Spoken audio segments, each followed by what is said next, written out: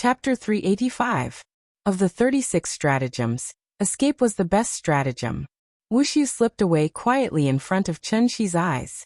Looking in the direction Wushu disappeared in, Chunxi finally came back to his senses after a long while. He burned his blood essence and then put on such a grand display. In the end, it was all to escape? This was a little awkward. Chunxi turned around and glanced at the Jiang family, only to find that everyone was looking at him expressionlessly. I'm sorry we let him escape. It was a mistake. Since he had already escaped, it was impossible for Chunxi to catch up no matter how much he wanted to. At this point, Chunxi could only sheath his long sword with an awkward expression and sincerely apologize to the Jiang family. Although he did not do anything wrong. Looking at the defeated soldiers in front of him and the wildfire raging on Daiyu Island below, Chunxi still felt a little apologetic. After all, Wushu's trip had greatly damaged Daiyu Island's vitality.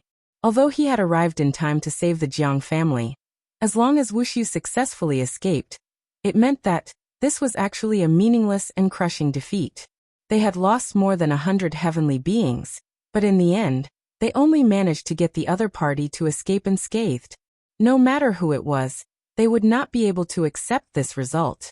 Therefore, after confirming that Divine General Wushu had successfully escaped, the Jiang family had a complicated expression on their faces. They did not dare to blame Chunxi. After all, Chunxi had just saved their lives. But at the same time, they could not help but curse in their hearts. If Mr. Chun had not been so arrogant just now, Wushu's head would probably have been placed in front of the ancestral tablets by now. Because of this thought, the Jiang family could not help but feel a little dejected. They even felt disheartened. 300 heavenly beings could not deal with the Divine General. When this person recovered from his injuries and returned to Daiyu Island for revenge, how were the remaining 100 or so people supposed to stop him? When the time came, were they not fishes on the chopping board? Whether they were killed or cut off completely depended on Wushu's mood. Everyone's faces were clouded with worry, and their hearts were filled with anxiety. At this critical moment, perhaps only old ancestor Jiang Yan could still respond to Chunxi with a smile. Thank you, Mr. Chun. If you hadn't arrived in time, I'm afraid the lives of this old man and the tens of thousands of Jiang clansmen on Daiyu Island would have been in danger. Such a great favor is like giving birth to a new life. Speaking to hear, Jiang Yan suddenly bowed towards Chunxi, then said extremely solemnly, Jiang Yan is here. On behalf of the entire Jiang clan, I thank Mr. for saving my life. Since the elder ancestor had expressed his opinion, no matter how uncomfortable everyone was, they could only bow to Chunxi and say, Thank you for saving our lives, Mr. Seeing this, Chunxi also said politely with an awkward expression, Everyone, please rise. It's just a small matter. Everyone, there's no need to be so polite. Hearing this, Jiang Yan straightened his body, then lamented with a pained expression. After this battle, the Jiang clan's vitality has been greatly damaged. Looking at this devastated Daiyu Island, this old man's heart aches even more. All the sins were caused by this old man. This old man only hopes that this decision is not wrong. Otherwise, when this old man goes to the netherworld in the future, how can I face the ancestors of the Jiang clan? I, Jiang Yan, am the sinner of the Jiang clan. Jiang Yan was filled with grief and indignation. In a moment of agitation, 2 streams of turbid tears fell from the old man's eyes. Looking at his bloodshot eyes, even Chunxi, an outsider, could not bear to see it, let alone these reborn juniors of the Jiang clan. Elder ancestor, you're right. Your decision is also for the sake of revitalizing the Jiang clan, and also for the sake of establishing the supreme glory of our clan in the future. The Jiang clan has not been defeated. As long as we are still alive, even if we are smashed to pieces, we will fight for a brand new future for the Jiang clan under your leadership. For the Jiang clan. Yes, even if we are smashed to pieces, we will not retreat even half a step. *CK the Divine General of Tiandu. In the future, if anyone dares to mention the word ascension in front of me, I will definitely not forgive him. From today onwards, the Jiang clan will definitely be at odds with Tiandu. Irreconcilable. Irreconcilable. When everyone saw Jiang Yan cry, The depression in their hearts immediately turned into endless grief and indignation. Suddenly, their morale was even higher than before. Chunxi stared dumbfoundedly at the scene in front of him. Everyone surrounded Jiang Yan and made bold statements. Jiang Yan, on the other hand, occupied Jiang Fengyan's young body. His face revealed an expression of great comfort. The more he looked at it, the more awkward he felt. Therefore, Chunxi couldn't help but sigh with emotion in his heart. This old fellow was really ruthless. He actually managed to win back the hearts of the people with just a few words. Although he didn't know the real purpose of Jiang Yan, Chunxi was now convinced by this old fellow from the bottom of his heart. No matter what Jiang Yan did, at least, he dared to raise the flag and become enemies with Tiandu, right? After Jiang Yan's post-battle speech, the fighting spirit of the Jiang clan was reignited. Chunxi was an outsider. Now that the crisis had been resolved, the Jiang clan was busy cleaning up the battlefield and rebuilding their home. He naturally couldn't stay here and be an eyesore, so he left silently. Before leaving, he also took the initiative to leave a restriction on Qixia Peak to prevent similar incidents from happening again. In fact, Chunxi also felt a little regretful in his heart. After all, there was an old saying, "If you cut the grass without removing the roots, it will grow again when the spring breeze blows." Today he couldn't stop Wuxiu. Who knew what would happen in the future? In fact, with Wuxiu's shiny equipment, Chunxi absolutely didn't believe that he didn't have any life-saving skills.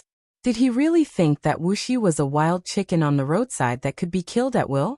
Therefore, Chunxi could only make up his mind now. If he could meet Wuxiu again next time, even if he used underhanded tricks, he must suppress him.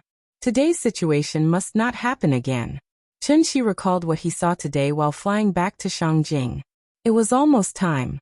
It was time to pick up Nianyan from school. At the same time, far in the northernmost part of the earth, a figure suddenly appeared on an iceberg floating on the sea. It was Wuxiu. After successfully escaping from Daiyu Island, Wuxiu flew all the way here in one breath. If it wasn't for the fact that he used up so much energy, he would have directly flown to the moon. This place was already remote enough. Wuxiu looked around. After confirming that there was no one here, he heaved a sigh of relief and sat cross-legged on the iceberg. As soon as he sat down, Wuxiu felt a burst of tightness in his chest. He didn't even have time to take out a pill from his Sumeru mustard seed bag, before coughing out a mouthful of blood. The blood splattered on the pure white iceberg. It was particularly dazzling. It was obvious that he had suffered a very serious internal injury. However, this injury wasn't caused by Chunxi. It was caused by himself. Many animals would choose to use self-mutilation to escape when their lives were in danger. For example, geckos would cut off their tails, spiders would cut off their legs, sea cucumbers would spit out their organs, and so on. The reason why Wuxiu was able to escape from Chunxi's eyes was because he used a method similar to this principle. That was blood escape. Using the blood escape would consume one's own essence blood. How important was essence blood to immortal cultivators? Wuxiu would never use it unless he had no other choice. He was forced into a corner by Chunxi. However, no matter what, it was better to be injured than to die, right? At the thought of this, Wuxiu chuckled. He could not help but reveal a smug expression on his face. Bai Hong and Shui Xiang didn't know how to use this secret technique. He was the only one who knew how to use it. Mr. Chun, right? I'll remember you. You'll let me have 3 moves first, right? Just you wait. Next time, I'll let 300 divine generals attack you once, and then I'll let you have 3 moves first. I'll keep my word. Wuxiu looked up at the sky and threatened. However, he was so excited that he spat out another mouthful of blood. Do you think everything will be fine just because you've blocked the divine gate? Hee. At this moment, Wuxiu had reverted back to his crazy self. He was severely injured, but instead of healing himself, he sat on the iceberg and muttered to himself. Master once said, "The soul mirror will be unsealed within 10 years. Let me calculate the time. 1 year in heaven, 8 years on earth.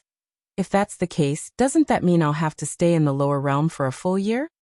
Wait. Doesn't that mean I'll lose 10 years of my life for nothing? No wonder no one wants to come to the lower realm. Yuhuan Tianzuan, oh Yuhuan Tianzuan. I'm going to lose big this time." You'll have to make it up to me when the time comes. Chapter 386. November 1st, Halloween in the West. Although many kindergartens were celebrating the Western Festival now, Donghua Gate Kindergarten did not promote the Western Festival in the park due to its pure bloodline. Therefore, for the children in the park, today was just a very ordinary day. The only thing worth noting was probably the temperature today, because winter had arrived in Shangjing again. This year's winter was slightly later than last year, but as soon as November passed, the trees on both sides of the street shed their leaves one after another. They held up the graceful branches of the dead trees, as if they were welcoming the coming winter. The cold wind blew through the corner of the street, and rolled up some leaves that had not been cleared. Perhaps because the kindergarten was next to the Forbidden City, it was particularly quiet here. In the alley, pedestrians hurriedly walked by in twos and threes, as if they did not want to stay in the cold wind for a moment longer. The road outside the kindergarten was already filled with cars that came to pick up children from school. The parents sat in the cars to keep warm, and the cars breathed out heavy air. Only Chun-Shi stood alone in front of the gate. He was wearing a black windbreaker, and he was standing like a javelin. At first glance, Chun-Shi looked a bit like a security guard in front of the sales department. Ding ding ding as the pleasant bell rang. The park that had been asleep for a long time became lively again. The children were chattering about going home, and the teacher had to let them line up. Then, class by class, they came to the gate to look for their parents. Chun-Shi's side suddenly became lively. The parents scrambled to the side of the gate, wishing that they could immediately pull their children out from behind the iron gate. Chun-Shi was not in a hurry, and Nian was not in a hurry either. This was because as soon as she walked out of the classroom, she saw Chun-Shi's figure as usual. Chun-Shi's figure, like a lighthouse on the sea. Even if life was like waves and tides, he would always wait there firmly, silently waiting for Nian to appear. Dad. Dad. Dad. Nian stood on the steps, excitedly waving her small hands at Chun-Shi. The two brothers followed behind her, one on her left and one on her right. They looked like two incomparably loyal little guardians. The children of the older class had to walk last, so after most of the children had left with their parents, the three little fellows ran out of the school gate under the guidance of the teacher. As soon as she crossed the iron gate, Chun-Shi didn't even have time to hug her before the little girl very sensibly turned around and said to the teacher with a grin, "Goodbye, teacher." "Bye, Nian. Wen Mingming, see you tomorrow." "Good. See you tomorrow." Unknowingly, the two brothers had developed the habit of not wanting to go to school if they didn't see Nian. So now, the three children were all picked up by Chun-Shi. Gu Lao only needed to wait in the tea house. It was not that he was discriminating against ordinary kindergartens. It was just that the threshold for kindergarten teachers was too low. Naturally, there were good and bad teachers. Therefore, it was difficult for ordinary kindergarten's teachers to be as meticulous and patient as Donghua Gate Kindergarten. And this was the so-called professionalism.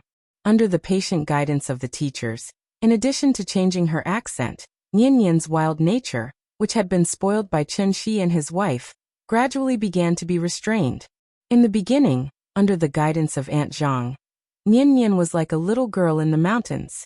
At a young age, she knew that she had to share the burden of the family and never cause trouble for Aunt Zhang. Later, Chun-Shi and his wife came back, and the family of three was finally reunited. Nian also became a small-town girl born in a rich family. Just like the song said, "You only know how to look at the stars in the sky foolishly. You are so pure." The return of her parents allowed her to find the greatest happiness in the world, carefree and free.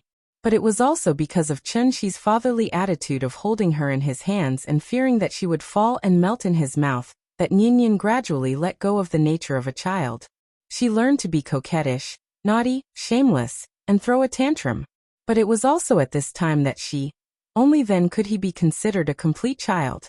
Later, Nian went to kindergarten, and it was a model kindergarten that was ranked in the country. Under the patient guidance of the teachers, Nian changed again. And at this moment, she truly became a lady from a wealthy family. However, there were too few people in this wealthy family. At most, it was a family of three, plus his father-in-law and sister-in-law's family, of course, whether it was a mountain girl, a small-town girl, or a lady from a wealthy family. To Chunxi, Nian would always be the smart, sensible, lively, and cute Nian. He only wanted Nian to grow up happily, carefree, free and unrestrained. No worries in the world should appear in Nian's young heart. In fact, Chunxi really wanted to tell her sometimes.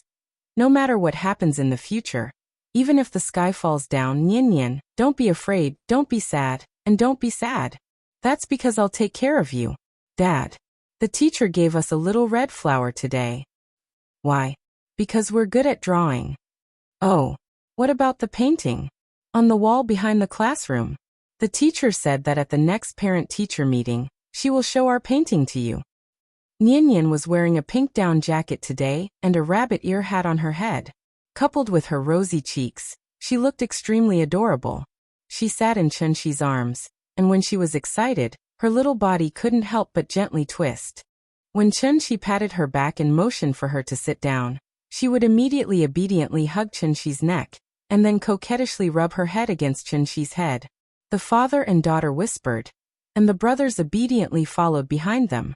In fact, the two of them had long been accustomed to this kind of life, so they didn't feel neglected. The two brothers were only a few months older than Nian, but under Gu Lao's constant education, the idea of giving in to your sister in everything was thoroughly planted in the depths of their hearts.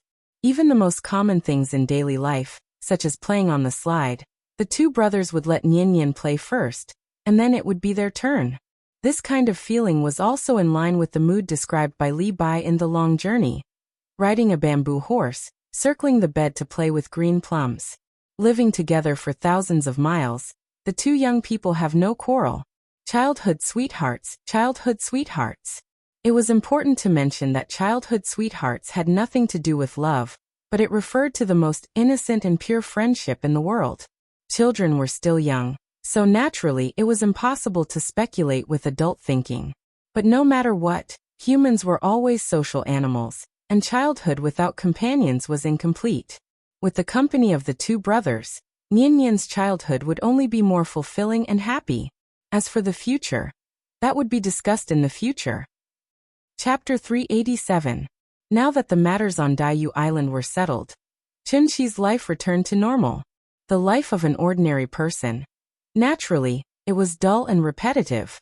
Nian spent most of her time in kindergarten, so the tea house was fully taken care of by Qiao Yuan. Qiao Yuan graduated from the best university in Huaxia, so a small tea house was not a problem for her. College students nowadays were very smart. Perhaps it was because Qiao Yuan had been living with Chunxi's family for a long time. So under the influence of Chunxi's family, Qiao Yuan looked more mature. She was very smart and knew what to listen to and what not to listen to. She also knew what to ask and what not to ask.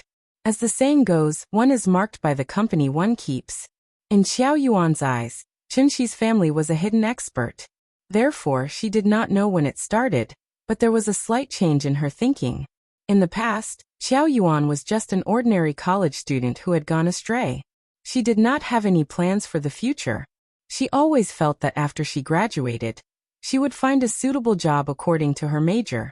But now, Qiao Yuan did not want to live the rest of her life like this. Although Chunxi's family was always thinking about where to go and play, they did not set a good example for her at all.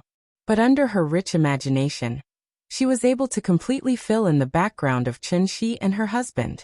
The boss and lady boss, they were the modern version of Yanggua and Xiaolongnu.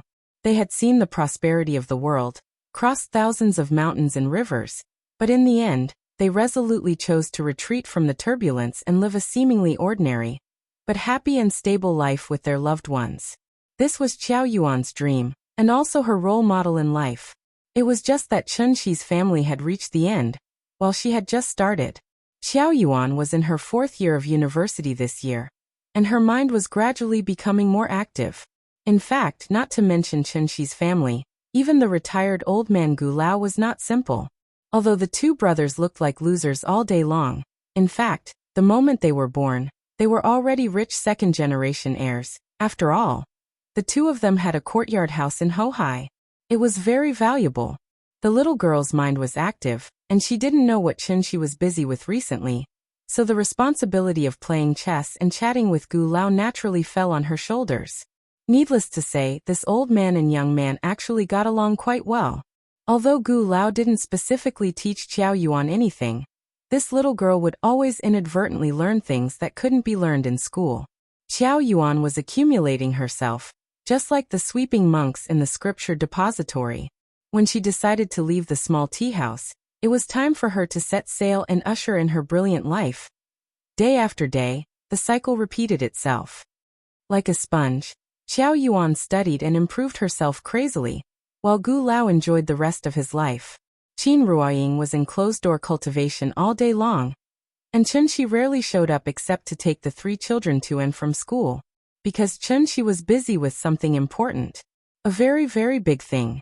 For this, after Chen Shi sent Nian to school every day, he had to cross the entire Pacific Ocean and go to the United States, which was far away on the other side of the ocean. Of course, Chen Shi didn't go to the United States for fun, but for work. The adumbra flower was so precious, naturally, it couldn't be refined with an ordinary iron basin. And Chen Shi didn't have enough materials to refine a new alchemy furnace, so refining the adumbra flower became a big problem. So after thinking about it, Chen Shi finally decided to use the power of nature to refine the elixir. That was, heaven and earth as the furnace, nature as the work, yin and yang as the charcoal, all things as the copper. Therefore, the supervolcano in Yellowstone Park was his first choice. The so-called supervolcano was a large-scale eruption volcano that could change the world's weather after eruption, and even threaten human beings. Yellowstone Park was once the world's largest national park, and Yellowstone Volcano was the world's largest supervolcano. Mount Fuji was an active volcano, but it wasn't a supervolcano, so it didn't have the qualifications to enter Chen Shi's consideration. Refining elixir was a very complicated thing. The energy cultivation elixir that he refined in the past was actually rubbish, so Chen Shi didn't care at all. Now that he finally had the best ingredients, Chen Shi naturally had to pay 120% attention. Configuring the prescription, screening the ingredients, analyzing the medicinal properties, choosing the furnace, and so on. After doing all this preliminary work, Chen Shi could officially start refining the elixir. This day, December 1st, Shangjing had just welcomed the first snow, but Yellowstone Park was already covered in snow. Looking around, the dense pine forests rose and fell, and the rolling mountains were covered in morning fog. Animal footprints crisscrossed the snowy plains, and hot springs rose and fell one after another. Because the world's largest supervolcano was buried below, Yellowstone Park had a wonderful scenery that was difficult to see in other places during winter. When the warm water vapor sprayed into the cold air, the water molecules would instantly solidify into a rain of small ice pellets, forming an extremely rare geothermal fountain. So what kind of park was this? It was simply a paradise on Earth. Yellowstone Park covered an area of up to 9,000 square kilometers, one-third larger than Zhonghai's 6,000 square kilometers. Because of the need to close off the mountains to cultivate forests, the park would be completely closed at the end of October, and would only reopen in mid-December. During this time, only a few scenic spots could be visited. Therefore, when Chen Shi arrived at the park, there was not a single tourist in the huge park. This was not the first time he had been here. After the volcanic eruption cooled down, it would produce hard and impermeable basalt. After rainfall, it would generally produce a large lake. Therefore, the crater of Yellowstone Park was not protruding like Mount Fuji, but hidden under Yellowstone Lake. It could even be said that the entire Yellowstone Park was located on the crater of the volcano. Chen Shi plunged into Yellowstone Lake, then followed the tunnel he had previously dug and quickly flew underground. The reason why it was called a supervolcano was because there was a magma reservoir with a diameter of 70 kilometers and a thickness of about 10 kilometers below the crater. In fact, a volcano was like a pressure cooker. Once the internal temperature rose to a certain level, the magma inside would instantly erupt. Chen Shi set up a restriction in the magma reservoir. Then he put all the medicinal herbs he had collected during this period of time inside, such as the adumbra flower, bloodthorn grass, ginseng flowers, and all kinds of precious medicinal herbs that could be found in the world. Rare and precious treasures were produced from the earth. With the calcination and extraction of the underground fire essence, coupled with the continuous washing of the spirit energy of heaven and earth, the medicinal properties of the medicinal herbs could be released most effectively. Chun-Shi used the restriction to bind the medicinal properties and continuously quenched and compressed them together. The released medicinal properties would gradually change from a gaseous state to a liquid state, and finally to a solid state. When the medicinal herbs were exhausted, it was time for the elixir to be produced. What was the most important thing in alchemy? It was neither the medicinal herbs nor the technique. It was the last step before the elixir was formed. Because this was not an ordinary Chinese medicine, the moment the elixir was produced, it was like forcibly opening the lid of the pressure cooker. Boiling hot steam would instantly rush out.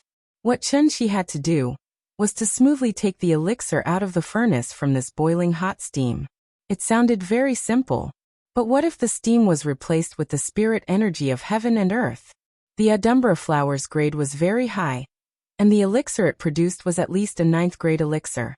Thus, the accumulation of more than 3,000 years would completely erupt the moment the furnace was opened, along with the elixir. If Chun-Shi did not immediately take the elixir and use a secret technique to bind the elixir, then the medicinal properties of the elixir would rapidly dissipate, turning back into spirit energy and dissipating into heaven and earth. And precisely because of this, when cultivators refined high-grade elixirs, they would usually use a high-grade alchemy furnace. On one hand, it was to extract the medicinal properties more effectively. On the other hand, it was for safety reasons, using the alchemy furnace to resist the impact of the elixir when it was produced. Chun-Shi did not have an alchemy furnace, so he could only do it himself. This was a battle. It was a battle between Chun-Shi and the elixir. If he could not successfully take the elixir from the sudden explosion of spirit energy, if it was light, the elixir would be destroyed, and if it was heavy. Chapter 388. The interior of the volcano might be different from what many people imagined. It was hollow like an iron box, and it was filled with boiling magma. The so-called magma was actually a silicate substance that had melted into a molten state due to high temperature. It would show different colors according to the temperature. The higher the temperature, the lighter the color. Under the illumination of the flames, the magma reservoir buried under Yellowstone Park was a colorful underground world. In addition to the red magma, the magma reservoir was mainly red and yellow. The yellow was sulfur, and the red was iron. In addition, there was a black substance at the top of the magma reservoir. This black substance was the surface of the rock formed by the cooling of the gas. Yellowstone Park supervolcano would erupt once every 600,000 years. The last time was about 630,000 years ago.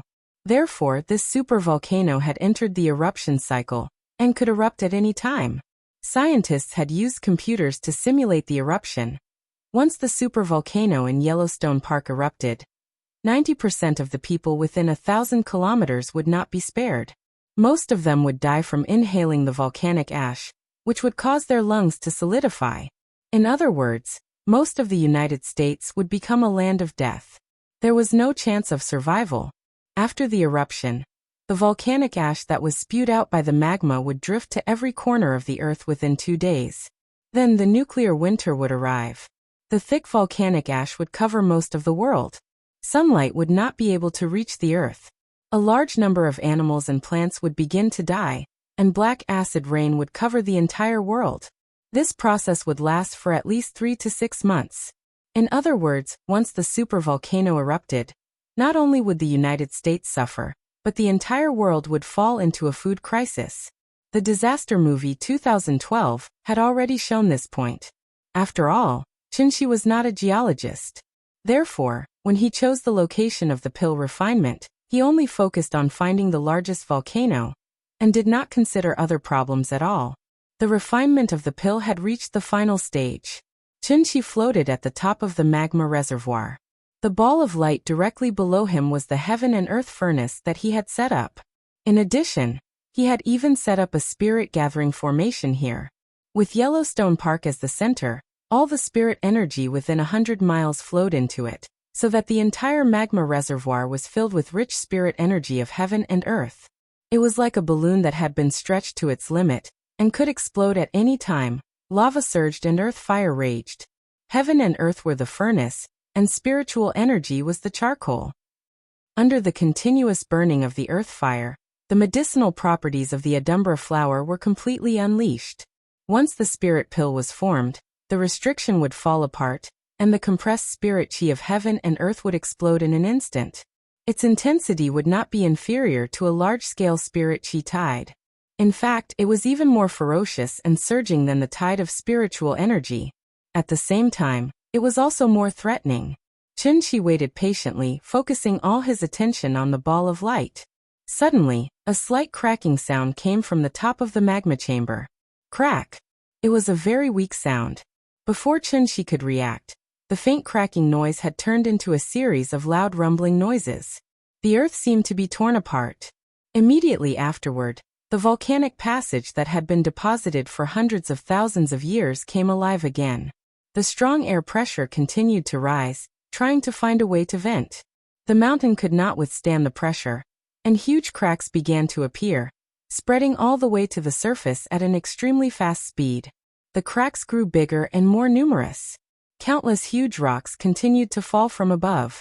The moment the huge rocks smashed into the magma below, the magma boiled, and sparks flew everywhere. Chunxi was stunned. Until this moment, he didn't even realize what a terrible thing he was doing. The earth began to tremble. Under the pressure, countless cracks appeared on the inside of the mountain. The cracks reached the surface. In an instant, countless geothermal fountains erupted from Yellowstone Park at the same time. Because the temperature was too high, the snow on the surface began to sublimate, turning from a solid to a gas in an instant. A thick fog shrouded the park.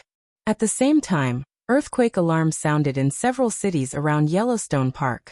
The tremors grew stronger and stronger. This was not an earthquake, but the supervolcano had begun to become active. Under the pressure, the weak surface of the earth began to bulge, undulating strangely like waves. Birds cried out, and beasts howled. Countless animals ran out of the park, and flocks of birds flew across the sky, blotting out the sun.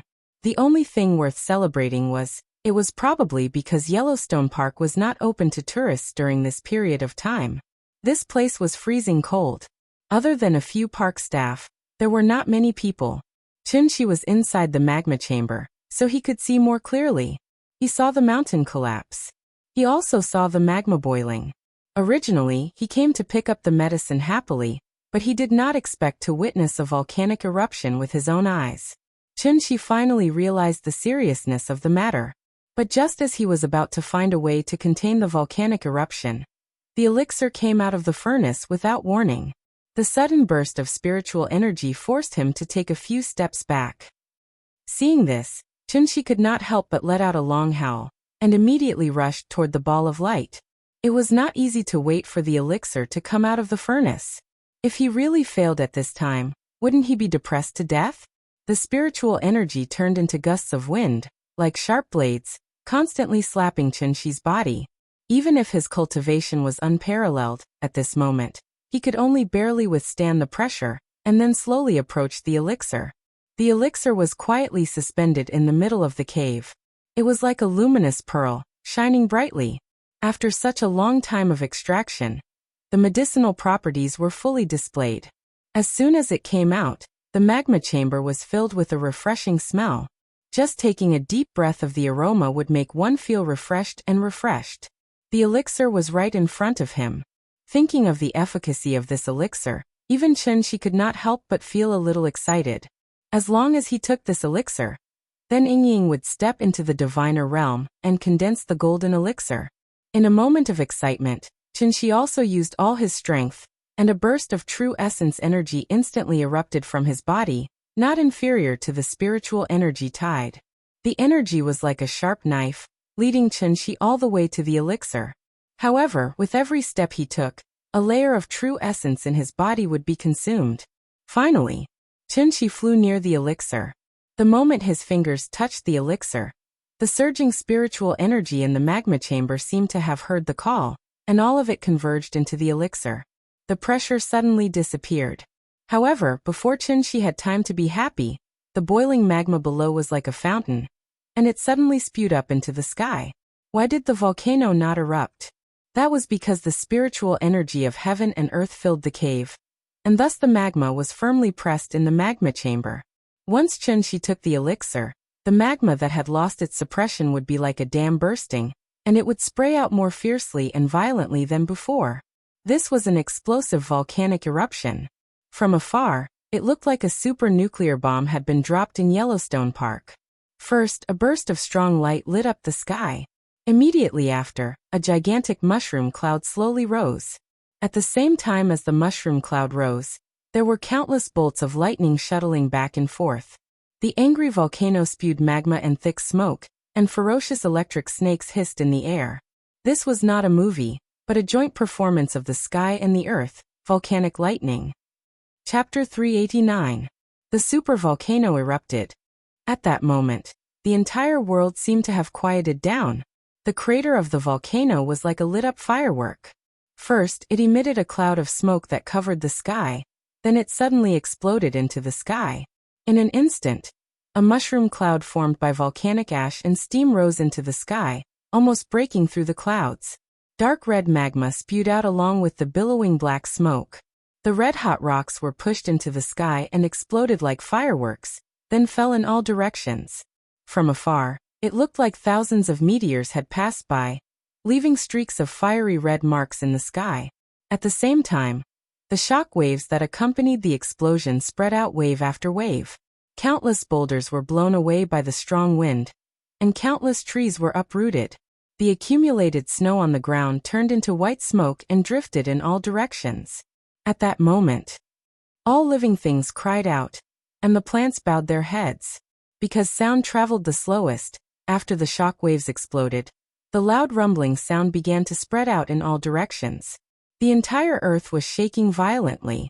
Magma spewed out from the crater of the volcano, black smoke filled the sky, and hot flames swallowed a large area of land. This was the anger of nature. All living things were destined to be doomed, and could only helplessly fall into this terrible disaster. This scene, it must be the so-called the birth of a drought demon. Thousands of miles of land were barren. Starving people were everywhere, and not even a blade of grass grew. Chunshi turned into a golden light, and flew out of the thick smoke. When he saw the scene in front of him, he finally realized what he had done. The huge Yellowstone Park had become a purgatory. Magma spewed out from the crater of the volcano, spreading out wave after wave. Magma spread all over the ground, like a bright red wound, and blood was gushing out. This was definitely an accident. Chunshi looked at the scene in front of him, dumbfounded. After he came back to his senses, he began to think about how to remedy the situation. After all, he was not a patriot. Although the United States was annoying, the people of the United States were innocent. Chunshi's worldview was not so twisted and dark. How to remedy it? This was really a problem. Volcanic eruptions were not short-lived, but rather a continuous process. Once this hole was opened, magma would continuously gush out from the ground.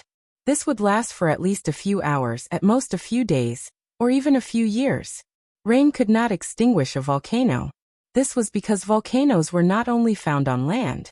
There were also volcanoes under the sea. Even the sea could not extinguish a volcano, let alone a few heavy rains. Chunshi looked at the crater with a worried expression. After thinking for a long time, he finally came up with the simplest and most violent method, and that was, he directly blocked the volcanic crater. Just like the pressure cooker. Wouldn't the problem be solved once the lid was put back on? This restriction didn't even need to be too exquisite. It just needed to be hard and strong enough to withstand the pressure from the magma reservoir.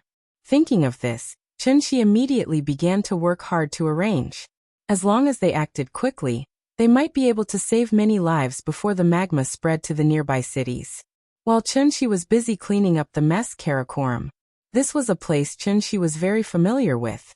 However, this place hid many secrets that no one knew about. It was cold here. Other than the snowy mountains that had not melted for thousands of years, there was only the blue sky and white clouds. There were many mountains here.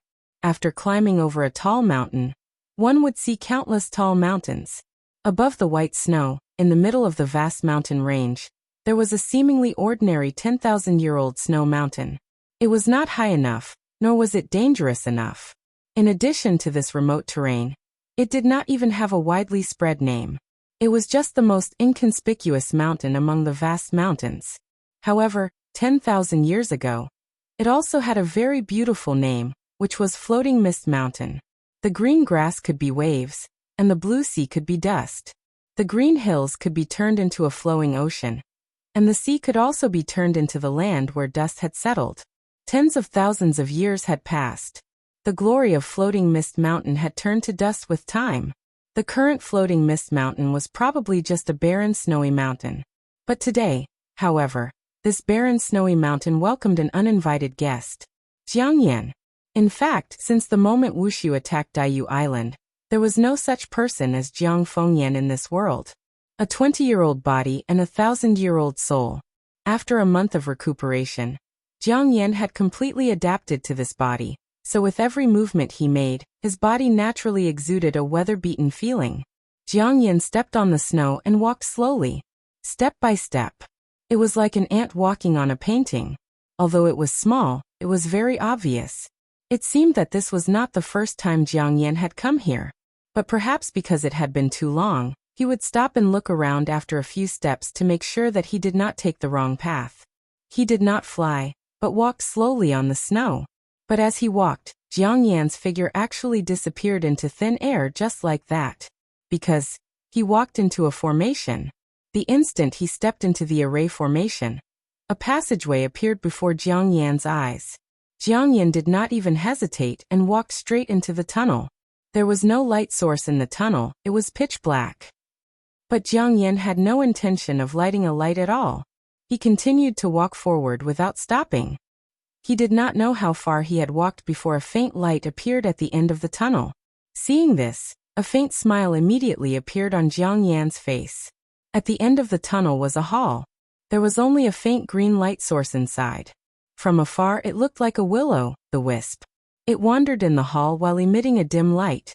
The moment Jiang Yan stepped into the hall, an old voice sounded in the hall. Who's here? It's me, Jiang Yan.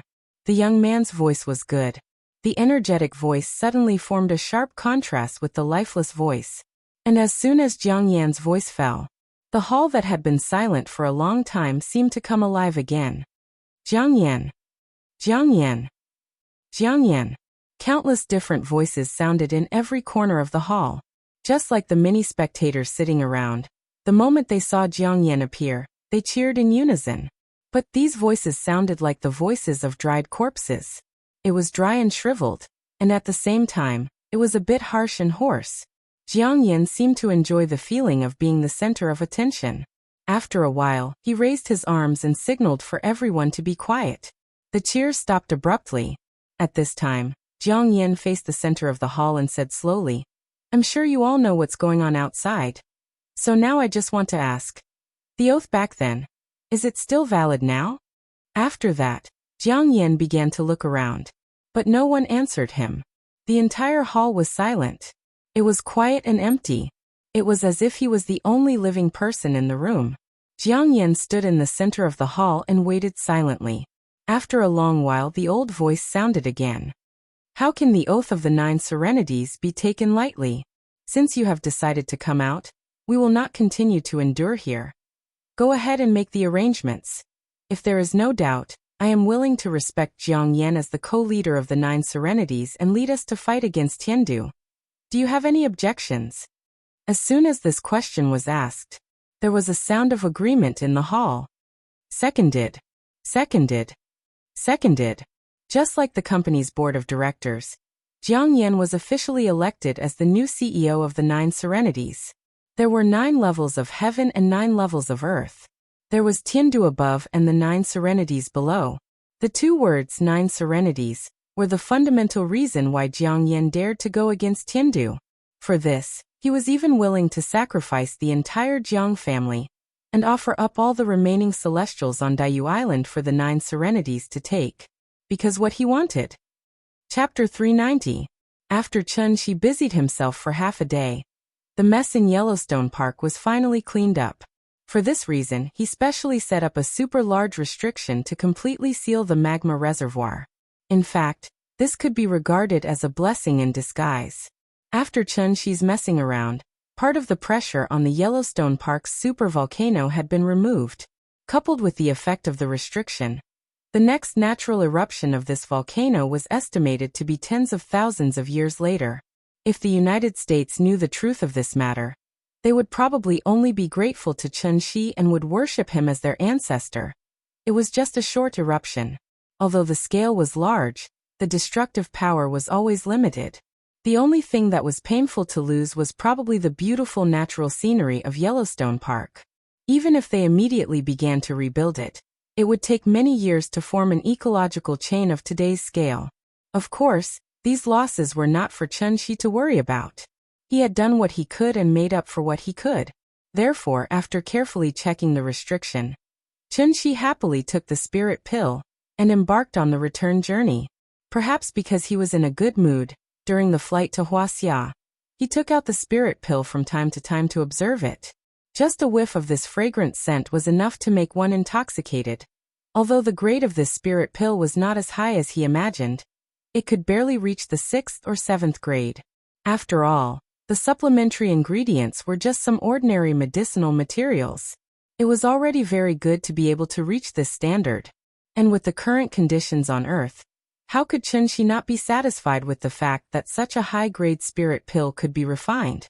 Humans should always be content with what they have. Refining pills was a craft, and it could not be done without some experience. Refining pills according to a recipe was something that only a worker would do. With Chunxi's years of experience, coupled with his understanding of medicinal materials and pharmacology, he could naturally configure a prescription that was really suitable for the current situation based on the existing materials. Therefore, this spirit pill was absolutely unique. It didn't even have a name. Even if one searched the entire Heavenly Jade domain, they wouldn't be able to find a second one. Naturally, the naming rights fell to Chunxi. However, he didn't have any fancy ideas at all. He didn't even bother to come up with a name. He directly began to think about how to divide up the spirit pills. There was only one spirit pill, but it could be divided into several portions. He cut it in half and gave the other half to Yingying. The remaining half would be divided into 3 parts, one for him and one for Niannian. Then the last portion would be cut in half. One half would be given to his father-in-law and the other half would be given to Madame Jiang. His sister-in-law had already eaten the heaven and earth treasure before, so she had indigestion. Therefore, Chunxi directly ignored Qin Xueqing this time. As for Big Cat and Big Head, their cultivation levels were too low, so it was enough for them to eat some energy cultivation pills. Thinking of this, a name suddenly popped up in Chunxi's mind. Lin Xian. After such a long time, Lin Xian should have stepped into the middle stage of the qi refinement realm, right? Should he cut Madame Jiang's portion in half and give half to her? Chunxi seriously thought about this problem. As he thought about it, he unknowingly returned to Shangjing. During this period of time, as long as he sent Niannian to school, Chunxi would immediately go home to accompany Qin Ruoying to cultivate. Since he was already out today, why not go to school and see how Niannian's class looked like? Therefore, Chunxi immediately turned around and flew toward Donghua Gate Kindergarten. Niannian's class today was really interesting. It was a theme class. The content of the theme was My Mom and Dad. This was the most common class in kindergartens. It was mainly to guide children to understand themselves and others correctly, to develop a close and cooperative attitude toward others and society, and to learn the preliminary interpersonal skills. Since the correct child wanted to get to know others, the first thing to do was to start with the people around the child, which was their parents. That was why today's class was held. Previously, the teacher had already taught the children how to draw a family portrait, so today they picked up their own painting and introduced their family members to everyone in turn. The content of the class was actually quite simple. It was nothing more than the teacher asking questions, and the children standing up to answer. Of course, the questions were also very simple. For example, who is the person in the painting? What does it have to do with you? Is it good for you? What do they like to do the most? The children stood up one by one to answer. Chunxi hid outside the classroom and listened to every word with great interest. Finally, it was Niannian's turn to stand up. The little girl did not have stage fright at all. She pointed at the person in the painting and answered the teacher's questions generously. When the teacher asked her, "What does Dad like to do the most?" the little thing opened its mouth and replied, "Daddy loves to cook the most. Dad's cooking is delicious. I like Dad's cooking." "Then do you like Dad's cooking more? Or do you like Dad more?" After the teacher threw out a question that she hadn't asked before, the little girl was stunned on the spot. She didn't seem to expect the teacher to ask such a question at all. So after hesitating for a moment, the little girl frowned and whispered softly, "I like both. Dad's cooking is delicious. I like Dad." The moment he heard this sentence, the expression on Chun-Shi's face was very rich. "So if your father doesn't know how to cook, you won't like him?" The little girl's answer wasn't wrong, but it wasn't perfect. After the teacher's guidance, she finally realized the importance of her father, so she quickly nodded and affirmed, "Even if Dad's cooking isn't good, I like Dad." Children's words carried no harm. It was actually quite interesting to listen to children talk when they had nothing to do. After the little girl sat down, it was the brothers' turn. Because they were twins, the two of them drew a picture together. The teacher asked questions as usual, but she didn't expect to make a mistake here, and that was, she didn't find out the child's family situation clearly. Therefore, when the teacher casually asked who was the father, the brothers exploded on the spot. "We don't have a father. Old Gu didn't teach them this, and the old man wasn't so petty. In fact, it was Gu Yao who taught them this. Perhaps it was because she quarreled with Xia Kaiji when she was alive, so Gu Yao had been holding back her resentment after she died, so she would instill this idea in the brothers from time to time. Of course, they had to listen to what their mother said. So, they didn't have a father." When the brothers shouted this sentence in unison, the teacher knew that something bad had happened. Sure enough, as soon as the brothers finished speaking, the other children were surprised and started to talk about it. "Teacher, is he a wild child without a father? Mom told me before, if I'm taken away by bad people, then I'll lose my parents and can only become a wild child." Wild child. He's a wild child. Wild child. In recent years, the divorce rate had been increasing, and the impact of parents' divorce on children was definitely the most profound and heavy. This was a sensitive topic. Therefore, the kindergarten teacher paid attention to this issue, and even specifically investigated the family situation of each child before entering school. Chun-Shi didn't think much at that time, and directly said the names of Xia Kaiji and Gu Yao. He never thought that the brothers wouldn't recognize this father at all. Chapter 391. Schools nowadays paid attention to humanized teaching. Whether it was kindergarten, primary school, or secondary school, a qualified teacher would always prevent the children from facing these problems directly. Of course, there were also many retarded teachers who would not care about these details at all. Knowing that there were children in the class who had lost their father at a young age, the teacher still assigned similar essay topics, such as "My Father," "Father, I want to tell you," "Father's Love," and so on. If this was not retarded, then what was? How should the children write? Should they rely on their imagination to make it up? In fact, this was not an essay at all, but a sharp knife inserted into the children's chests. The children were still so young. If they could enlighten and encourage themselves to successfully walk out of their psychological trauma, then all the child psychologists in the world could be fired. According to the education philosophy of Donghua Gate Kindergarten, this kind of situation was absolutely not allowed to happen. Once the principal found out, the teacher would immediately pack up and leave. Therefore, after hearing the brothers shout that they did not have a father, even the teacher was shocked. It was human nature to be exclusive. Most of the children in the class were either rich or respectable. They had lived in different circles since they were young, so naturally, they were more exclusive than ordinary children. Without a father, the brothers were the outliers in the eyes of this group of children. Outliers would always be excluded. When the children shouted "wild children" for the first time, the brothers were labeled as outliers on their foreheads. Regarding this problem, the brothers were very calm.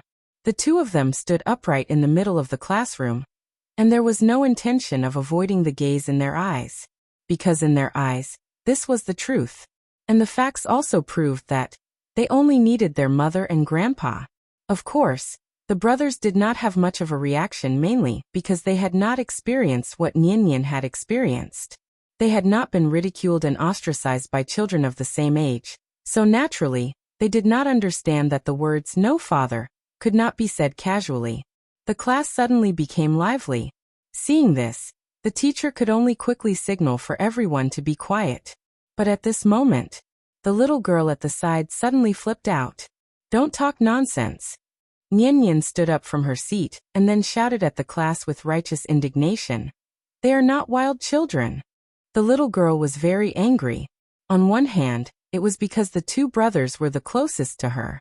On the other hand, it was because she had a deeper understanding of the word, wild child. She didn't like those three words, so naturally, she wouldn't allow others to say that about her little friend. Wan and Mingming's father is on a business trip.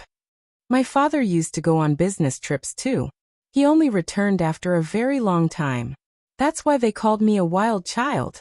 Let me tell you, I'm not a wild child. My father is back. He comes to school every day to bring me home. Wan and Mingming's father will come back too. I'm not a wild child. They are not wild children. We are not wild children. While speaking, the little guy suddenly burst into tears. After all, he was still a child. It was not easy for her to defend herself under such circumstances. After Nian's interruption, the teacher finally came back to his senses and immediately comforted her. Then, the teacher used Nian's words and began to guide the children in the class. Everyone's parents were not at home sometimes, so they couldn't be called wild children because of that, right? In order to prevent the two brothers from causing trouble again, the teacher didn't even dare to let them speak again. He directly let them sit back in their seats and play a little game with Nian. When Nian gradually stopped crying, the teacher decisively changed the theme of the day, and then led the children to sit on the small train outside the house. There were 3 teachers in a class. The main teacher made such a big mistake, so the teachers in the side class should report it to the principal. But considering that everyone was in the same boat, the teachers in the side class concealed this matter. The small disturbance soon subsided. Nian's little face showed a smile again, but the two brothers' faces showed a thoughtful expression. Perhaps from this moment on, the shadow of their father gradually emerged from the bottom of their hearts. Chunchi was like a bystander, silently watching the whole process. To be honest, when he saw Nian stand up and passionately defend the two brothers, he, as a father, was really shocked. That feeling was hard to describe. In short, Nian's performance today made him very satisfied. He didn't raise his daughter in vain. Dad will always love you. Forever and ever. Happy, Chunchi called the big cat who had been squatting on the wall pillar and dozing off. Then he scraped a layer of skin from the elixir and threw it to the big cat. This guy was lying on the school wall every day, doing nothing but sleeping. Today the leader happened to be inspecting, so he was happy and gave it such a big gift. It was really a blessing from the sky. The big cat happily jumped around Chunchi's feet like a dog. Chunchi was waiting for the little guy to finish school, while thinking about the two brothers. He really had to find time to talk to old Gu. Regardless of the grudge between Xia Kaiji and Gu Yao, the child was innocent. How could he instill such thoughts in the child? This kind of thinking was unacceptable. Chunchi was seriously thinking about the child's education. But he didn't notice. He hadn't been in seclusion for a long time to seek a breakthrough. He clearly had an epiphany some time ago on Daiyu Island. Now he only needed to concentrate on seclusion. And the day he came out would be the day he reached insightful emptiness. But even so, Chunchi still didn't plan to go into seclusion. Because he had to pick up Nian from school every day, cook for Nian and play with Nian. These trivial matters took up too much of his time, and made him live more and more like an ordinary person. The life of an ordinary person was trivial. Nothing more than some household chores. He could even do nothing all day, just stay outside Nian's classroom, and watch his daughter grow up day by day. Actually, to put it bluntly, in his current state, he didn't deserve to be a cultivator at all. Cultivation didn't just fall from the sky. It had to be accumulated bit by bit. It was also because of this that Qin Xueqing sometimes felt very strange. Did Chunchi really not need to cultivate? Nian was very cute. But because of Nian Nian, did he really have to completely give up on cultivation? As a qualified martial arts fanatic, her sister-in-law really didn't understand Chen Shi's approach, so she also talked to Chen Shi. In this regard, Chen Shi's attitude was more resolute than she imagined. Nian Nian was indeed more important than cultivation. If he had to choose between Nian Nian and cultivation, Chen Shi would also choose the former without hesitation. You say it's trivial, but I say it's deep and meaningful. Probably only Chen Shi himself could understand the meaning behind it. You're under too little pressure. This was the last sentence Qin Xueqing said to Chen Shi before she went into seclusion. Because in her opinion, Chen Shi was simply a nouveau riche. Once he had a little money, he began to forget himself. He was busy taking the child around all day and didn't care about his own career at all. One had to know that his current stability came from his previous accumulation. Once these accumulations were exhausted, was he going to take the child and sell vegetables on the streets? This was the difference in values. Chapter 392. December 22nd, Winter Solstice. Although this year's winter came late, the snowfall was not much worse than last year's. Snow fell like goose feathers. After a night, a thick layer of snow piled up in the alley. The little guy had been talking about skating all day, but he did not know that the ice rink in Hohai would not open for another month. Everything was the same as usual. After the little guy cuddled with Chen Shi as usual, he got up and went to school. Chen Shi stayed behind the wall until he finished watching the little guy do his morning exercises. Then he slowly strolled back to Dongming Alley like an ordinary person who got up early for a walk. But what was different from usual was, Chen Shi met an acquaintance at the entrance of the alley today. Mr. Chen, long time no see. The person was Jiang Yan.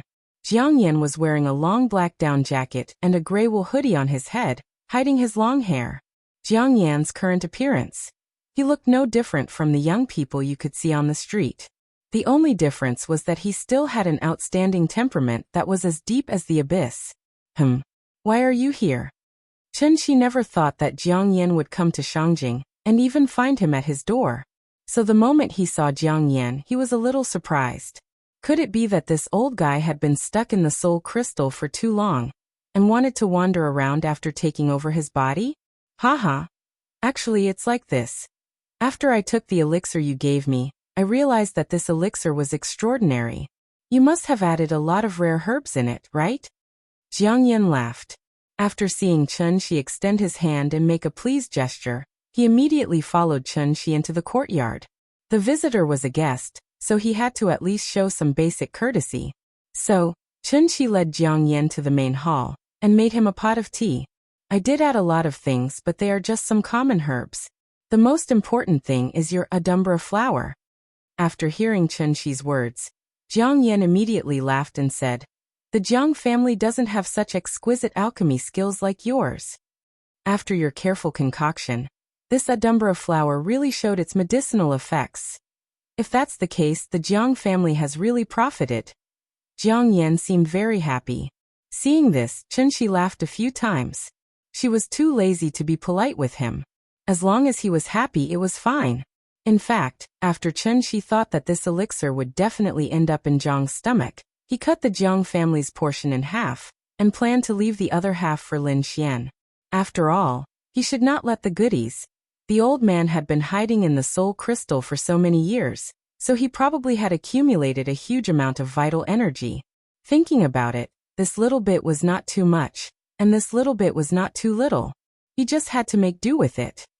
To be honest, based on the amount that Jiang Yan had consumed, it was probably not as effective as directly swallowing the adumbra flower.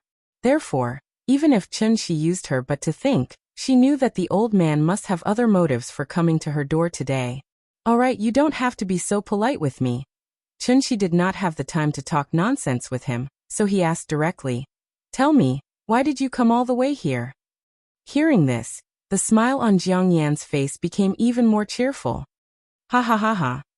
Actually, it's nothing much. I just wanted to come out for a walk and pay you a visit. At this point, Jiang Yan's gaze fell on the couplet in the middle of the main hall. The heavenly gate is broken, the river opens, the jade water flows east. However, his gaze did not linger for long. Then he put on a rather emotional expression and sighed. White clouds for 1,000 years, the sky is long. Look at this world, where does it look like it used to? When I came here, I even took that big guy called an airplane. If I didn't see it with my own eyes, I definitely wouldn't believe it. Now, even mortals can ride the clouds and travel thousands of miles in a day.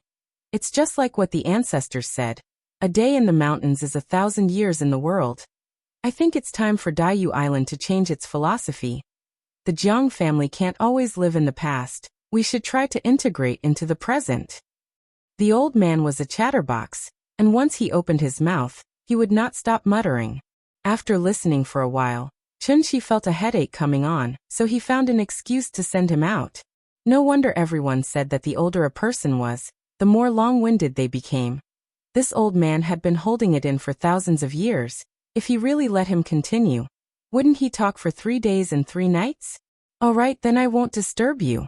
Have a good rest, I'll go to the Great Wall again. Haha. Jiang Yan stood in the alley and waved goodbye to Chunshi with a smile. After Chunshi chuckled, he didn't even bother to exchange pleasantries, and directly closed the door. Bye-bye to you. Jiang Yan didn't feel offended at all. When he turned and walked out of the alley, there was even a faint smile on his face. After that, Jiang Yan strolled leisurely on the streets, looking around from time to time. He looked like a tourist who had just arrived in the city. However, just as Jiang Yan walked out of the main street, a figure suddenly appeared beside him. Jiang Yan glanced at him and said coldly, "There are people coming and going here. Can't you wait until there's no one before you appear?" Hearing this, that person said indifferently, "They're just a bunch of ants, so what if they see us? They'll only think that their eyes are playing tricks on them." Enough. Jiang Yan seemed to be quite dissatisfied with this person's approach, so his face turned cold on the spot. However, that person still didn't care, but looked around curiously, especially at the complicated structure of the viaduct not far away. If Chunshi were here, he would definitely feel very puzzled. Since when did Jiang Zhengqing dare to talk to Jiang Yan like this? That's right, the middle-aged man walking side by side with Jiang Yan at this moment was Jiang Zhengqing, who was previously beaten into the ground by Chen Shi. Although Jiang Zhengqing was arrogant and unruly, he was still a member of the Jiang family, and the Jiang family's ancestral teachings had long been branded in his blood and marrow, so naturally, he couldn't be so disrespectful to Jiang Yan. So the person in front of him, it couldn't be Jiang Zhengqing at all. Don't blame me for not warning you. This Mr. Chen isn't someone you can afford to offend. If you want to overthrow Heaven Capital, then you must need his help, and you can't afford to be on bad terms with him. Seeing Jiang Yan's serious look, Jiang Zhengqing also withdrew his previous frivolity and became much more serious, so he replied in a deep voice, "I know." Seeing this, Jiang Yan didn't say anything more. The reason he suddenly came to visit Chen Shi today was to let his companions see Mr. Chen's abilities. Not to mention Mr. Chen's cultivation. It wasn't difficult to see that this person was definitely not someone to be trifled with just by looking at the restrictions inside and outside the 4-part courtyard. Jiang Zhengqing obviously knew his limits. However, after a moment of silence, he couldn't help but ask, "I still feel a little strange. You and I have lived for thousands of years, so why haven't we heard of such a person in the world?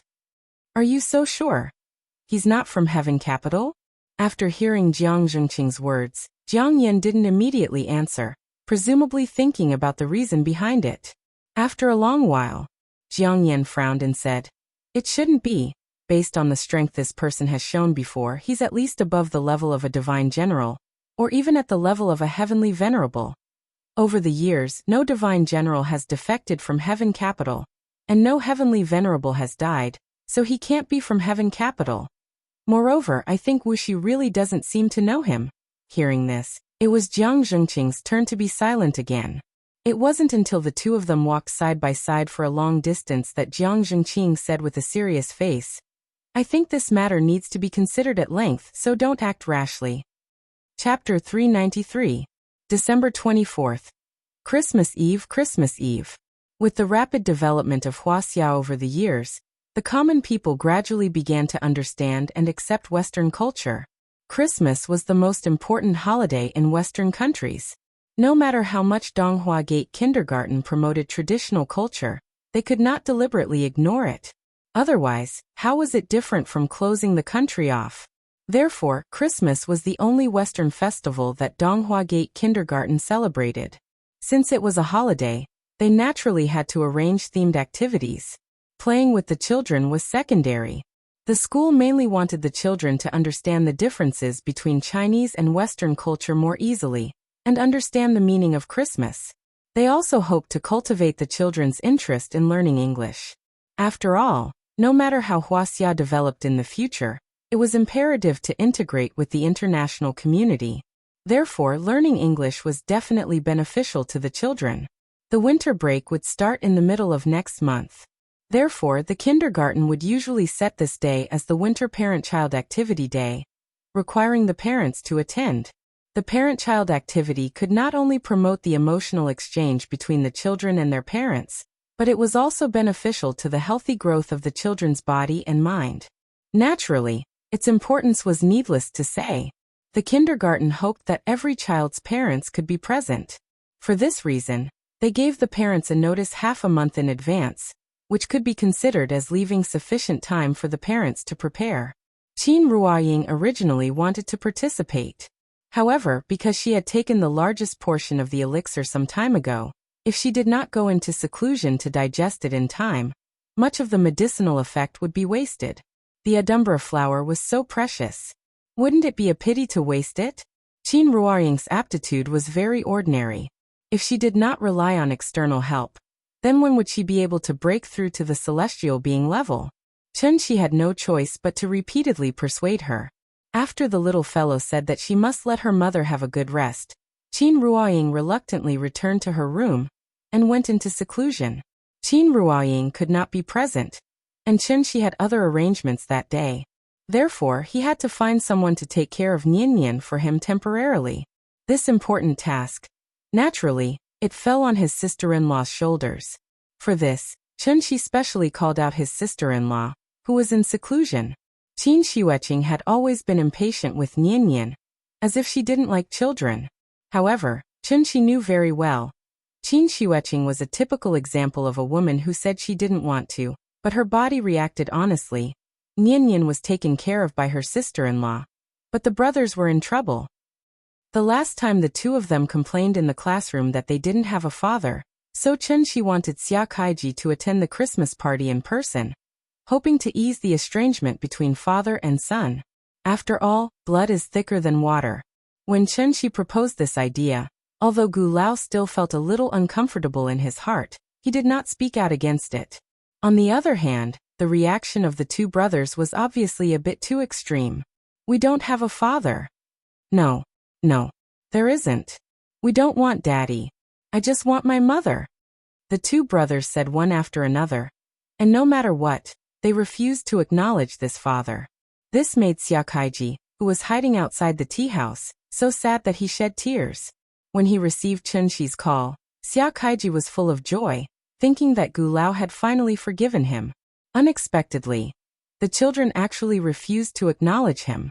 How could Xia Kaiji not feel sad? Chen-Shi tried to persuade the two brothers, but how could children easily give in when they were stubborn? Whoever tied the bell should untie it. Chen-Shi suddenly thought of Gu Yao, so he used the soul crystal to directly summon Gu Yao's soul back. After this period of recuperation, Gu Yao more or less recovered some of her consciousness. After being summoned by Chen-Shi, she quietly floated over the tea house and saw everything that happened in front of her with her own eyes. Gu Lao sat in the booth sullenly. The two brothers stood on the side crying endlessly. Xia Kaiji hid in the corner and silently wiped his tears. From the day she passed away, this happy family had already been shattered. Gu Yao was just an ordinary person, without the support of a profound cultivation base. Even with Chen-Shi's help, how long could her soul last? 3 years? 5 years? Or 10 years? In the end, she would disappear from the world, just like water evaporating. Not a single trace of her could be found. She was gone, but the children were still there. Even after 10 years, they would only be 15 or 16 years old teenagers. Gu Lao was already old. Did he really want them to grow up alone like wild children, without anyone to rely on? Gu Yao was persuaded by Chen Shi, and she finally figured it out. After the resentment that had shrouded her heart for a long time dissipated, her soul seemed to be a little purer. Then Gu Yao quietly came to the two brothers. She didn't know what she said to the two brothers, but they quickly quieted down and obediently followed Chen Shi out of the tea house, standing in front of their biological father again. "Daddy." The two brothers hesitated for a long time, and then finally called out "Daddy." The moment he heard these two words, the man who was shining in the workplace finally couldn't hold it anymore. He knelt on the ground, his hands tightly hugged the two brothers.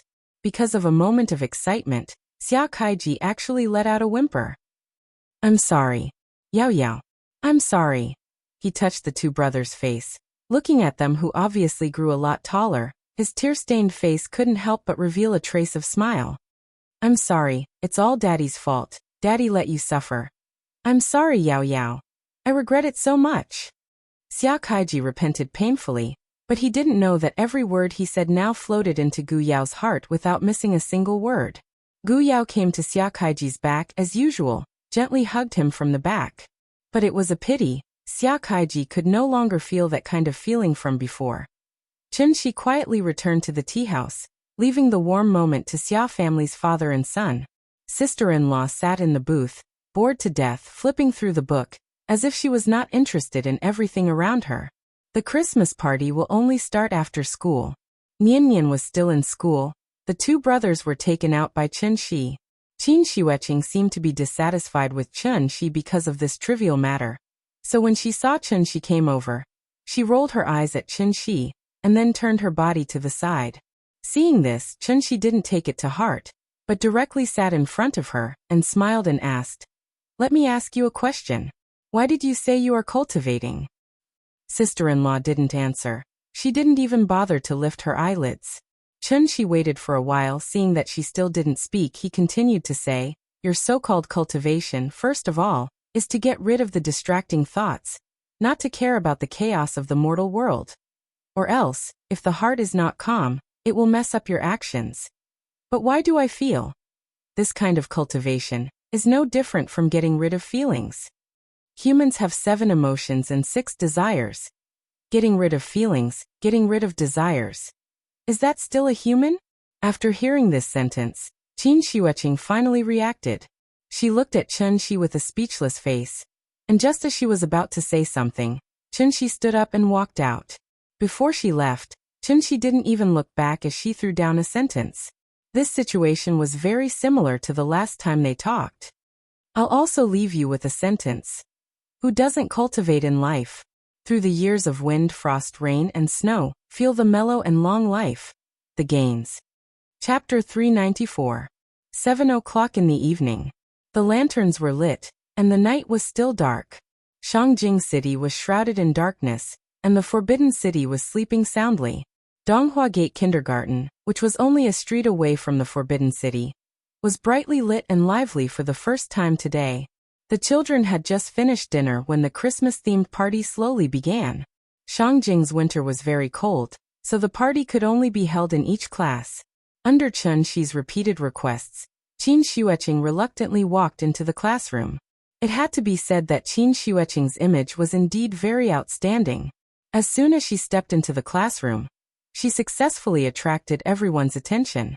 The classroom, which was noisy before, instantly became much quieter because of this. Which child's parent is this? So beautiful. Why haven't I seen her before? Is she a star? I don't know, this is the first time I've seen her. Look, she's here, she's here. In the classroom, regardless of gender, age, everyone couldn't help but look at Qin Xueqing a few more times. There were indeed many good-looking people in this world. Almost all of them were beauties in magazines and on TV, but it was extremely rare to see a beauty in real life. Beauty was one thing, but the other was because of temperament.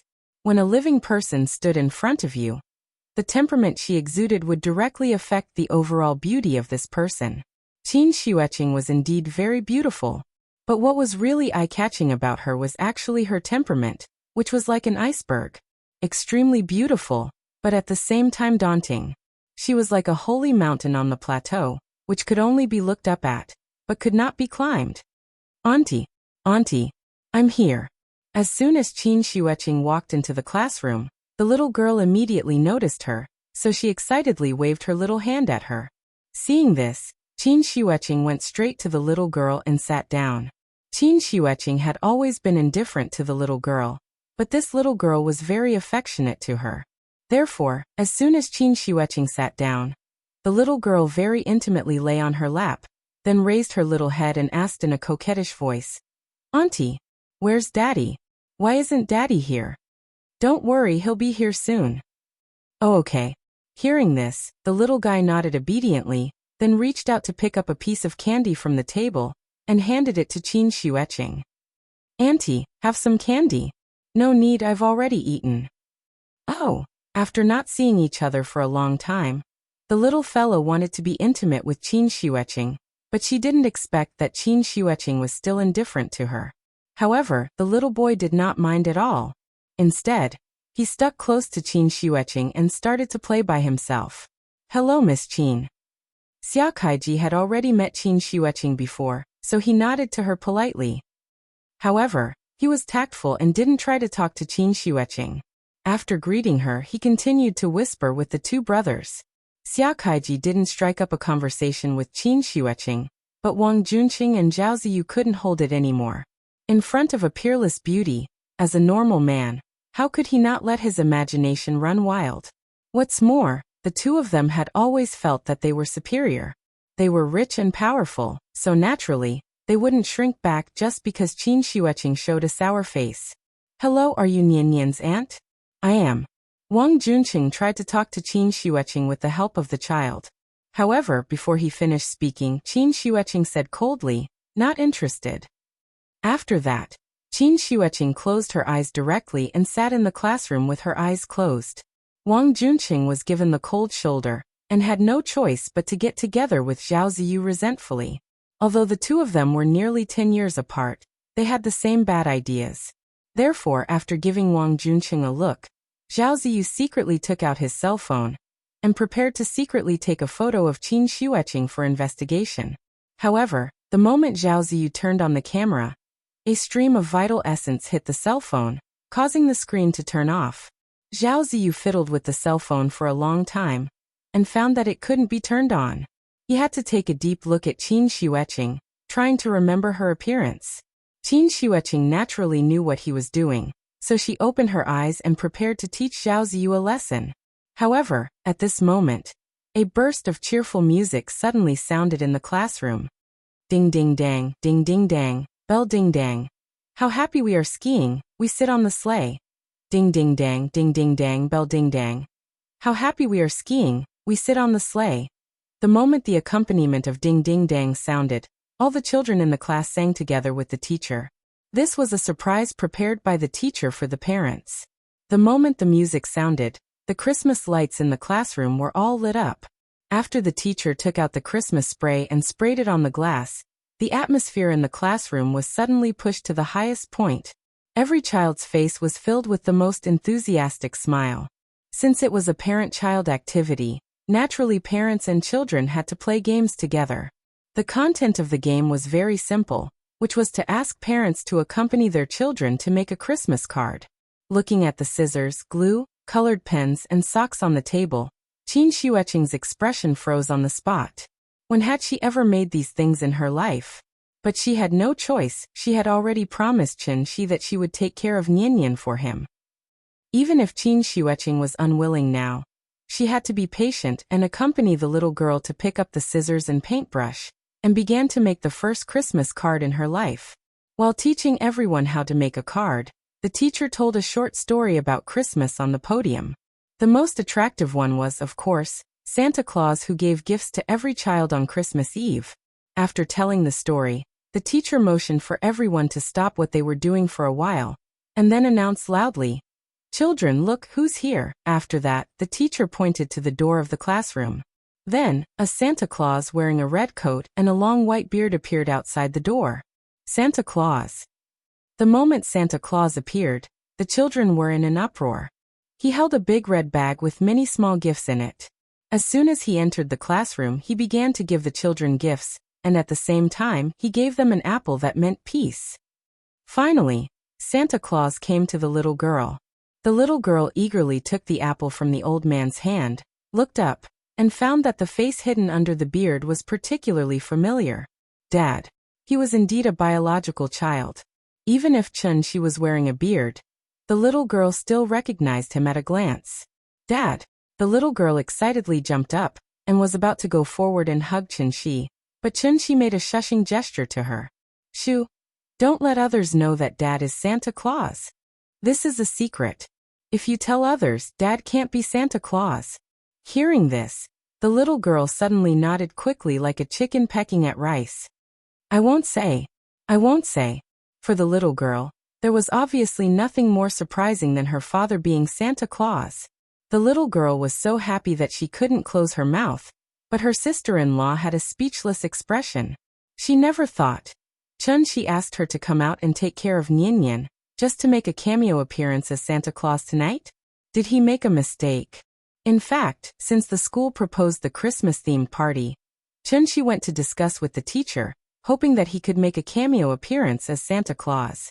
Originally, Santa Claus was to be played by the kindergarten staff, but since there were children's parents who were willing to make a cameo appearance, the teacher naturally wouldn't reject, and so today's event happened.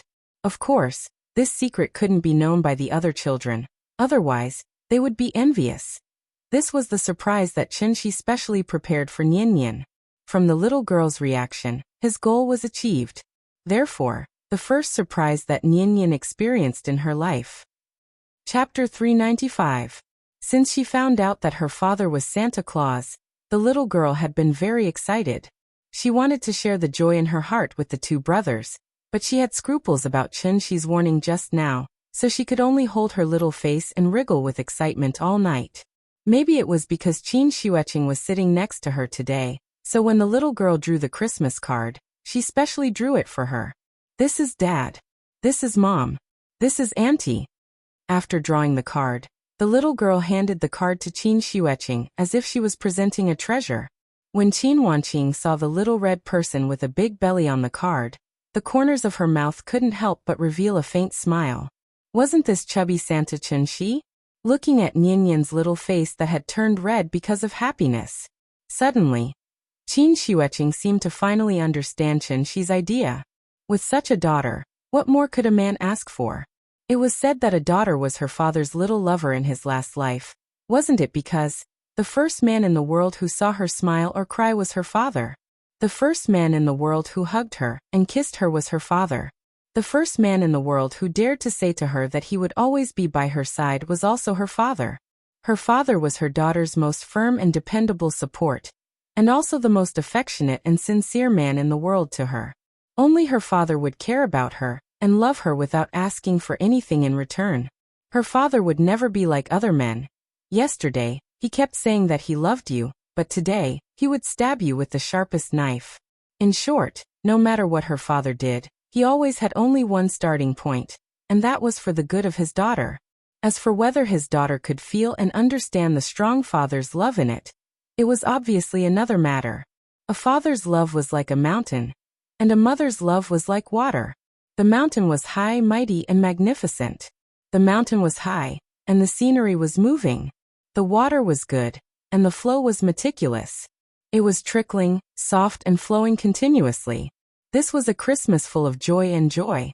After the cards were finished, the teacher asked the children to give the cards to the people they wanted to give them to the most.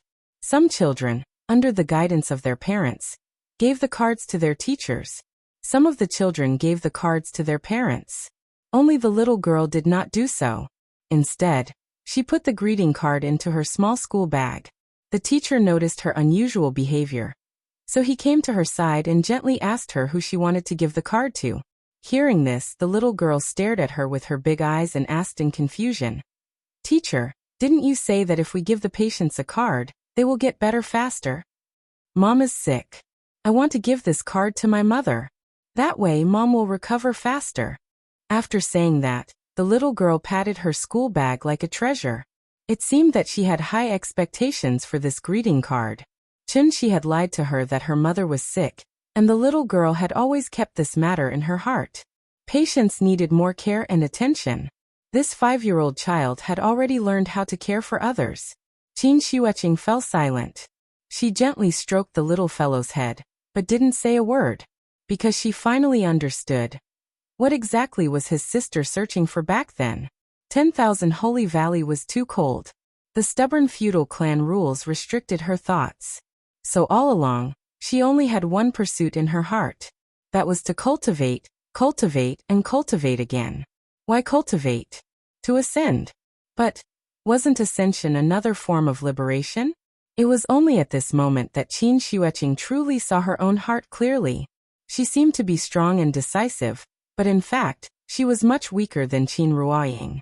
At least, her sister could violate the clan rules in order to pursue what she wanted, but she could only numb herself by cultivating day and night.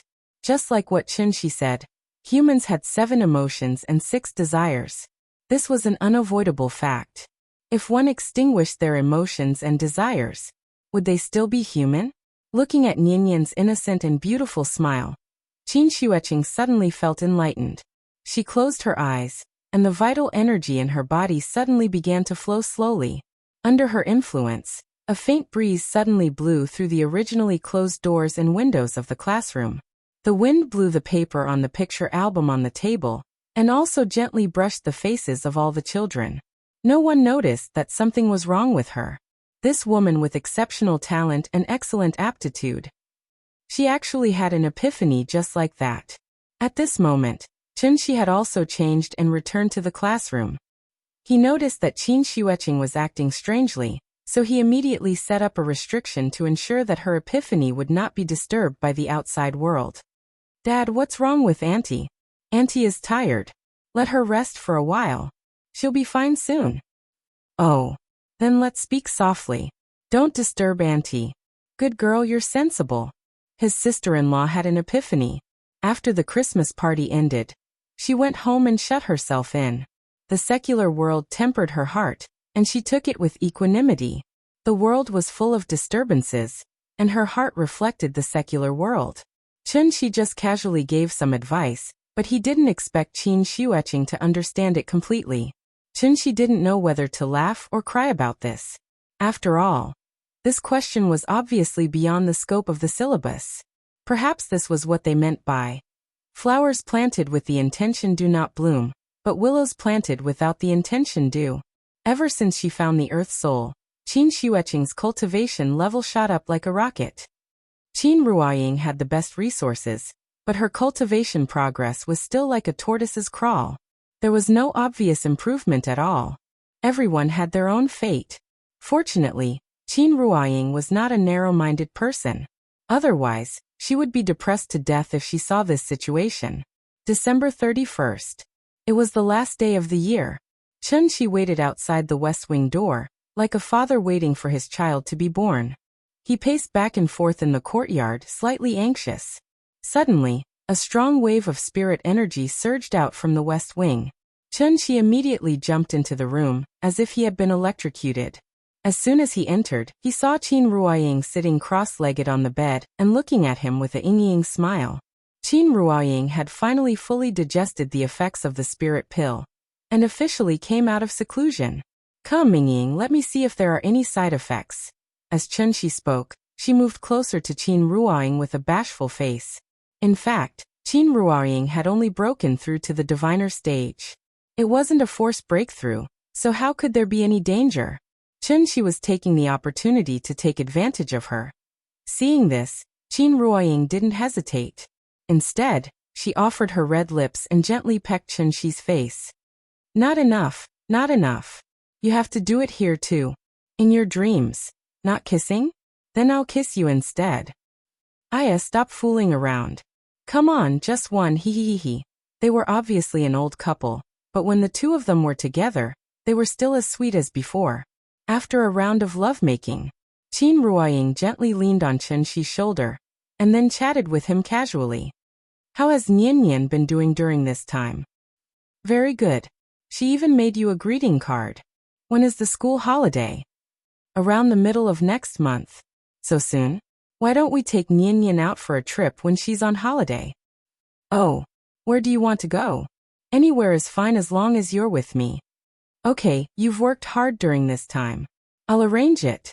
When the time comes, let's go on a trip around the world as a family. How about that? The word cultivation was never the topic of conversation between husband and wife.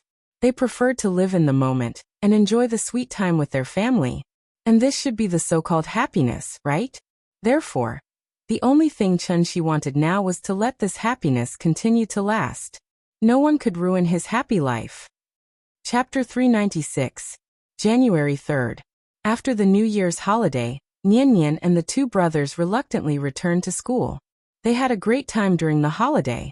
The short time he spent with his son made Xia Kaiji experience a kind of happiness that he had never experienced before. Therefore he came to the tea house every day. No matter how Gu Lao gave him a hard time, he acted like nothing had happened and followed the three children around shamelessly. No matter what the children wanted, Xia Kaiji would immediately run to buy it for them. Looking at his eagerness, people who didn't know would think that he had a mistress outside as a father. Chunshi could naturally understand Xia Kaiji's feelings, so he didn't deliberately reject him. Instead, he gave him the responsibility of taking care of the children. In this regard, Xia Kaiji certainly couldn't ask for more. Therefore, he took the three children to stroll around Hohai every day. There were many people during the holiday. For safety reasons, Chunshi even let the big cat follow them all the way to prevent the three children from getting lost. With a young and strong nanny like Xia Kaiji, Chunshi immediately became free. He could finally free up some time to spend a few days with Qin Ruoying in their sweet two-person world. Falling in love, getting married, having children. Each stage would give people different insights. After changing from a two-person world to a three-person world, life would become trivial and repetitive, and there would no longer be the romance when two people were together. Even if 500 years had passed, Chunshi was still a romantic person. So every morning, as soon as Xia Kaiji took the three children out of the tea house, Chunshi took Qin Ruoying to start their honeymoon trip. Just as the lyrics say, I want to take you to romantic Turkey, then go to Tokyo and Paris. Actually, I really like Miami and Los Angeles with black people. Other people traveled by walking, but Chunshi traveled by flying. In a short span of 3 days, he had brought Qin Ruoying around the earth once. From Asia to Europe, from North America to South America. They rode in Venice and saw the sea in the Aegean Sea. They went to Iceland to enjoy the polar scenery. And then went to Africa to experience the tropical scenery. America's Grand Canyon, Egypt's pyramids, Turkey's Cotton Island, Maldives' Sea of Stars. Everyone had their own experience with traveling. And Chunshi's experience was, the world is so big, I only want you by my side. When Nian Nian came home every night, she would happily tell her mother where she had been, but she didn't know, when she was still squeezing around in Shangjing City, her father had already brought her mother to play all over the world. It was a happy holiday, a sweet time that only belonged to mom and dad. The little guy was still young, so he naturally didn't understand the world of adults. Perhaps out of compensation, Chunshi decisively decided, when Nian Nian turned 16, he would take her to travel around the world. She was a girl after all, so she naturally had to be pampered. The higher one's horizons were, the harder it was for them to be fooled. In this regard, Chunshi even had a malicious fantasy. When Nian Nian grew up, if a boy chased her and said that he wanted to take her on a trip, Nian Nian would respond with disdain. Where are we going? The moon? If it's not the moon, then stop. My dad has already taken me to play all over the world. Thinking of this, Chunshi's mouth couldn't help but reveal a smug smirk. He really wanted to know, under his wise guidance, who could easily trick Nian Nian away from him. How dare you lie to Nian Nian? I'll break your leg for you. The holiday was over, and the days immediately returned to the usual peace. Chunshi seemed to be idling around all day with nothing to do, but she was secretly playing a big game of chess. The reason why he suddenly took Qin Ruoying on a trip around the world was, on one hand, to enjoy the two of them, and on the other hand, it was completely because of Wushu. As the saying goes, if you don't kill the snake, it will eventually be harmful. After Wushu escaped with serious injuries, Chunshi did think of looking for him. But in this vast sea of people, Where should he go to find him? Wuxi was like an injured poisonous snake, hiding in a dark corner of the earth, waiting for an opportunity to strike. The earth was very big, but for cultivators of their level, the earth was still too small. This feeling was like having a poisonous snake at home, but Chunxi couldn't find it no matter how hard he tried. Chunxi wasn't afraid of poisonous snakes, but Nian and Yingying were afraid. With Wuxi's cultivation level, other than Chunxi, who else could deal with him? It was imperative to get rid of the source of the problem. Therefore, Chunxi set up restrictions in most areas of the world. These restrictions were equivalent to radars, each covering a range and sensing the fluctuation of spirit energy in the area at all times. As long as Wuxi attacked within the range of the restrictions, Chunxi would be able to detect his location immediately. Of course, if Wuxi didn't attack, Chunxi wouldn't be able to do anything to him. Anyway, let's take it slow. Let's see who has more patience. Needless to say, Chunxi's idea was very good. But he didn't expect this at all. Life always brings unexpected surprises to people. The weather was sunny today, the highest temperature was 6 degrees Celsius. Chunxi moved a chair to sit in the courtyard, basking in the sun while teaching Qin Ruoying his experience of condensing the core. The so-called cultivation naturally couldn't be achieved overnight. Dual cultivation and whatnot. That was something that only evil cultivators would practice. Chunxi claimed to be a good youth, so naturally, he wouldn't use this method to forcefully raise Qin Ruoying's cultivation level. It didn't matter if her aptitude was poor. As long as she cultivated slowly, there would be a day when she would break through. Yingying, hold your breath and try to gather your vital essence in your energy center. Actually, the process of condensing the core is like forging iron. Only through repeated tempering and hammering can the impurities in the iron block be beaten out, thus making the treasured sword sharper and sturdier. Chunxi explained in an easy-to-understand way, so that Qin Ruoying could understand more easily. After listening to his explanation, Qin Ruoying started to try to refine the primordial core in her body according to his method. The difference between the primordial core and the golden core was probably the difference between iron and steel. Only after going through a lot of tempering could iron become hard. After all, after repeated forging, it would become steel. After Qin Ruoying entered a meditative state, Chunxi set up a restriction for her, then sat beside her and observed silently. The situation was not bad. The elixir provided Qin Ruoying with enough raw materials, so the only thing she had to do now was to put all these raw materials into a furnace, then burn them repeatedly until the golden core came out. This was a very long process. Chunxi watched for a while, and after confirming that Qin Ruoying did not go astray, he closed his eyes and started his own cultivation. However, not long after Chunxi closed his eyes, Qin Ruoying suddenly stopped.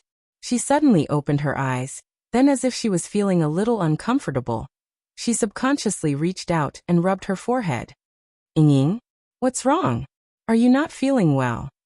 Chunxi sensed that something was wrong with her, so he immediately jumped up from his chair and appeared directly beside Qin Ruoying, then gently pressed his hand on her back. My head is a little dizzy, do I have a fever? Qin Ruoying rubbed her head, then forced a smile at Chunxi. What fever? You're already a diviner. How can a diviner fall sick? After saying that, Chunxi closed his eyes and began to sense if there was a spirit energy tied in some corner of the earth. However, after searching for a while, he did not find any signs of a spirit energy tied. It was as if the entire earth had fallen asleep. It was quiet and peaceful. Chunxi was a little confused. However, just as he was feeling very confused, Qin Ruoying suddenly closed her eyes and fainted beside him. Chapter 397. The moment Qin Ruoying fainted, Chunxi was completely stunned. He subconsciously reached out to support Qin Ruoying, but at the same time, he looked up at the sky. It was winter at the moment, but the sky in Shangjing City was blue and white, clear and boundless. The warm winter sun emitted a warm golden light. It should have been a leisurely and comfortable afternoon, but a trace of coldness gradually rose from the bottom of his heart. He picked up Qin Ruoying by the waist and looked at his lover leaning unconsciously on his shoulder. At this moment, his mind was completely blank. Why? Why exactly? Where did the spirit energy tide appear? Why didn't he notice any abnormalities? Chunshi gently placed Qin Ruoying on the bed. Then he sat cross-legged next to his lover. Without any hesitation, he directly took out the soul crystal, and then used the amplification effect of the soul crystal to greatly enhance the strength of his divine soul. At the same time, the restrictions that Chunshi had set up all over the world seemed to have been stimulated by something. They suddenly expanded a lot, and the area they covered almost doubled. One after another, the perceptual restrictions were like a big net that covered the sky. The moment the big net opened, Chunshi's consciousness also spread out. In his perception, the whole world was quiet, so calm that there was not a trace of ripple. Chunshi did not believe it, so he mobilized his divine soul with all his strength, trying to bring the whole earth into his perception range. However, how big was the earth? The 7 continents only occupied 29% of the area, and the remaining 71% was all ocean. Chunshi was already struggling to perceive the 29% of the land, so how could he forcibly perceive the rest of the ocean? This was not a battle, and it had nothing to do with the accumulation of true essence. It was purely relying on the perception of the divine soul. This level of consumption had completely exceeded the limit of what he could bear. Therefore, after holding on for a few minutes, Chunshi's 7 orifices began to strangely bleed. Fortunately, Nianyan was not at home at the moment. Otherwise, wouldn't she be frightened by his current appearance? Chunshi gritted his teeth and persevered for a long time. In the end, because his spirit was unable to bear the burden, he had no choice but to stop this dangerous action. There was no sign of the tide surging, but Qin Ruoying still fainted because of dizziness. No matter how slow-witted Chunshi was, he should have figured out the reason by now. It turned out that he had been looking in the wrong direction. Previously, whenever Qin Ruoying felt dizzy, it must be when the tide was surging and the gate of heaven was about to open. This also made Chunshi fall into a misunderstanding, thinking that Yingying's illness was related to all of this. In fact, the spirit qi tide was a blessing given to cultivators by the heavens. How could it bring bad effects to people? The crux of the problem was not because of the spirit energy tide, but because sky-bearing art floating dawn mirror. Every time the tide surged, the people behind the heavenly gate would take out the heaven-bearing efficacious floating mirror. Although he was not clear about the true use of this treasure, there was no doubt that, once Tiandu used the sky-bearing art, Xiannu, who was in the lower realm, would definitely be affected. Xiannu, Xiannu. The name sounded good, but in reality, they were just a bunch of pitiful cannon fodder. After thinking through this point, Chunshi stopped all of his meaningless actions and quietly sat beside Qin Ruoying. He quietly looked at his lover's face, hoping that the first thing she saw when she woke up would be him. Unfortunately, Qin Ruoying did not wake up. It was as if she was asleep. Her breathing was slightly weak, but the frequency was orderly. Chunshi waited silently. But this time, Qin Ruoying was unconscious for a much longer time than the last time. As the light in the room dimmed bit by bit, it meant that the sun was about to set. Ring, ring, ring. Suddenly a melodious ringtone sounded. It was Chunshi's cell phone. At this moment, as if he had just woken up from a dream, he suddenly realized Nianyan was out of school. As expected, the moment Chunshi picked up the phone, the little fellow's sweet voice sounded from the other end of the phone.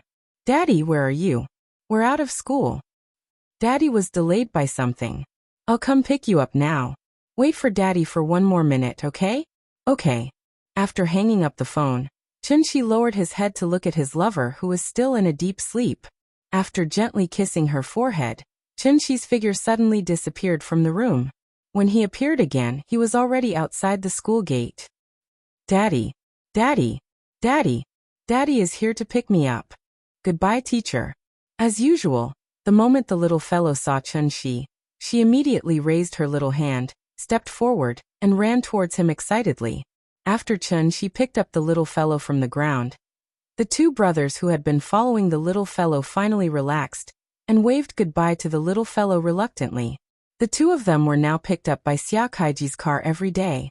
Naturally, they did not have to trouble Chunshi every day. "Daddy, teacher taught us how to sing today." "And? What song?" "Two Tigers." After saying that, the little fellow grinned very proudly. If it was in the past, Chunshi would definitely accompany her to sing all the way home. However, to the little fellow's disappointment, Chunshi just nodded casually today, and then there was nothing else. Seeing this, the little fellow was obviously a little unhappy.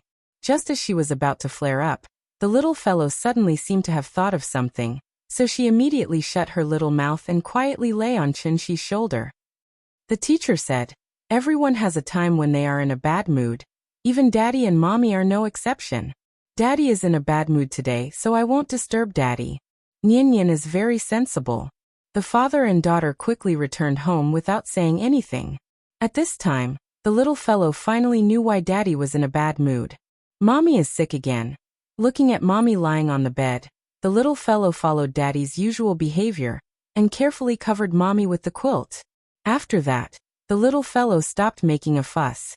After eating her dinner obediently, she started to watch cartoons in silence. While watching cartoons, the little fellow would still look back at Daddy and Mommy from time to time. Daddy had been silently staying by Mommy's bedside. Although the cartoon characters on the TV kept making noises, there was a strange silence in the room from beginning to end.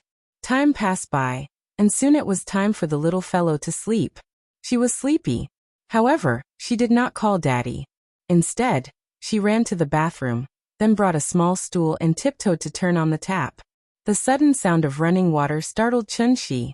At this time, he finally realized that he had neglected Nian, so he quickly got up to help the little fellow wash up. After washing up, Chunshi carried her to the bed. The little girl laid down on the bed by herself, and then slipped into the warm blanket like a wisp of smoke. The little fellow covered half of her face with the quilt, only revealing a pair of bright big eyes. Then, she used her big eyes to look at Mommy who was sleeping soundly beside her, then looked at Daddy who was beside her with a cloud of worry. At that moment, the little fellow seemed to have suddenly grown up. She actually hid in the quilt and comforted him in a muffled voice. "Daddy, don't be sad. Mommy will get better." The moment he heard this sentence, Chunshi's nose twitched, and an indescribable feeling surged in his heart. "Good girl, go to sleep. Daddy knows Mommy will get better. When Mommy gets better, Daddy will take you on a trip, okay?" "Okay." After hearing Chunshi's words, the little fellow's face suddenly revealed a smile. Then, she suddenly sat up from the bed, leaned over and kissed Chunshi's face heavily, then obediently lay back down. "Mwah. Good night, Daddy. I'm going to sleep." Chapter 398. The little fellow was sensible. In addition to knowing not to cause trouble for Dad, she even learned how to comfort Dad. Therefore, after Nian entered that sweet dreamland, Chunshi let out a soft sigh in this dark room. "Dad, don't be sad. Mom will get better." The little fellow had already fallen asleep, but her words kept echoing in Chunshi's ears. Chunshi silently savored this sentence. After a long time, he was like the prince who kissed Snow White in the fairy tale, kissing the little fellow and Qin Ruoying's face one by one, then got up and left the room. As soon as he opened the door, a cold wind mixed with snowflakes suddenly hit his face. It started to snow in Shangjing City again. Chunshi withdrew his vital essence, allowing the cold wind to wantonly enter his sleeves, and silently felt the chill brought by the cold wind. The whole sky was dark. There was only a little bit of weak moonlight, which seemed so cold. Chunshi set up a restriction in the room, so that he could know the situation of Qin Ruoying at the first moment. Then he flew directly into the dark night sky. He flew very fast, and in the blink of an eye, he had already flown out of Huaxia and arrived above the Pacific Ocean. And the destination of his trip? Obviously, it was the waterless cave located in the deep sea. Deep in the cave, Bai Hong and Qingluan were still like suffering Jesus, hanging high above the cave by Chunshi. Chunshi didn't want to kill indiscriminately, so he kept them here. Because of the suppression of the spirit needles and spirit-piercing needles, the injuries of the two people did not get any treatment, but worsened a lot, so they looked very bad. Being in prison was actually a very terrifying thing. Especially this kind of cage that was similar to a small dark room. Unable to see the sun. Unable to communicate with people. In this cramped and oppressive space, the most frightening and tormenting thing was, it was actually loneliness. Qingluan's injuries were more serious, so she could only be awake for about 2 or 3 hours a day, and at other times, She was in a self-protective coma. Chen Shi came at the right time today, just when Qing Yuan was awake. Bai Hong and Qing Yuan were talking in a low voice. As soon as they heard the movement caused by Chen Shi flying out of the cold pool, a trace of fear flashed across their faces. Yes, Divine General Tiandu was also afraid. After a long period of confinement, they had developed a fear of Chen Shi. They were not afraid of death, but they were afraid of this endless loneliness. Come, kill me, kill me. The moment Chen Shi appeared, Qing Yuan was like an enraged beast, crazily roaring at Chen Shi. As he roared, he spat at Chen Shi in an attempt to infuriate Chen Shi so that she would kill him. Do you want to die so much? Then I to you. Qing to Tiandu to Tiandu to be to kill to Tiandu to die to be killed. Then, a stream of qi like a heavy hammer smashed into Qing Yuan's chest. Qing Yuan was already injured, and after suffering such a heavy blow, she immediately spat out a large mouthful of blood. She could only hang her head weakly, and it seemed that she had lost half of her life. Stop! You're going to kill him like this. Seeing this, Bai Hong could not help but be anxious. Although she also had the idea of dying early and being free, it was just a thought. Even ants craved for life, not to mention them, the divine generals. Bai Hong did not want to die, and was even more unwilling to see Qing Yuan die in front of her. Chen Shi would not come for no reason. Today he suddenly came, there must be something to ask. Therefore, after a strong struggle in her mind, Bai Hong asked in a tone that was close to begging for mercy. What do you want to know? As long as it does not involve the core of Tiandu, I can tell you without reservation. Is that so? Hearing this, Chen Shi smiled with satisfaction. But that smile, it looked a little cold. I want to know everything about the sky-bearing technique and floating dawn mirror. Can you tell me? As he spoke, Chen Shi slowly rose from the ground, and then flew straight to Qing Yuan.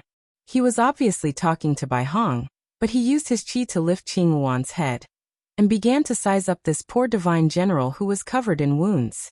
Bai Hong of course understood what Chen Shi meant. If she kept silent, Chen Shi would obviously use the soul-sucking technique on Qing Yuan. Seeing this, Bai Hong replied rather straightforwardly. Sky-bearing technique and floating dawn mirror? No problem, I can tell you. That is the treasure left behind by the divine ancestor. We now call it Soul Mirror. Soul Mirror?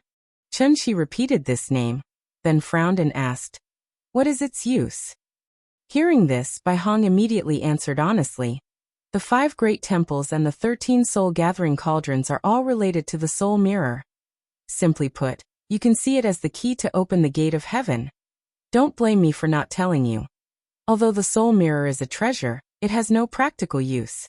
Apart from when it is needed to open the gate of heaven, it can only be placed in the imperial hall as a decoration. Bai Hong thought that Chen Shi was after the divine ancestor's treasure, so she couldn't help but remind him.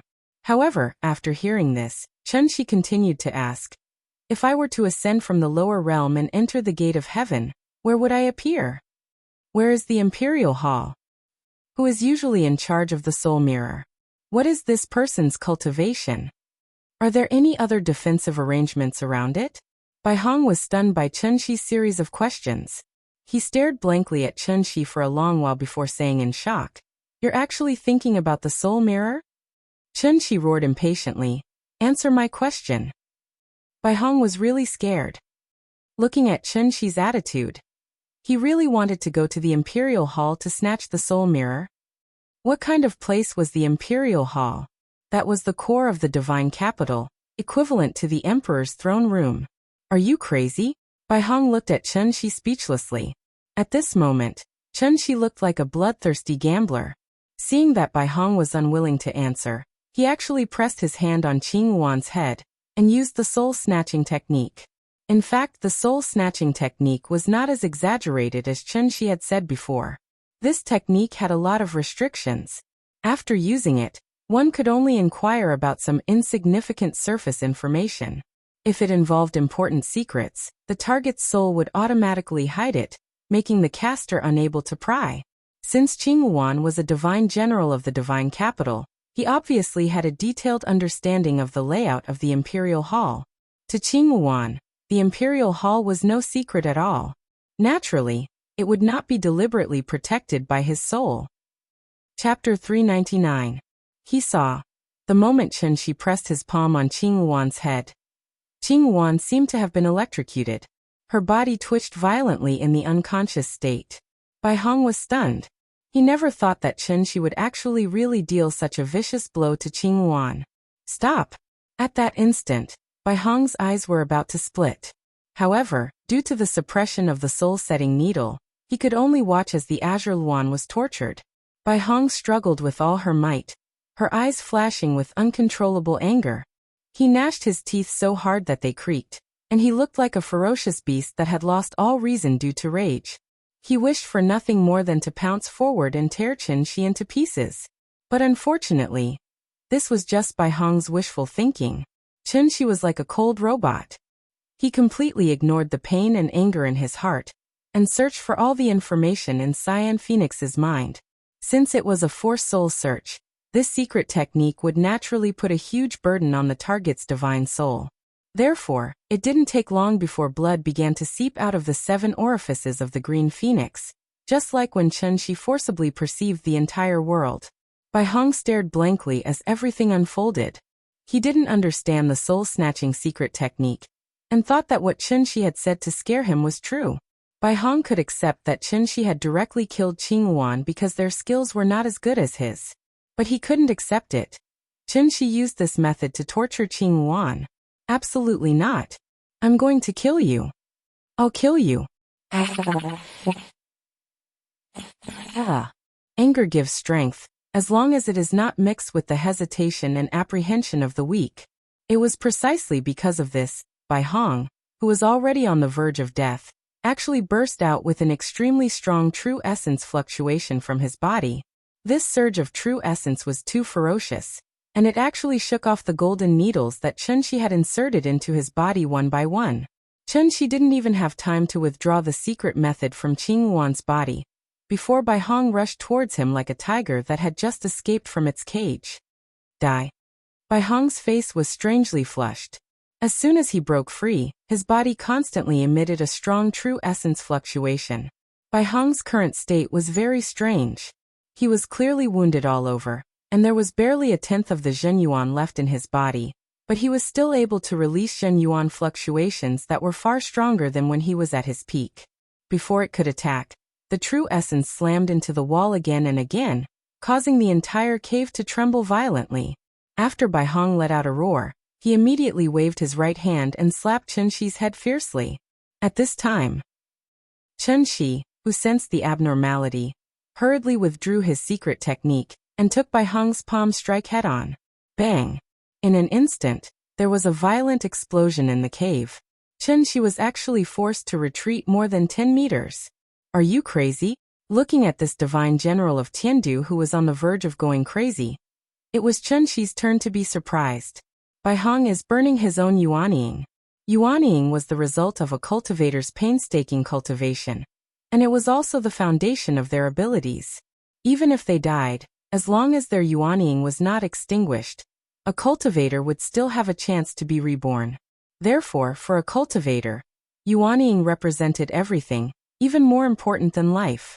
Burning yuanying meant giving up everything that he had worked so hard for hundreds or even thousands of years. This kind of damage was irreversible. Once his yuanying was burned out, even if Bai Hong was lucky enough to survive today, he would not be able to cultivate from now on. And for a cultivator, what was the difference between this and death? Bai Hong simply wanted to fight to the death with Chen Shi, not stopping until one of them was dead. Seeing this, Chen Shi finally calmed down. After taking a deep look at Bai Hong, he asked in a slightly strange tone, "Burning yuanying? Since you're so desperate, then I admit defeat, okay? Actually, I didn't want to kill you.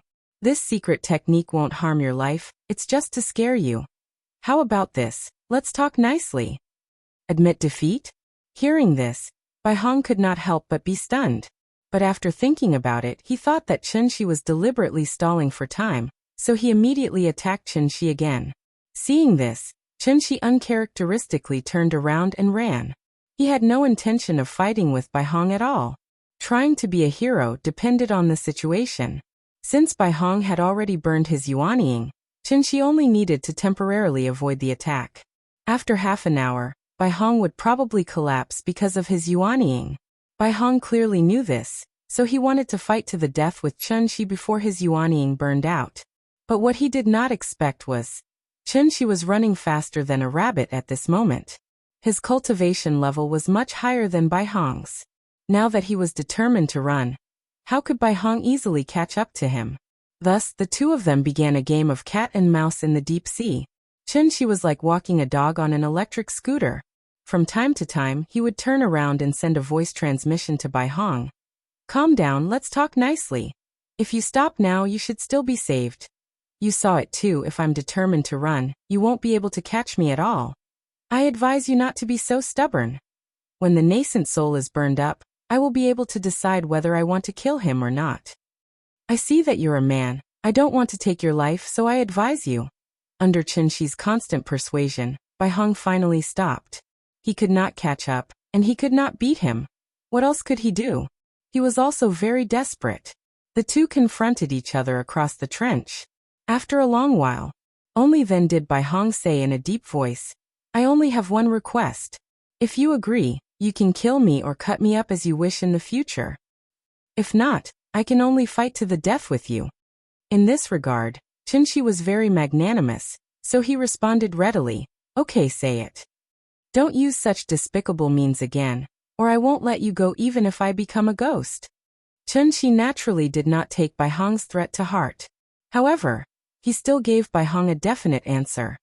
I can promise you, but there's a condition. You must make a heart demon oath and promise that you won't hide anything from me. You must answer all the questions I ask you in full detail. If you hide anything, you will be swallowed by the oath. Hearing this, Bai Hong did not immediately answer. Instead, his eyes flickered, and no one knew what he was thinking. Of course, Chen Shi knew what he was thinking, so he immediately added, Don't worry, I have no interest in going against Tiandu. The reason why I want the soul mirror is entirely because of my wife. She is the arbiter of fate, Xian knew, so. Do you understand? After hearing Chen Shi's words, Bai Hong's expression softened. Because of the arbiter of fate, Xian knew? So that's why Bai Hong thought seriously for a while, and after receiving Chen Shi's repeated assurances, he finally stopped his suicidal behavior. Although the yuanying had not yet burned out, it had caused extremely serious damage that was almost irreversible. Therefore, the moment Bai Hong removed his inner yuan, he seemed to have aged many years, and his appearance changed from that of a young man in his 20s to that of a middle-aged man in his 40s. When Chen Shi saw his sickly appearance, and that even flying was a problem, he kindly helped him stabilize his injuries and flew him back to the cave. On the way back, Bai Hong seemed to have finally figured something out, and he suddenly turned to Chen Shi and said, You have the strength of a celestial venerable. Tiandu shouldn't make an enemy of you for no reason. Since everything you've done is for your wife, I can tell you where the soul mirror is. I only hope that you can keep your promise. Hearing this, Chen Shi was overjoyed, and he hurriedly asked, No problem, as long as you can cure my wife, everything is negotiable. If nothing unexpected happens, the soul mirror should still be in my junior brother's hands. Your junior brother? Where is he? Did he come down with you? When we came, junior brother was still cultivating with master. Now that we haven't returned to Tiandu yet, I'm sure master will personally come down to check. When that time comes, junior brother might come with him. Alright, what's your junior brother's name? I'll make a note of it so that I can find him in the future. He's called Wushu. What? Wushu. The moment she heard this name, Chen Shi's entire body felt unwell. Chapter 400. Even if Bai Hong burned his yuanying, he was still no match for Chen Shi. Chen Shi avoided him because he did not want to waste his energy. After all, if he could solve the problem peacefully, why would he need to resort to violence? The result was, of course, a happy ending. Bai Hong's life was saved, and Chen Shi also got the answer he wanted. However, the moment he got the answer, Chen Shi did not feel good. The sky-bearing technique and floating dawn mirror was actually in Wushu's hands? If he had known this would happen, Chen Shi would have left Wushu on Daiyu Island even if he burned his yuanying that day. Unfortunately, there were no ifs. Wushu had already escaped, and at this moment, he might be hiding in some dark corner of the earth, laughing secretly. Now that things had come to this, Chunxi's regret was useless. Therefore, he could only hope that he could successfully find Wuxiu and get the soul mirror from him. Since Yingying's illness was related to the soul mirror, he had to get the soul mirror no matter what method he used. For this reason, Chunxi even had the dangerous idea of fighting his way to Tiandu. In fact, Chunxi did not want to be enemies with anyone. Just like what he taught Nianyan on a daily basis. We do not cause trouble, but we are definitely not afraid of trouble. And this was also his daily principle. I avoided it only because I had a family. I did not want my family to take any unknown risks. The money, status, and power of the mortal world were meaningless to Chunxi. Similarly, the rare treasures, cultivation techniques, and elixirs of the cultivation world were also dispensable to Chunxi. After all, with Nianyan and Yingying, he already had the whole world. Why should he care about these worldly possessions? Chunxi wanted to avoid the world. Not escape, but avoid. Avoid all unnecessary trouble. But unfortunately, avoiding was not the way to solve the problem. Since the problem had already appeared, Chunxi could only think of a way to solve it. Fighting was not the only way to solve the problem. If it wasn't necessary, Chunxi wasn't willing to make enemies everywhere. Therefore, he tried to communicate with Bai Hong, hoping to find another way to solve this problem from Bai Hong. Otherwise, Chunxi might really have to fight all the way from the Heavenly Gate to the Imperial Extreme Hall. Bai Hong understood the situation. When he learned of Chunxi's motives, he no longer tried to obstruct him. On the contrary, he hoped that Chunxi could smoothly obtain the soul mirror, and thus resolve the illness plaguing Qin Ruoying, thereby forming a good relationship with Heaven Capital. Didn't Bai Hong resent Chunxi? Obviously, it was impossible. However, he had no choice but to lower his head under the eaves. Churchill once said, "There are no eternal friends in this world, nor are there eternal enemies, only eternal interests." Since the two of them had reached a preliminary consensus, the next priority was, obviously, he wanted to find Wuxiu. But in this vast sea of people, where should he go to find her? For this reason, after a serious discussion between Chunxi and Bai Hong, they finally found a more reliable method. That was, Bai Hong appeared and used divine telekinesis to lure Wuxiu out. It was equivalent to humans sending signals to space to search for aliens. Chunxi circled the world with Bai Hong, and Bai Hong continuously released divine telekinesis to lure Wuxiu out. No matter what, the two of them were fellow disciples and had a close relationship. With Bai Hong as a guarantor, Wuxiu should be able to boldly show up. This method had a certain degree of feasibility. Therefore, Bai Hong and Qing Wan temporarily broke away from their prisoner status and became Chunxi's friends. Naturally, he couldn't treat his friends too badly. Therefore, Chunxi brought Bai Hong and Qing Wan to Kangju district and temporarily settled them here. For safety reasons, Chunxi didn't remove the seal in Qing Wan's body. He only relieved her internal injuries and gave her the right to move freely. After that, Chunxi began to tour the world with Bai Hong overnight. Bai Hong's divine telekinesis range was limited, so she could only release it bit by bit. The whole process was like a salesperson sweeping the floor. She needed to go door to door to hand out business cards. This was a very long process. Chunxi roughly calculated the time. Even if he flew with Bai Hong, it would take at least 3 months for Bai Hong to use divine telekinesis to sweep the world. 3 months, so be it. It was much better than being at a loss for what to do. Therefore, for the next period of time, Chunxi still sent the little girl to and from school on time during the day and took care of her daily life. At night, after the little girl fell asleep, he would start to tour the world with Bai Hong. During this period, Bai Hong was very cooperative and didn't play any tricks the whole time. But Chunxi's mood was getting heavier and heavier day by day, because Qin Ruoying had not woken up. Yingying's coma time was far beyond Chunxi's imagination. Her breathing didn't stop, and the vital essence in her body was still circulating on its own. Everything was normal, but she couldn't wake up and looked like a vegetable. Bai Hong had never seen such a situation. He didn't know much about the Siming Xian knew, so he could only persuade Chunxi not to worry too much. As long as they found the soul mirror, everything would naturally be solved. Both of them placed their hopes on Wuxiu, but they didn't know, by Hong's divine telekinesis had already attracted the attention of Jiang Yin and the others. This kind of indiscriminate divine telekinesis coverage was definitely undetectable by ordinary people. But in the eyes of Jiang Yin and the others, this was equivalent to holding a loudspeaker and shouting at the entrance of a village all day long. Wushu, where are you? Come out, I have something to talk to you about.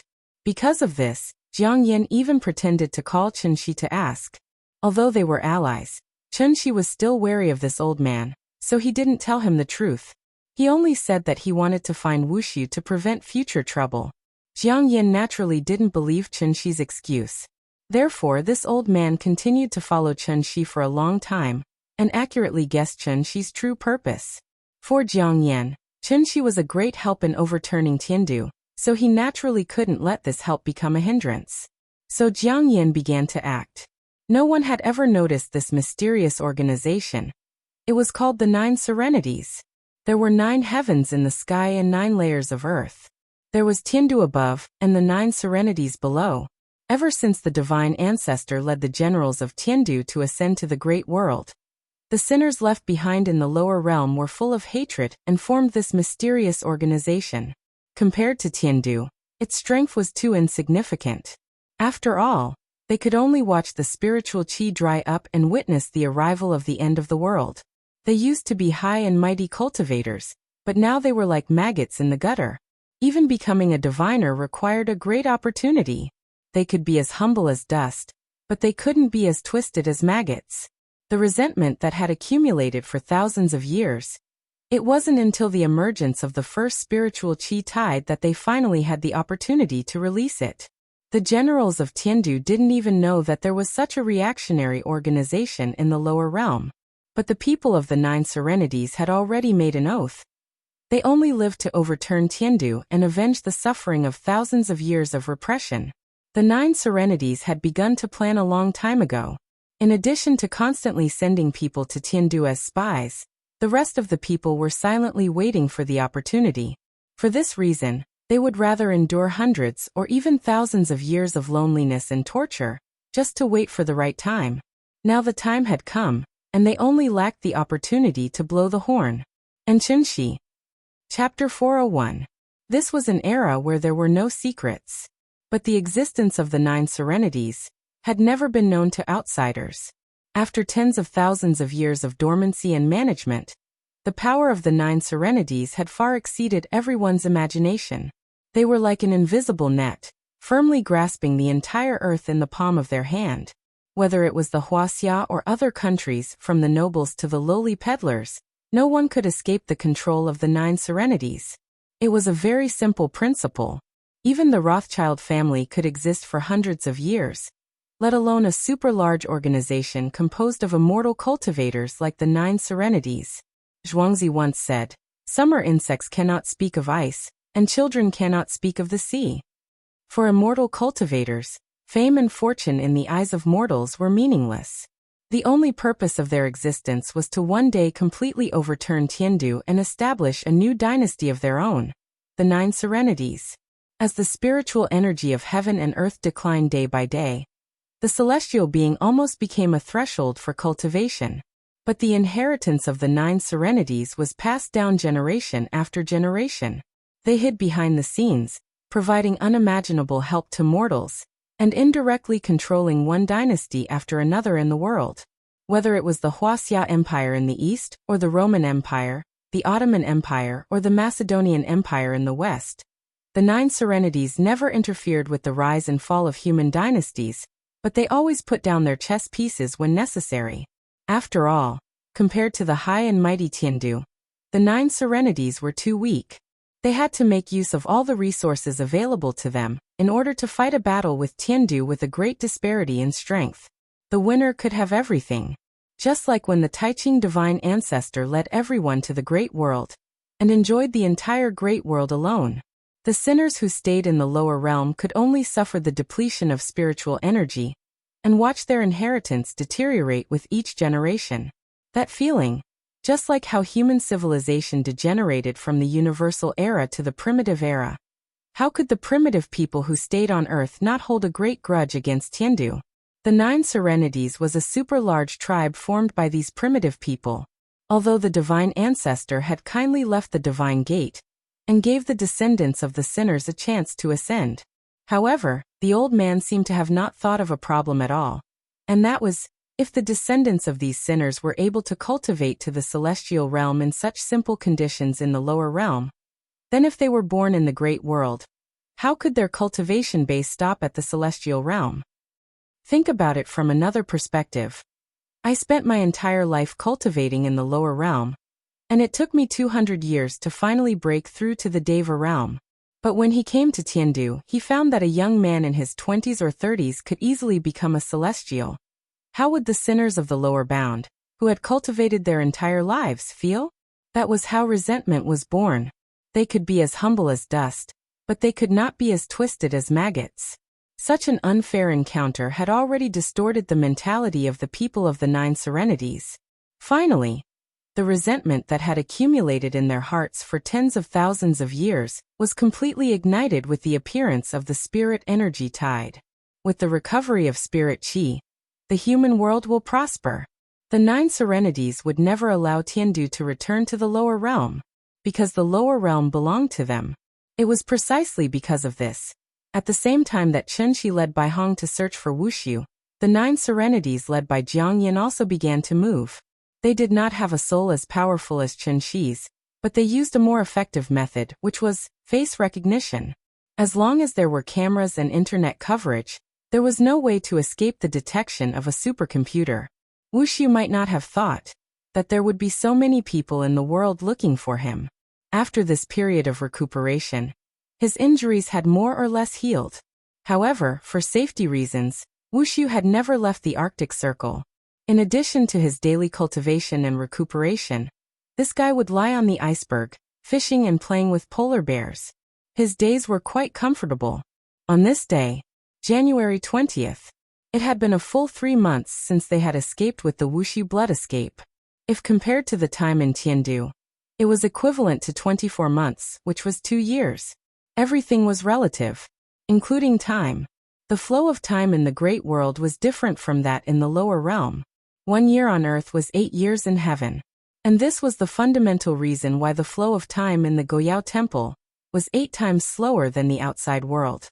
The 5 temples were directly connected to Tiandu, so the flow of time in the temples was not Earth's time, but Tiandu's time. Chunxi used the Goyao Temple as a cultivation place before, but he did not figure out the key point. In addition, it was also because of the time difference between the 2 realms that divine generals of Tiandu were generally unwilling to come to the lower realm. Take Wushu for example, he had only been in the lower realm for 3 months, but 2 years had passed in heaven. What did 2 years mean? Divine generals who were about the same cultivation level as Wushu had probably surpassed him by now. Sailing against the current, one would fall behind if they did not advance. How could Wushu not be depressed? Not only did Chunxi destroy the 5 temples, but he also King dispersed the spirit energy tide immediately. Without the support of the spirit energy tide, the divine gate could not be opened at all. He had a home, but he could not go back. Therefore, Wushu was as depressed as he could be at this moment. When he thought about how he had wasted 2 years in the lower realm, Wushu's mood became particularly bad. He was not in the mood to continue cultivating, so he got up and flew out, ready to stroll around and relax. For safety reasons, Wushu did not fly too far, but came to a human city closest to the North Pole, Longyern City. There was the northernmost bank in the world, the northernmost church in the world, and even a university in the northernmost part of the world. There were about 1,800 people in the town. Because of the polar night, the entire town would be in darkness from November to January every year, and there was not a trace of sunlight at all. The sky here was dark green, and the cold wind was bone-chilling, but the houses were colorful. Because the 3-month-long night made this small town the most romantic place in the world. Wushu soon arrived at Longyern City.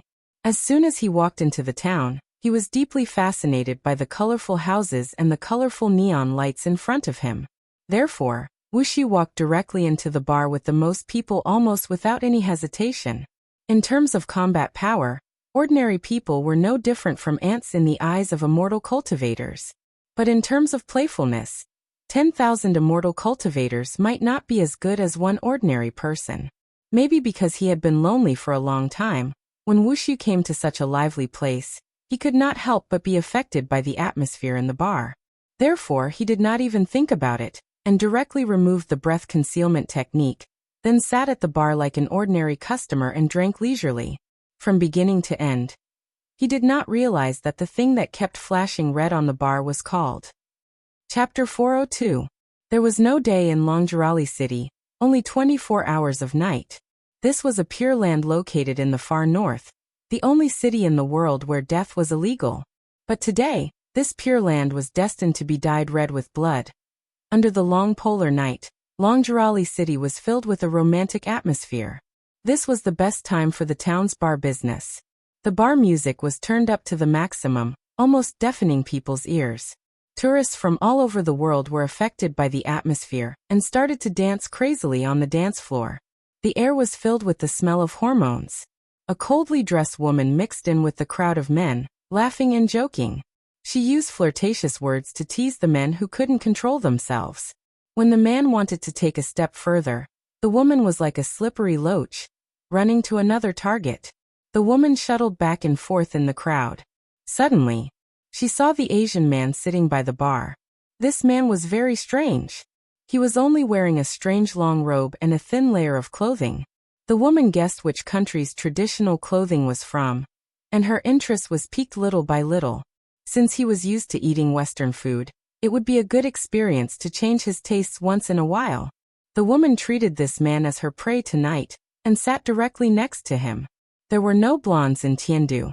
Therefore, Wushu couldn't help but raise his eyebrows slightly when he sensed the woman approaching him. Interesting. Even though they didn't speak the same language, the woman's ambiguous aura floated into Wushu's eyes. If it was in the past, Wushu definitely wouldn't have any interest in this kind of ant-like existence. But today was different, he was here to relax. Therefore, Wushu imitated the others and pulled the woman into his arms. The woman smiled proudly, as if she was very satisfied with her charm.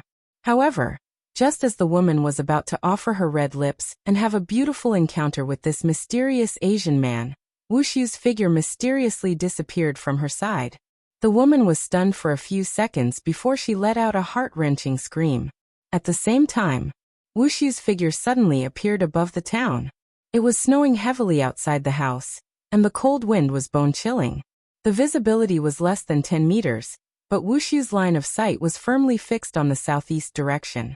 There was an extremely powerful Zhenyuan fluctuation at that location, and Wushu also sensed a trace of hostility from this wave. It was obvious that they were here for him. Seeing this, Wushu did not cower. Instead, he flew towards that direction. This was a huge iceberg that had not melted for 10,000 years. It floated on the Arctic Ocean, moving slowly with the waves. Before Wushu got close, he saw a man standing on the peak of the ice mountain with his hands behind his back. Because they had already fought before, the moment Wushu saw Jiang Yan, he couldn't help but reveal a trace of surprise. This old thief. Could it be that he was tired of living and came here to seek death? While thinking, Wushu landed on the ice mountain. At this moment, Jiang Yan slowly turned around and smiled at him. Divine General Wusu, I haven't seen you in a long time. I've missed you. When Wushu heard this, a trace of disdain appeared on his face. He first looked around and after confirming that Qinshi was not nearby, he said coldly, I haven't even thought of looking for you, and you're already in a hurry to die? Die? No. Jiang Yan shook his head and smiled. Divine General, you don't know this, but I cherish my life very much. It wasn't easy for me to live for 1,000 years, so how could I give up my life so easily? Wushu did not immediately reply, because he had already noticed that something was amiss. Jiang Yan's current state was completely different from last time. Just look at how confident he is.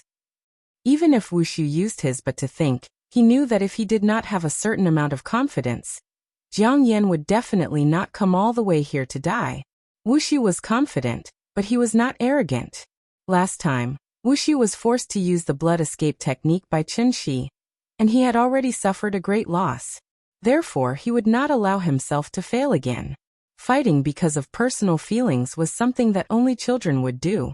Therefore, when Wushu saw how confident Jiang Yan was, he immediately wanted to retreat. At this moment, Wushu was very similar to Sima Yi, who was scared off by Zhuge Liang's empty city strategy. Regardless of what Jiang Yan was planning, there was still a long way to go. This debt, he would slowly settle it in the future. After figuring this out, Wushu didn't even say a single word. Instead, he turned into a streak of light and flew toward the horizon. However, at this moment, a golden barrier suddenly appeared in the air. This barrier was like a fishing net, directly trapping Wushu in it. Then, Jiang Yan's sinister laughter sounded again. Divine General Wushu, where are you going? Yuanying was not easy to kill. This was something that all immortal cultivators knew. Unless one's cultivation level was suppressed, if the other party was determined to escape, it was actually very difficult to catch them. This was also the reason why Wushu was able to escape from under Chun Xi's nose. Wushu had already escaped once. Jiang Yan knew that Wushu had the blood escape secret technique, so he went back to the floating mist mountain to prepare. He brought the 9 serenities 10,000 years of savings with him just to win the first battle. Wushu should not have come here, because once he came, he would not be able to leave. Wushu's surprise gradually turned into shock when he saw more than 100 celestial beings from Daiyu Island slowly flying toward him. Among these celestial beings, there were more than 20 Yuanying. They were all at the divine general level. The rest were all above the diviner level. How was this possible? More than half of the Jiang family's 300 celestial beings were killed by him. It had only been 3 months since he last saw them. How could there be so many Yuanying? While Wushu was still in a daze, the Jiang family's celestial beings had already surrounded him, just like last time on Daiyu Island. However, this time, Wushu's mood completely changed. No. How could there be so many Yuanying in the lower realm? Who exactly are you people? Perhaps because Wushu knew that he could not escape, after taking out the Wuji apricot yellow flag and the white bone soul summoning banner, he locked his gaze on Jiang Yan and tried to get an answer from Jiang Yan. But unfortunately, Jiang Yan seemed to know that villains usually died from talking too much. Thus, he did not answer any of Wushu's questions. Instead, he nodded lightly at the celestial beings present. Formation. Yin-Yang 6 Directions Formation. Activate. In an instant, the sky suddenly lit up, and multicolored light filled the sky. Chapter 403. In order to overthrow Tiandu, the 9 serenities had been planning for tens of thousands of years. They had been waiting for the revival of spirit energy and the rise of the human world. Only then would this ferocious beast from the primordial times finally wake up from its deep slumber. Not everyone wanted to ascend to Tiandu. Those who had successfully broken through to the celestial realm, but did not ascend, became the most staunch supporters of the 9 serenities. Just like Jiang Yan, they chose to stay in the lower realm and continue to cultivate. If their lifespan ran out, they would voluntarily give up their physical bodies and let their souls enter the soul crystal in order to continue living. 10 years, 100 years, 1,000 years, generation after generation. Many people chose to give up because they could not stand the eternal loneliness. However, there were even more people who persevered. There were always sacrifices on the road to revolution. Countless people advanced dauntlessly, just to welcome the moment when they were truly needed. Tens of thousands of years passed, and the world changed. Finally, the time had come. Jiang Yan was not the founder of the 9 serenities, but he was a core member. If Tiandu was compared to the Qin dynasty, then Jiang Yan was Xiangyu, who raised the banner of righteousness high. The 300 celestials of the Jiang clan. They were the disciples of Jiangdong under his command. Jiang Yan was indeed a ruthless person. If he was not ruthless, he would not have been able to sit on the throne of the 9 serenities. In order to achieve his lofty goal, Jiang Yan chose to sacrifice his own family, thus creating the 9 serenities. It was precisely because of this that the once glorious Jiang clan of Daiyu Island had now become the arsenal of the 9 serenities, providing the 9 serenities with excellent physical bodies. Although the blood of the Jiang clan still flowed in their bones, their souls had long been replaced by others. Of course, for Tiandu, a mere 20 or so yuanying was naturally nothing. What really frightened Wuxi was Tiandu was unaware of this. For tens of thousands of years, people from the lower realm had constantly ascended to Tiandu. However, after these people ascended, what they saw was not the fairyland they had imagined. Instead, they saw all kinds of injustice. They were like black people who had been smuggled into Huaxia. No one would look them in the eye, and no one would care what they were thinking. Those who are not of our race are bound to have different intentions. Ascenders were constantly discriminated against, ridiculed, and ostracized. No matter how high their cultivation base was, they were just lowly people from the lower realms. Tiandu had never cared about the lowly people of the lower realm. In order to show the spirit of universal love of the divine ancestor, Tiandu had always maintained contact with the 5 places of inheritance, so that these sinners could ascend to Tiandu in the future. And this was also the fundamental reason why All Saints Valley was able to use the spirit gathering formation to forcibly summon divine generals from Heaven Capital when Qinshi flattened them. Absolutely no one would have thought. The so-called 5 lands of heritage were actually branches of the 9 serenities, but this secret was only known to a few people. Everything was under the control of the 9 serenities, including Qinshi, the apple that accidentally fell on the chessboard. Since he was on the chessboard, he was a chess piece. It was just that this chess piece was much bigger than the others. From the moment Qinshi stepped into All Saints Valley, Jiang Yan had already known of Qinshi's existence.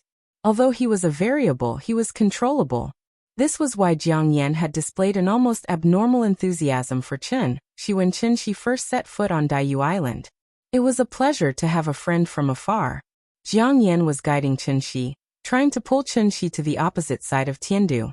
After all, the only advantage the 9 serenities had was probably information. The enemy was in the light while I was in the dark. Jiang Yan did not know why Qinshi was working so hard to find Wuxu, but he knew very well that Wuxu was not just a divine general.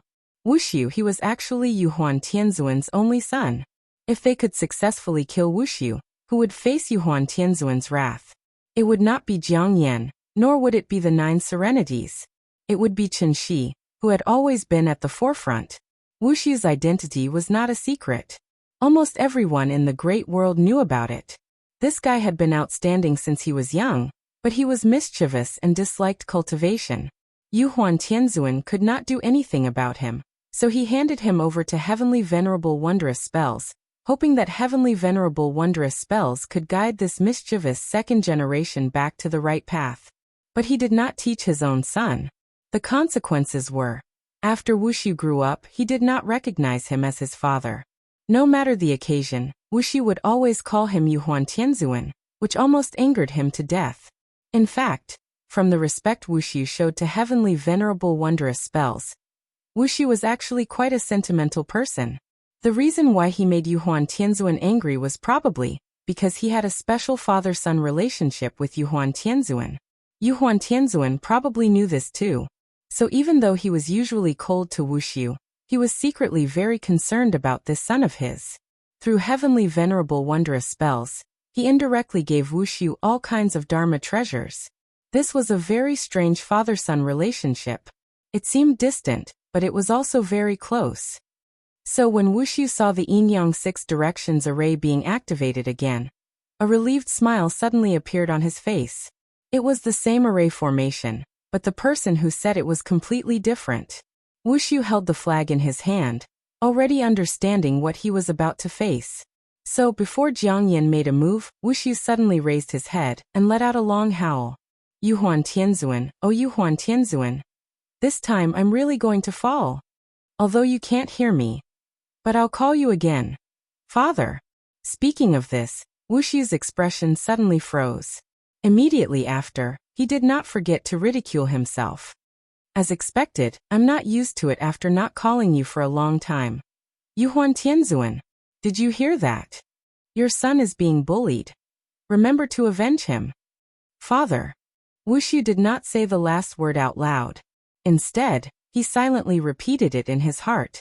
Then he raised the Wuji apricot yellow flag high up, and like the only remaining flag bearer on the battlefield, he charged towards the 9 underworlds led by Jiang Yan alone.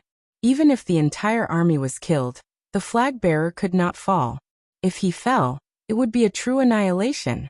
Jiang Yan looked at Wushu coldly. Even though Wushu was surrounded, Jiang Yan did not let his guard down at all. Instead, he decisively ordered everyone to attack at the same time, not giving Wushu any chance of survival. In an instant, a bloody light lit up the sky. From afar, it was as beautiful as the sunset. In the end, this piece of pure land in the extreme north was dyed red with blood. Not long after the battle began, Chen Shi, who was patrolling the South Pacific Ocean, suddenly sensed something and looked towards the north. Bai Hong was confused, so she asked curiously, "What's wrong?" "Something's wrong." After that, Chen Shi didn't wait for Bai Hong to respond. Chapter 404. 9 underworlds came out in full force and set up an inescapable net just to kill Wushu. Wushu was only a Yuanying cultivator. Even with all his treasures, there was no way he could defend against 20 Yuanying cultivators and countless golden core cultivators. Although Wushu knew that he had no chance of winning, he did not lose his fighting spirit. Instead, he exploded with a fighting spirit that was far stronger than before. This was the most serious battle he had ever fought in his life. Even a trapped beast would put up a fight, let alone a human.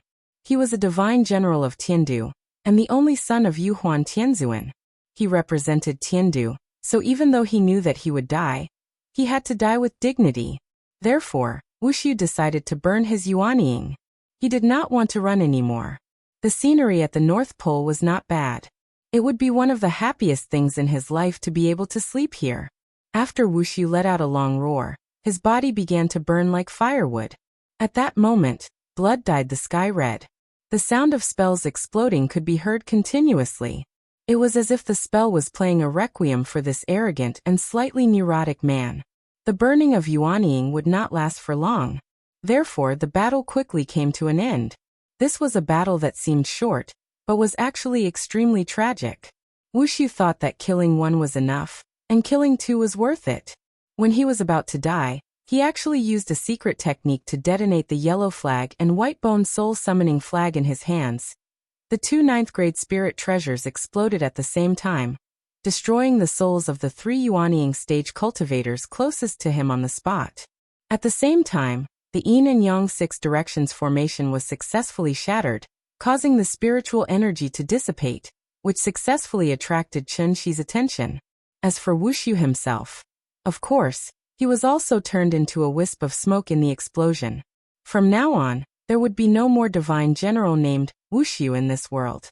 Reporting to Yuzun, Wushu's Summer mustard seed bag has been found. The formation imprint has been destroyed according to your orders. Please give us the order. Very good, let's retreat. It's time for our old friend to take the stage. The 9 Serenities had lost 3 Yuanying in this battle, but Jiang Yan did not seem to feel the slightest bit of heartache. Instead, he calmly ordered his men to clean up the battlefield as quickly as possible. He knew that Chen Shi would come, so he had to hide everything before Chen Shi arrived. Otherwise, where would he find such a good scapegoat? After receiving Jiang Yan's order, the generals of the 9 Serenities did not even bother to clean up the battlefield. They quietly retreated like a receding tide, leaving behind only the messy aftermath of the battle. Chen Shi rushed to the Arctic Circle as fast as he could. His intuition told him that this true essence fluctuation was not simple. But unfortunately, Chen Shi was like the police in the movies. He was always the last to arrive. By the time he arrived at the scene of the incident with Bai Hong, everything had disappeared. All that was left was a shattered ice field that seemed to have experienced a carpet bombing. Some broken spell imprints were vaguely left in the air. Chen Shi silently sensed them. He felt that these spells were familiar, but he could not tell where he had seen them before. It was very strange. It was a bit like the Jiang family's True 6 trigram spell, but it was much more exquisite. It was far beyond the level of the Jiang family. Chen Shi knew the ins and outs of Daiyu Island very well, so he did not even think about Jiang Yan. Therefore, he could not even figure out what had happened here. Who was fighting? What level of battle was it? Judging from the true essence fluctuation that he had sensed earlier, the level of this battle was far beyond Chen Shi's imagination. The battle of the Yuanying? When did Earth become so terrifying? Chen Shi silently sensed the spell imprints in the air, trying to find some clues from them. Bai Hong, on the other hand, began a carpet search in the snow. Finally, under a pile of soft snow, Bai Hong successfully found a tattered piece of cloth about the size of a fingernail. This rag was yellow with golden threads embroidered on it. It was obviously not an ordinary item. Bai Hong picked up the tattered piece of cloth and carefully rubbed it in her hand. Immediately after, he seemed to have suddenly thought of something, and even his pupils couldn't help but dilate a lot. This is the Wuji apricot yellow flag? Bai Hong did not dare to believe his guess. He tried to sense some spiritual energy from it, but this rag was no different from an ordinary tablecloth. Other than the brighter color, there was nothing special about it. Under normal circumstances, magic treasures could be recycled and reused. For example, Chunxi had recycled Qingluan's spear. But if this magic treasure was a natal magic treasure, and its owner used a secret technique to detonate it, this magic treasure would be completely destroyed. Even if it was picked up, it would take up too much space. In an instant, Bai Hong's mind went blank. After staring blankly for a long while, he began to search in the snow as if he had gone mad. Chunxi noticed his abnormal behavior, so he stopped what he was doing and used his divine sense to help Bai Hong search. This search was incredible. After Chunxi picked up a palm-sized rag from the snow, Bai Hong was stunned. It's Wuxiu. It's really him. Hearing this, even Chunxi couldn't help but be stunned. Wuxiu? This guy was covered with high-level magic treasures to defend himself, and he had the blood escape technique to save his life. Even he was not 100% sure that he could kill Wuxiu. Who on earth could do it? At the same time, the great world, Tiandu. Heavenly Venerable Yuhuan was currently standing in a pavilion filled with candlelight. Next to each candle was a small wooden tablet with different names written on it. It looked like a memorial tablet in the ancestral hall. Yuhuan Tianzuan picked up one of the wooden tablets with trembling hands. The wooden tablet had the words Wuxi written on it. He seemed to be a little unable to believe what he saw. So after picking up the wooden tablet and carefully touching it, Yuhuan Tianzuan picked up the candle next to it. The other candles were still burning well, but this one was extinguished. Wuxiu, my son, can you tell father, what did you encounter in the lower realm? This was the heart fire lamp. Every day, when a newborn was born, the heart fire would be used as a lamp. The heart fire lamp could not be extinguished. Once it was extinguished, it meant that the owner of the lamp was dead. And this was the so-called. When the person died, the lamp went out. Although Yuhuan Tianzuan was the supreme of Tiandu, after seeing Wuxiu's heart fire lamp go out, he couldn't help but shed 2 lines of hot tears. But a celestial lord was a celestial lord after all. Even if the grief in his heart was extreme, he had to wait until this grief subsided before he stepped out of the attic again. Pass down my orders. Order the 5 divine generals to return immediately and take the heaven-bearing efficacious floating mirror. Build the soul bridge. Open the gate of heaven. Chapter 405. Following the extinguishment of the heart flame lamp, Yuhuan Tianzuan, in a fit of rage, officially put the opening of the divine gate on the agenda. For a moment, the great world was in a state of panic and trepidation. Under the influence of the 9 underworlds, the seemingly tranquil earth gradually became turbulent and unpredictable, with undercurrents surging. Chunxi had always wanted to stay out of this, but he did not know that he had already become a chess piece in Jiang Yan's hands. He and Bai Hong searched the Arctic tundra for a long time before they finally had to believe Wuxi was most likely dead. Otherwise, how could they explain the destruction of the Wuji apricot yellow flag? If it wasn't a last resort, no one would detonate their life source magic weapon. This was a 9th grade spiritual treasure. Once combined with the other 4 flags, it could form a treasure comparable to the Tianyan sword. Therefore, Chunxi really could not understand. Who on earth could have forced Wuxi to such a state? If even Chunxi could not figure it out, Bai Hong naturally could not figure it out either. Changli's death at Chunxi's hands was pardonable. After all, the 3 of them together were no match for Chunxi, not to mention Changli alone. During this period of time, Chunxi had been with Bai Hong, so Wuxiu's murderer was definitely not Chunxi. But then who could it be? Other than the heavenly venerate, Bai Hong really could not think of anyone else who had such ability. When did the lower realm become so dangerous? Chen Shi and Bai Hong had the same question in their hearts. But the most important question was not this question. But, now that Wu Xu was dead, where should they go to find the soul mirror? Chen Shi had no choice but to bring Bai Hong back to Shangjing and let him see Qin Ruoying, who was still in a coma. Qin Ruoying had been in a coma for more than half a month. During this time, she had not woken up. Her pulse and breathing were still normal, so she looked like a vegetable. Chen Shi could not accept this result. Neither could Nian Nian. Therefore, Chen Shi clearly told Bai Hong, if Yingying did not wake up, then he could only bring Bai Hong to the Divine Gate personally. Bai Hong followed Chen Shi to the kindergarten to sneak a peek at the cute little fellow, and completely believed Chen Shi's words.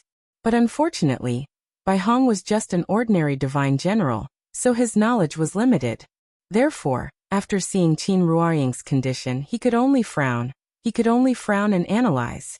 After Changli went missing, Yuhuan Tianzuan gave the soul mirror to Master so that he could send people to the lower realm at any time. Master loved, of Wushu of Wushu of Wushu Master's Master. Fong of Wushu of Heaven, of Wushu of Heaven of the Divine of Heaven. Of Wus of Heaven s. Speaking of this, Bai Hong suddenly stopped, and then put on a thoughtful expression. At this point, Bai Hong already knew that Chen Shi had fought with Wushu and forced him to use the blood escape technique.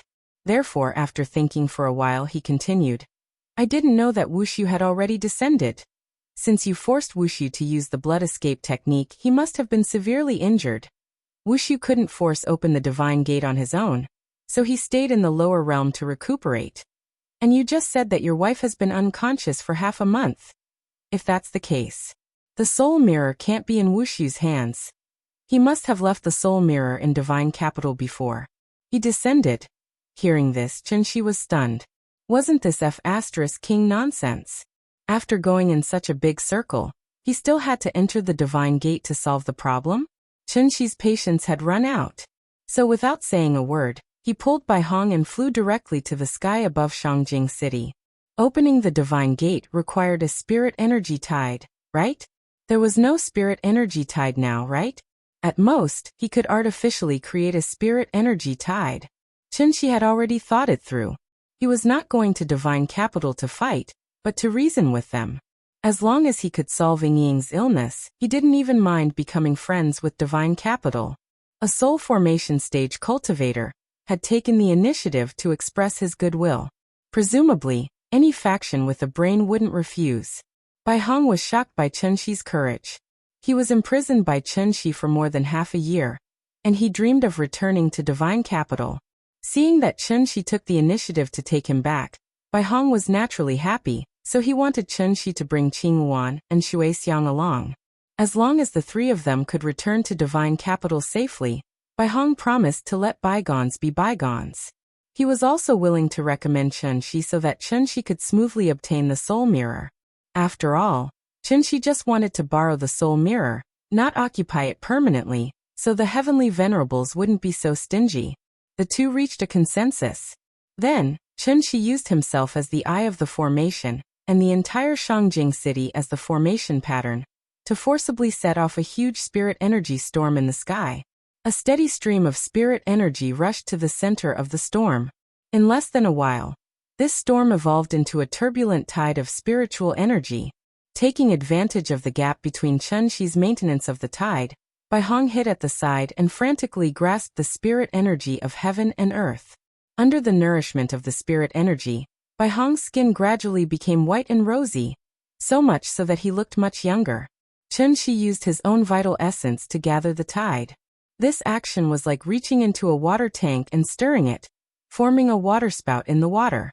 The whole process didn't require too much effort, so Chen Shi could persist for a long time. But he didn't know the reason. Chen Shi maintained it from noon to afternoon. The tide was getting bigger and bigger, but the Divine Gate still didn't open. Now that Nian Nian was about to finish school, Chen Shi hesitated again and finally had to temporarily withdraw his vital essence. Then he turned to look at Bai Hong and asked, "What's the situation? Why hasn't the Divine Gate opened?" Hearing this, Bai Hong also looked around in confusion. It didn't make sense. Wushu's life and death were unknown. Didn't Yuhuan Tianzuan send someone down to check the situation? There were two conditions to open the divine gate. One was the appearance of a powerful spirit energy tied in the lower realm, and the other was the heavenly efficate floating mirror. Under normal circumstances, once a spirit energy tide appeared in the lower realm, Tiandu would use the heavenly efficate floating mirror to open the divine gate, so that sinners in the lower realm could ascend. Of course, Tiandu would also occasionally send divine generals down to the lower realm to carry out various missions, such as Bai Hong and Wushu. Wushu's identity was extraordinary. How could Yu Huan Tianzuan, as his father, not be worried at all? I don't know. Maybe something happened up there? Why don't we try again tomorrow? Chunxi was speechless. After glaring fiercely at Bai Hong, he flew back to Shangjing City without a word. Seeing this, Bai Hong hurriedly chased after him and asked, "Hey, where are you going?" "To pick up my child from school." "Why didn't the divine gate open?" "That was because Tiandu was using the soul mirror as the core to prepare to build a soul bridge." Wushu's unexpected death made Yu Huan Tianzuan, who had been hesitating, finally make up his mind. Because of this, the heavenly venerables also reached a consensus. So when the soul bridge was completed. Chapter 406. January 26th. The little girl, who had been in kindergarten for a semester, finally welcomed the first winter break in her life.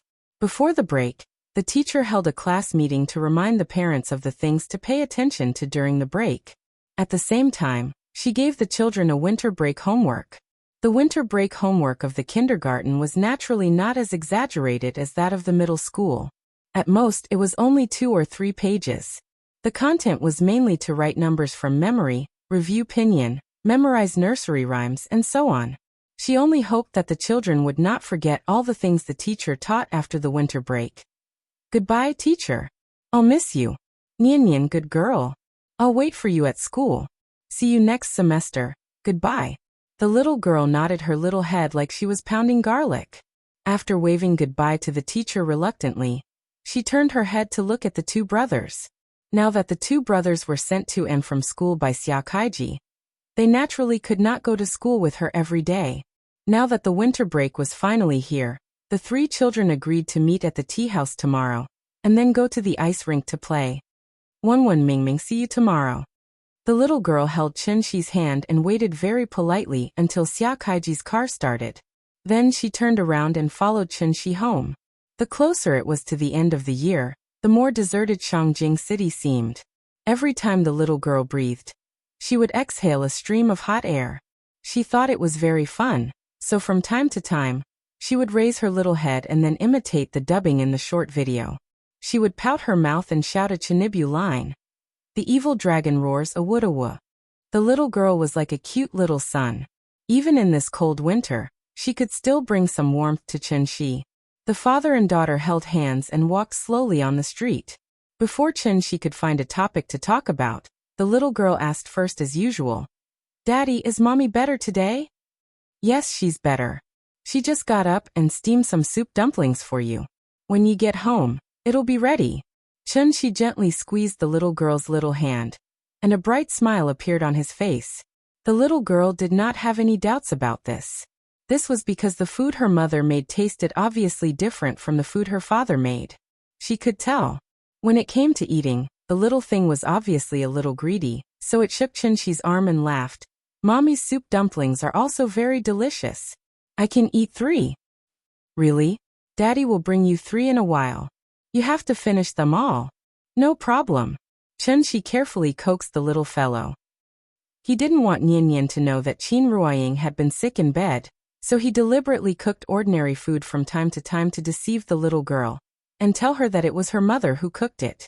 At first, the little fellow was naturally convinced. But after a long time, the little fellow still felt a little strange. Since her mother could wake up to cook for her, why couldn't she wait until school was over before going to bed? The little guy blinked his big eyes and suddenly realized, "I haven't talked to my mother for a long time." Every time she came home, her mother was sleeping, so she could only watch TV silently. She didn't dare to run around the room because she was afraid of disturbing her mother. Ever since her mother fell ill, the house had become a lot more deserted. It was just that the little fellow was still young, so she didn't understand the true meaning of the word deserted. Daddy, when will Mommy get better? Soon. The doctor said that Mommy doesn't have any major problems. She just needs to rest for a period of time to recover. Similar conversations kept repeating. The little fellow was distressed because of her mother's illness. How could Chunshi not be distressed? He would set off a spirit energy tied in the sky above Shangjing City every day, but he had never seen the divine gate open. Therefore, Chunshi's heart tightened. He just wanted to go to Tiandu to seek a soul mirror to cure Qin Ruoying's illness. Why did the divine gate refuse to open? Did he have to wait for the spirit energy tied to appear naturally? Chunshi was very distressed. But this kind of distress couldn't be shown in front of the little fellow. Therefore, he felt as if his heart was being pressed under a big rock, and he almost couldn't breathe. When would these days come to an end? Chunshi talked to the little fellow as he secretly pondered. The father and daughter soon returned home. As soon as she entered the door, the little fellow saw Bai Hong walking back and forth in the courtyard, so she took the initiative to wave at him and smiled. Uncle Bai. Good afternoon. I'm out of school. Hearing this, Bai Hong seemed to have something on her mind. After forcing a smile at the little fellow, she looked at Chunshi with a face full of apprehension. For the sake of convenience, Chunshi left Bai Hong in the courtyard for this period of time. With the restriction guarding, he wasn't afraid of Bai Hong stirring up any storms. After all, this guy had just burned his yuanying, and was almost a cripple now. Chunshi and Bai Hong looked at each other, but found that Bai Hong's expression was very strange today. It seemed like he was afraid of something. Why would Bai Hong be afraid? This guy didn't even care about his life. Why would he be afraid? Thinking of this, Chunshi asked with a puzzled face, "What's wrong with you?" However, after hearing Chunshi's question, Bai Hong seemed to be agitated and couldn't help but tremble. Then he pointed to the west wing with a panicked face. West wing. Chunshi was stunned. Immediately, he understood what Bai Hong was afraid of. Then, Chunshi's figure suddenly disappeared from the little fellow's side.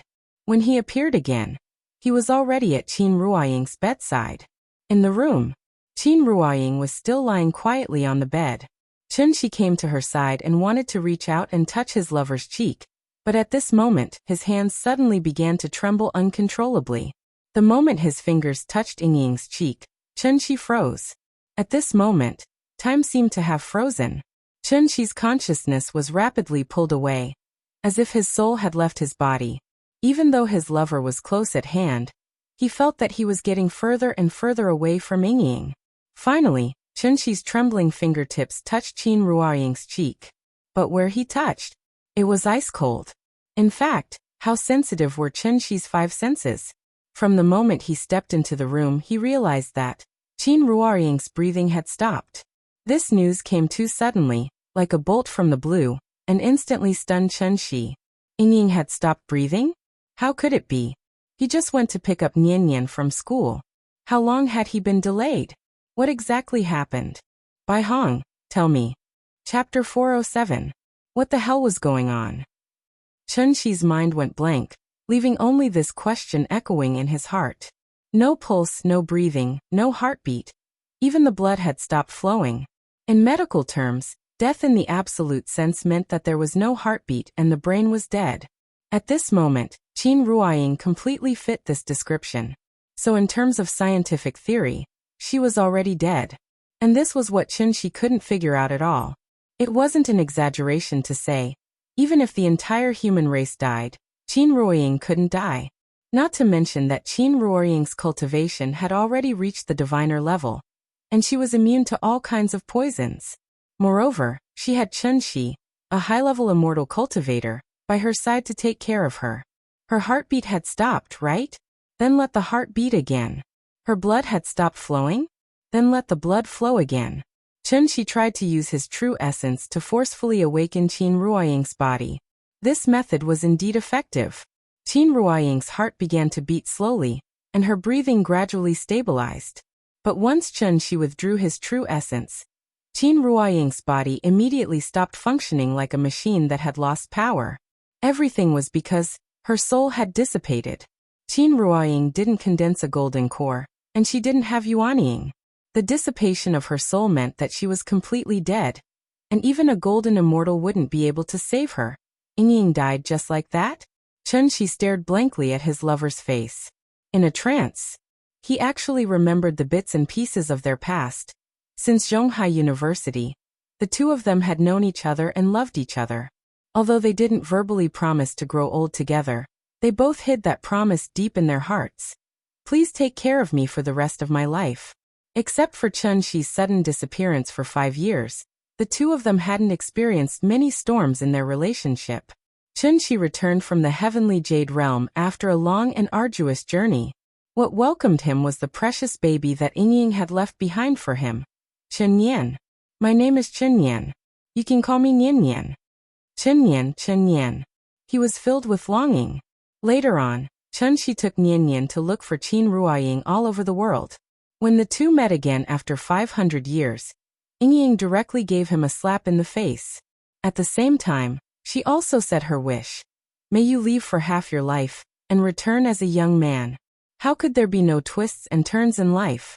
However, from the moment the family of 3 reunited, all the hardships Chun-Shi had experienced had turned into dust, swept into the garbage heap by him. Chun-Shi had no attachment to the past because the future was right beside him. Undying love was not something that could be proven by martyrdom. A heart full of love was not something that could only be heard when it was always on the tip of the tongue. The highest level of love. Actually, it was just that old saying. Holding your hand, growing old with you. That was all. If you win, I am willing to accompany you to rule the world. If you lose, I am willing to accompany you to make a comeback. When I rule the world, I will spread 10 miles of red dowry. I am willing to use 10 miles of red dowry as a gift. And I am willing to use the world as a betrothal gift. Are you willing to rule the world, and spend the rest of your life with me? Chun-Shi did not strive for the world, so Ying accompanied him in a small tea house by Hohai. When she had nothing to do, she would flip through books, take care of the children, and watch the flowers bloom and wilt in front of the courtyard with her lover. She would gaze at the clouds in the sky. Was there anything more blissful in the world than this? Chun-Shi could answer with absolute certainty. Absolutely not. But now, his happy life had completely turned into bubbles. Thinking of this, Chun-Shi could not help but suddenly wake up from his memories. Only then did he realize that his face was already covered in tears. He gently lowered his head and left a kiss on Qin Ruoying's lips. Only then did he hold his lover's hand and solemnly promise. Ying, wait for me. There was no need to say more with just these 4 words. Even if I can't reincarnate in this life, I will still create havoc in the underworld and strike your name from the book of life and death. The little fellow stood in the courtyard with a blank face. Where did Daddy run off to? She looked around and did not see Chun-Shi's figure. Carrying her small bag, she eagerly ran towards the west wing. But just as she was about to step on the stairs, an earth-shattering roar resounded through the sky. Bai Hong. Tell me, what is going on? The little fellow was startled by this thunderous roar, and almost fell to the ground. If it were not for the big cat's quick-wittedness and supported her from behind, this little fellow would probably have fallen to the ground and rolled several times. The little fellow was still in a state of shock. Before she could regain her senses, she suddenly felt a strong gust of wind blowing from behind.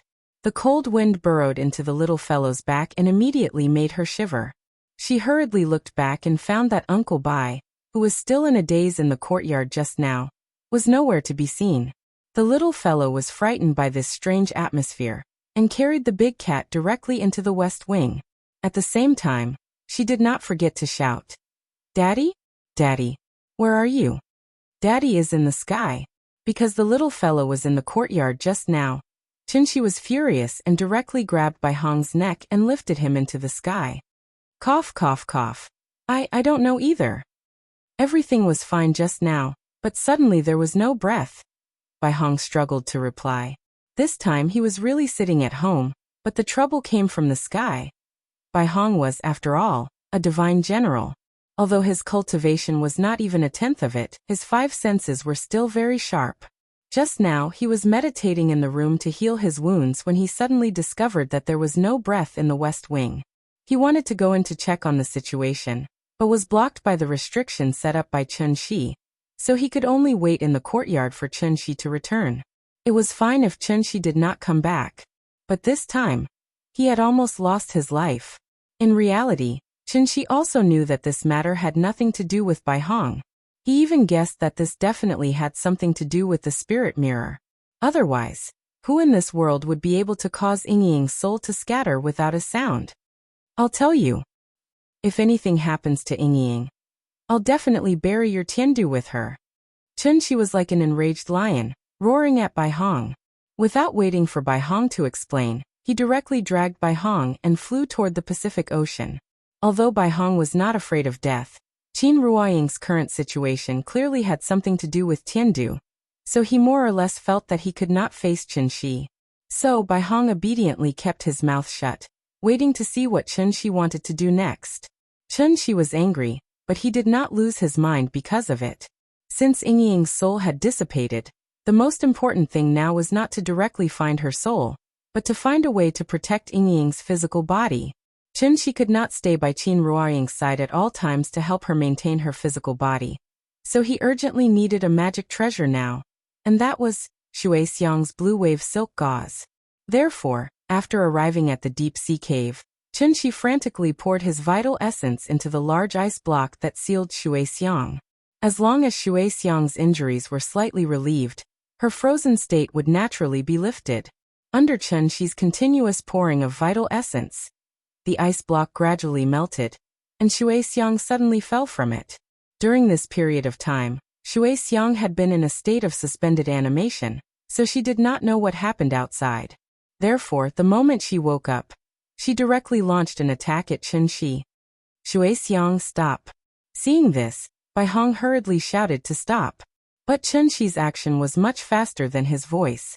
Shui Xiang did not even use the first move, and Chen Shi had already inserted countless spirit needles into her body. You. Shui Xiang's almond-shaped eyes widened, and after glaring at Chen Shi fiercely, her body completely softened. At this time, Bai Hong on the side let out a long sigh of relief. He was not afraid of death, but he was very afraid of his junior brothers and sisters dying for no reason. Fortunately, Chen Shi did not intend to take her life. Take her, let's go. Chen Shi grabbed the blue wave silk gauze, left a sentence coldly, and turned to walk out of the cave. Hearing this, Bai Hong hurriedly helped Shui Xiang up from the ground, and then followed Chen Shi's pace. Looking at the man in front of him who was silent on the surface, but his heart was filled with indignation, Bai Hong knew. Chapter 408. After leaving the cave in the deep sea, Chen Shi did not rush back to Shangjing immediately. Instead, he flew to Daiyu Island. He had no choice. After all, Bai Hong did not know anything about it. Furthermore, the Divine Gate had not opened for a long time. Even if Chen Shi wanted to go to Heaven Capital, there was no way in. Therefore, he could only pin his hopes on Jiang Yan. He wanted to see if he could find a better solution from Jiang Yan. Therefore, Chen Shi led Bai Hong and Shui Xiang straight to Daiyu Island. As soon as they got close to Daiyu Island, Chen Shi suddenly realized that Daiyu Island's mountain guarding formation had become stronger. Previously, this heavenly dipper array was simply dispensable. Even Wushu could easily break it, let alone him. After not being here for a while, this formation had been strengthened by 3 layers inside and 3 layers outside. Even if Chen Shi wanted to break the formation, he would have to spend a long time outside. Seeing this, Chen Shi suddenly had a guess in her heart. Jiang Yan was probably afraid of Wushu. That was why he strengthened the mountain guarding formation to prevent the same tragedy from happening again. Out of politeness, Chen Shi did not choose to break the formation by force. Instead, he waited patiently outside. He did not have to wait for long before the formation slowly opened. Ha ha ha ha ha. Mr. Chen, how have you been? I wonder why you've come all the way to Daiyu Island today? Before Jiang Yan even arrived, the enthusiastic greeting rang through the air above Daiyu Island. Hearing this, Chen Shi smiled and replied, I'm sorry for coming uninvited. No. I haven't seen you for a few days. I really miss your elegance. Please follow me into the house for a chat, Mr. Chen. A white light flashed and Jiang Yan appeared in front of Chen Shi. Seeing his warm and welcoming face, Chen Shi smiled and greeted him politely. At this time, Jiang Yan's gaze landed on Bai Hong and Shui Xiang. Who are these two? Chunxi knew that Jiang Yan had a grudge against Tiandu, so he deliberately concealed it. "They're my friends.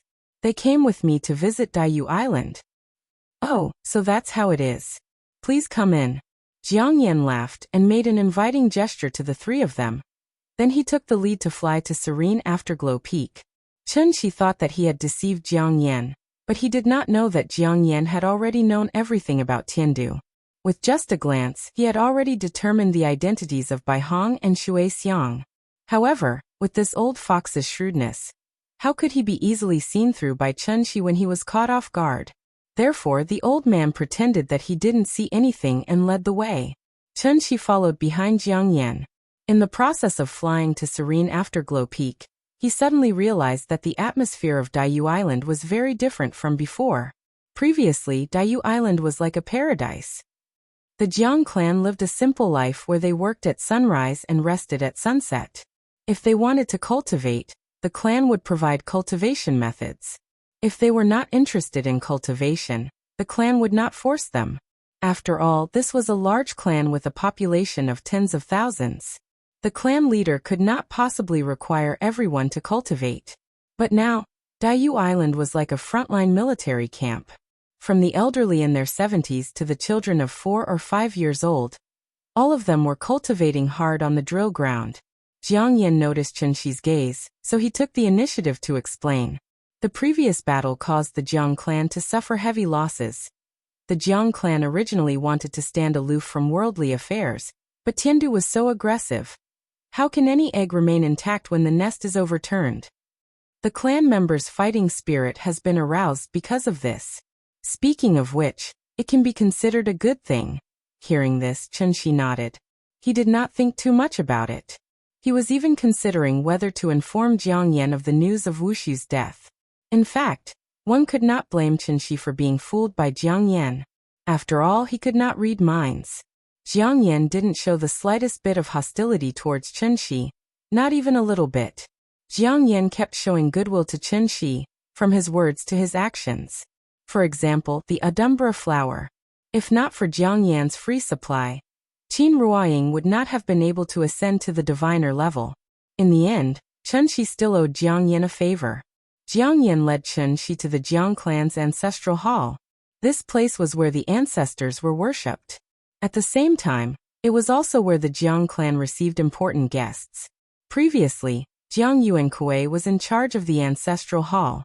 Now that Jiang Yan had come out of seclusion, Jiang Yuankui naturally stepped down as the clan leader. Chunxi looked around and realized that there was no one around the ancestral hall. He did not know if it was an illusion. Chunxi felt that the atmosphere on Daiyu Island was a little strange. However, he could not pinpoint exactly what was strange about it. After all, in order to prevent Chunxi from sensing that something was amiss, the possessed Jiang clan members had all retreated to the pavilion in the middle of the lake. Only Jiang Yan was left to receive him. Seeing that Chunxi was constantly looking around, Jiang Yan did not wait for him to speak. He directly asked, "Mr. Chen, you came to the island this time because of the Arbiter of Fate Xian Nu, right?" As soon as he said that, Chunxi's attention was immediately drawn back. He quickly asked, "Sir, do you know something?" "Actually, long before you came to the island, I already predicted that you would come to Daiyu Island today." At this point, Jiang Yan deliberately paused. Then he sighed and said, "The Arbiter of Fate Xian Nu is truly pitiful.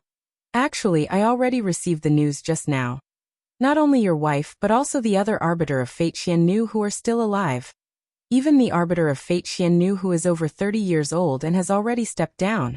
At the same time their souls have been scattered." As soon as he finished speaking, Jiang Yan stole a glance at Chunxi. However, he saw that Chunxi's face was terrifyingly gloomy. It was as if water was about to drip out of it. Seeing that, Jiang Yan could not help but feel secretly happy. Seeing that Chunxi did not seem to understand the reason behind this, Jiang Yan pretended to sigh deeply. Then he turned around and walked to the back of the ancestral hall. He took out an ancient book. This is the record of the divine gate that the Jiang family's ancestors wrote. Originally, it was not supposed to be read by an outsider. However, this concerns your wife, so I'll make an exception this time. Sir, please read it yourself. Jiang Yan directly handed the ancient book to Chunxi. After that, Chunxi began to read 10 lines at a time. The first half of the ancient book was about how the Jiang family became a sinner. Chunxi was not interested in this at all, so he directly flipped to the back. When it came to the Taiqing sacred ancestor, he began to read word by word seriously. As for the origin of the divine gate, Chunxi had already learned more or less from Jiang Yan and Bai Hong. The ancient book only made further additions. However, these were not important. There was only one important thing in Chunxi's eyes, and that was the arbiter of fate Xiannu. The reason why the Jiang family did not have the arbiter of fate Xiannu was actually because of this ancient book. Perhaps it was because the Jiang family's ancestors and the Taiqing sacred ancestor were enemies. So the ancient book unceremoniously pointed out that the arbiter of fate Xiannu was a backup plan left by the Taiqing sacred ancestor for Tiandu. Back then, the sacred ancestor sacrificed Xiannu's soul to lead the ancient immortal cultivators to the great world. However, the great world was only a small plane, far inferior to the large plane that Earth itself was in. Therefore, the sacred ancestor promised, as long as the descendants of sinners reached the celestial realm, they could ascend to the great world. The purpose was to let the sinners of the lower realm provide an endless supply of arbiter of fate Xiannu for Tiandu. As long as the arbiter of fate Xiannu was not cut off, then the ancient immortal cultivators could once again build a soul bridge and return to Earth. This had to be mentioned. Only when the tide surged could Tiandu use the soul mirror to open the divine gate, allowing the celestials to ascend. This gate relied purely on the power of the tide to open, so only a few people could enter at a time.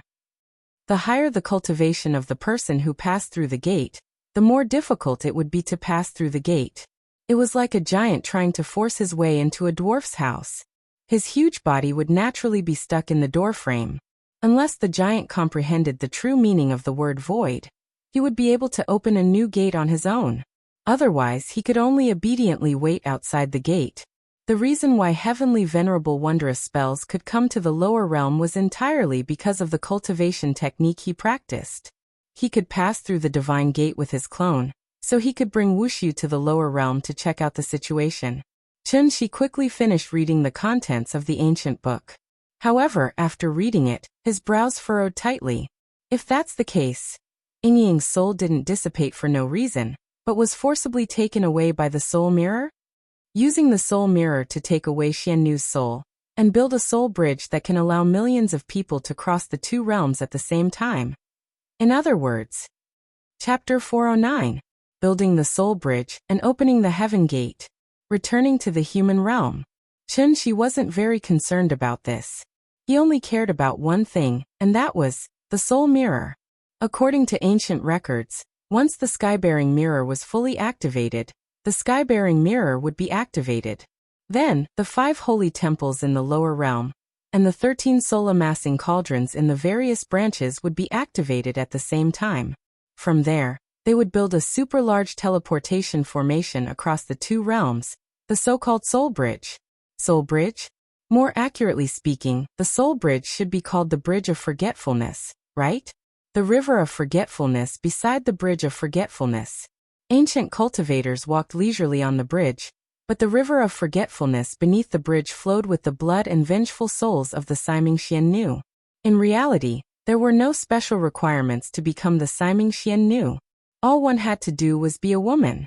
As the Siming Xiannu gradually became a symbol of status, a series of additional requirements were added to the land of legacy in the lower realm. Of course, the Siming Xiannu that everyone in the village respected was actually just a stepping stone for the ancient cultivators to cross the river. The moment they became the Siming Xiannu, their souls were already offered to the soul-amassing cauldron. Even after death, their remnant souls would automatically fly into the soul-amassing cauldron and be stored in the cauldron as souls. It was only then that the Siming Xiannu would truly usher in their tragic lives. Because their souls hadn't perished, they would instead endure endless torment and burning in the soul-amassing cauldron until the soul mirror opened. Only then would they truly be liberated. Turning to ashes was a form of liberation. Chunxi returned the ancient book to Jiang Yan. Then, without saying a word, he cupped his hands and thanked Jiang Yan. Then he silently turned and walked out of the Jiang clan ancestral hall. Bai Hong had been waiting outside. When she saw Chun-Shi come out, she immediately approached him to ask about the situation.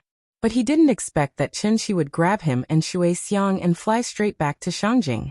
As soon as Chun-Shi left, Jiang Yan followed behind. However, by the time he looked up, Chun-Shi's figure had completely disappeared from the sky above Daiyu Island. Seeing this, the corners of Jiang Yan's mouth immediately curled up into a meaningful smile. Chun-Shi flew very quickly and returned to Shangjing in the blink of an eye. This time, he didn't let Bai Hong and Shui Xiang enter the house. Instead, he casually threw them into the alley and used his true essence to control them. Chun-Shi had left so suddenly that the little girl couldn't find her father after looking around the yard. So she ran to the room to watch TV.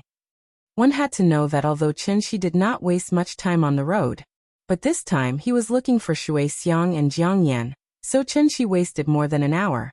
The sky had completely darkened. Under the dim night sky, the small bar by the beach was bustling again. Only this courtyard that used to be bustling with noise and excitement, at this moment, it was still deserted. Even the lights in the courtyard were not turned on. The little girl had been hungry for a long time. However, even though her stomach was growling, she didn't cry for her father. Instead, she quietly curled up in a corner of the sofa. In such a big house, only the big cat was still by her side. Big cat, do you know where Daddy went? Meow meow meow. The big cat let out a series of sweet noises. As if to comfort the little girl, the big cat moved closer to her, then stretched out its head and rubbed against her leg. Big cat, are you hungry? I'm hungry too. As she spoke, the little girl rubbed her little belly. She didn't cultivate, so naturally, she didn't know how to fast. The feeling of being hungry was something she had never experienced before. Daddy's not at home, so we can't run around. We have to be good at home and wait for Daddy to come back and make us delicious food. The little girl hugged the big cat in her arms. Then, as if to cheer herself up, she pouted and said these words of self-encouragement. Although she said this, the little girl still looked back at Qin Ruoying from time to time, then turned her head to look out the window. It was pitch black outside. Only the sound of the cold wind blowing could be heard. Because of this, a sense of confusion that she had never felt before appeared in her big, bright eyes. Where did Daddy go? The little girl waited bitterly.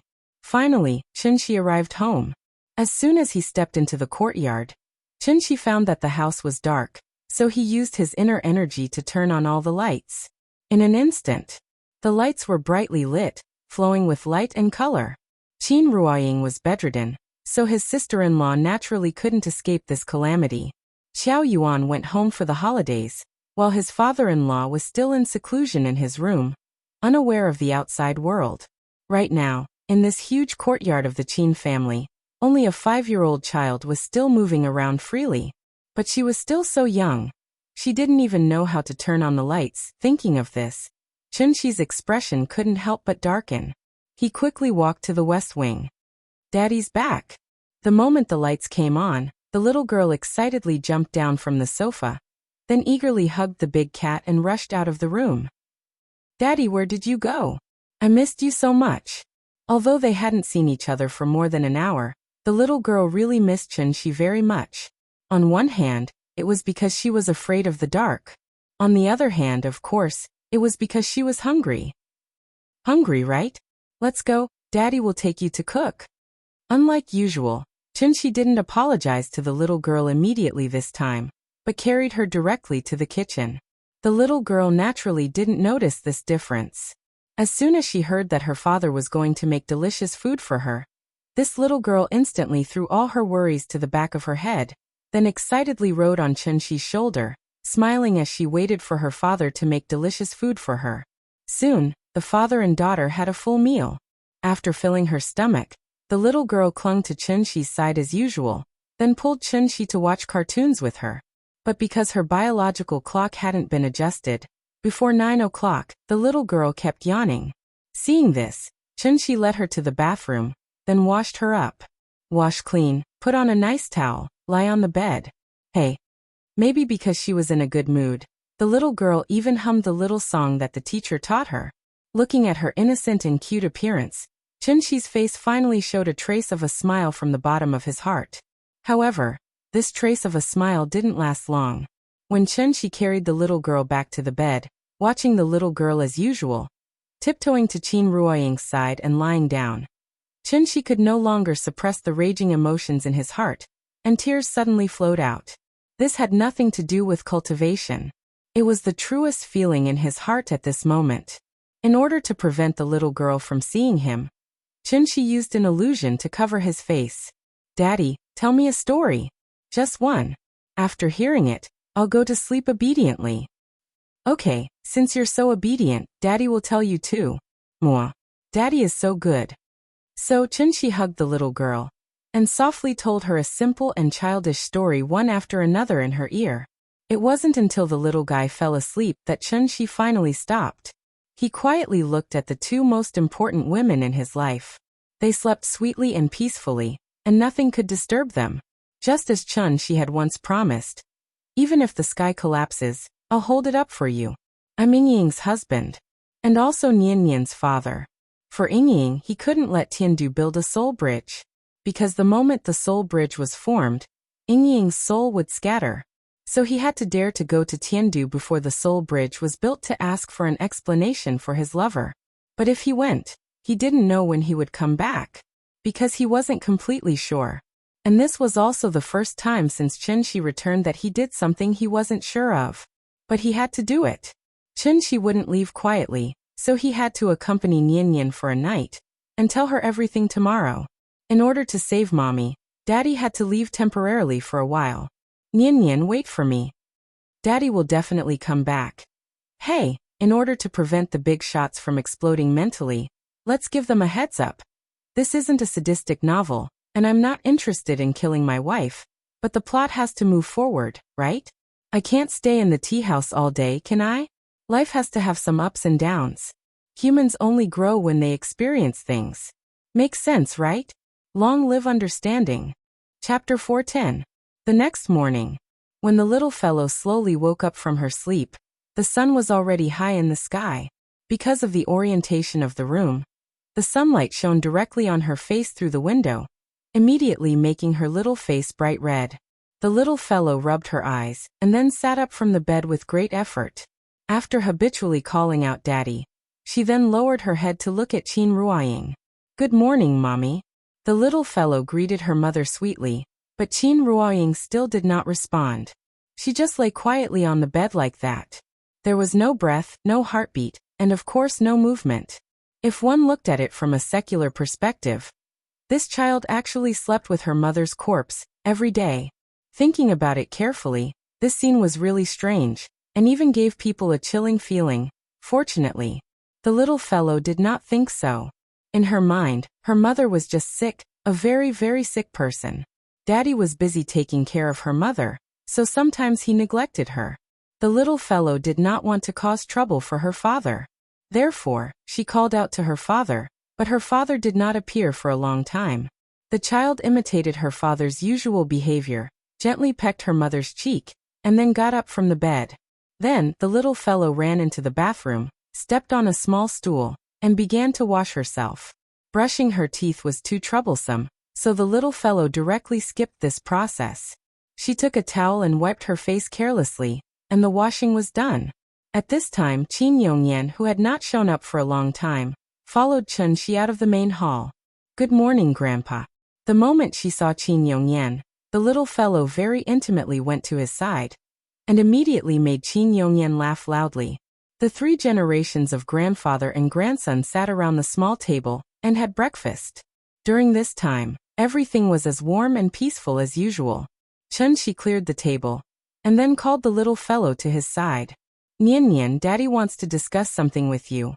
"What is it?" The little fellow tilted her head, her big eyes filled with confusion.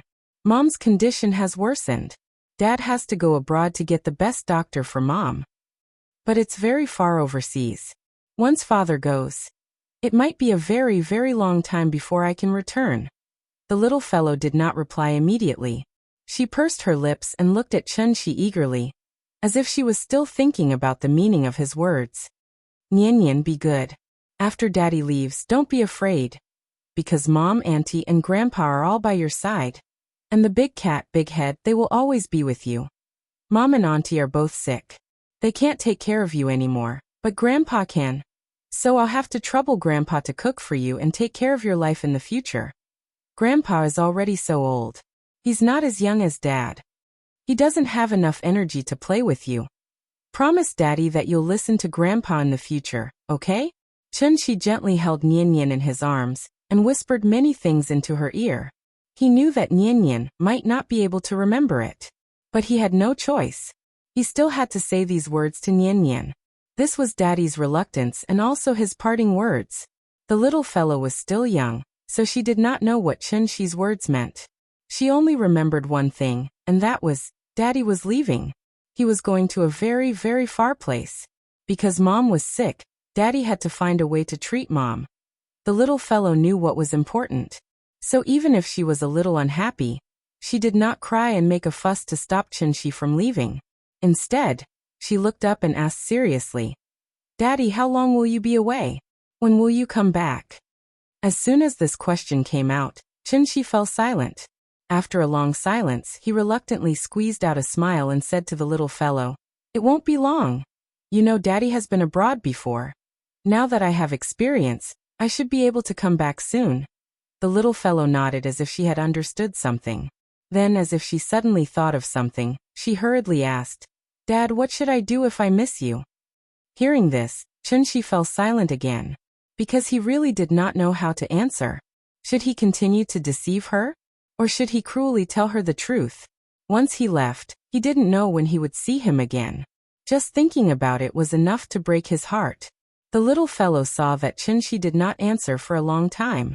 After blinking her eyes, she thought of a solution for herself. Daddy, if I miss you, then I'll video call you. Okay. Looking at the little fellow's expectant eyes, Chunshi finally nodded decisively this time. This was a solution he did not think of. Now that technology was developing so rapidly, it should not be difficult to simulate his image and deceive the little fellow, right? The father and daughter had a lot of private conversations today. They talked from morning to afternoon. When the sun was about to set, the little fellow, led by Qin Yongyan, personally sent Chunshi to the door. She tiptoed and took the initiative to kiss Chunshi's left and right cheeks. Then she said with a reluctant face, Daddy, you have to come back early, I'll miss you. Okay, Daddy promises you. While speaking, Chunshi gently left a kiss on the little fellow's forehead. The father and daughter parted ways. Chunshi strode away and did not look back along the way. But until his figure disappeared at the end of the alley, the little fellow was still waving her little hand in the direction he left. Daddy, come back early. After saying goodbye to the little fellow and making a series of preparations, Chunshi took Bai Hong and Shui Xiang back to the familiar place, Karakoram Kunlun, the closest place to heaven. Chunshi found the ruins of the sundial temple based on his memory, then sat down cross-legged in the middle of the ruins. Sitting down, he sat for a whole 3 days and 3 nights. It was not until the morning of the 4th day that Chunshi finally woke up from his meditation and took out the sound-transmitting talisman that Jiang Yen gave him from his bosom. This was a sound-transmitting talisman that could directly contact Tiandu. It was a rare stock from ancient times. He did not know where Jiang Yen got it from. Right now, Tiandu was preparing to build a soul bridge. No matter how turbulent the spiritual qi in the lower realm was, it was impossible for Tiandu to withdraw the soul mirror that was in use. Since the gate of heaven refused to open, then Chunshi could only think of a way to forcibly open the gate of heaven himself. This sound-transmitting talisman became the key. Because he wanted to use this sound-transmitting talisman to locate the position of Tiandu, and thus pry open the gate of heaven. This was also the solution that Chunshi and Jiang Yen finally came up with after a detailed discussion. Since the moment Qin Ruoying's soul dissipated, Bai Hong had been reduced to a prisoner again, so he could only be locked to one side like Shui Xiang, anxiously watching Chunshi's strange actions. They saw, after Chunshi ignited the talisman, he leaped into the air. Then, under the dumbfounded expressions of the two people, Chunshi held the flowing cloud sword in his hand, mobilized all the vital essence in his body, and fiercely slashed at the sky. In an instant, the mountains shook, the wind and snow trembled. After 3 days of meditation, Chunshi gathered all the vital essence in his body to one point. The moment the sword was drawn, the whole world fell silent. Immediately after, the sword chi grew bigger and bigger. Every time it flew up a meter, the sword chi would violently expand at a speed visible to the naked eye. As the sword chi continued to expand, it finally showed a kind of earth-shattering momentum, rolling up all the fluttering snowflakes between heaven and earth, like a pillar that supported the heavens, crashing into the clouds. Only then did Bai Hong suddenly widen his eyes, finally understanding what Chunshi was doing. He was going to use his own strength. Chapter 411. After 3 days of recuperation, Chunshi finally slashed out with his sword. This was also the first time he had launched an attack in his peak state since returning to Earth. Of course, the target of his attack wasn't a person or object, and it was the boundless sky.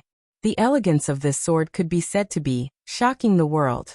If one were to overlook the Earth from space, they would be able to clearly see that on the surface of this blue planet, a beam of light suddenly shot up into the sky like a celestial pillar. The dazzling sword light tore through the clouds, and the quintessential essence dispersed like ripples, spreading out wave after wave. Wherever the true essence went, the climate of the area would even change dramatically. The northern part of the land of polar night suddenly became as bright as day. Heavy rain suddenly fell on the parched and scorching Africa. Even Hawaii, which was like spring all year round, welcomed a strange snowstorm at this moment. The clouds were like confetti in a bottle, shaking violently with the shaking of the bottle. As a result, abnormal weather conditions appeared in various areas. The torrential rain had yet to stop, but the sun had already risen in the blink of an eye.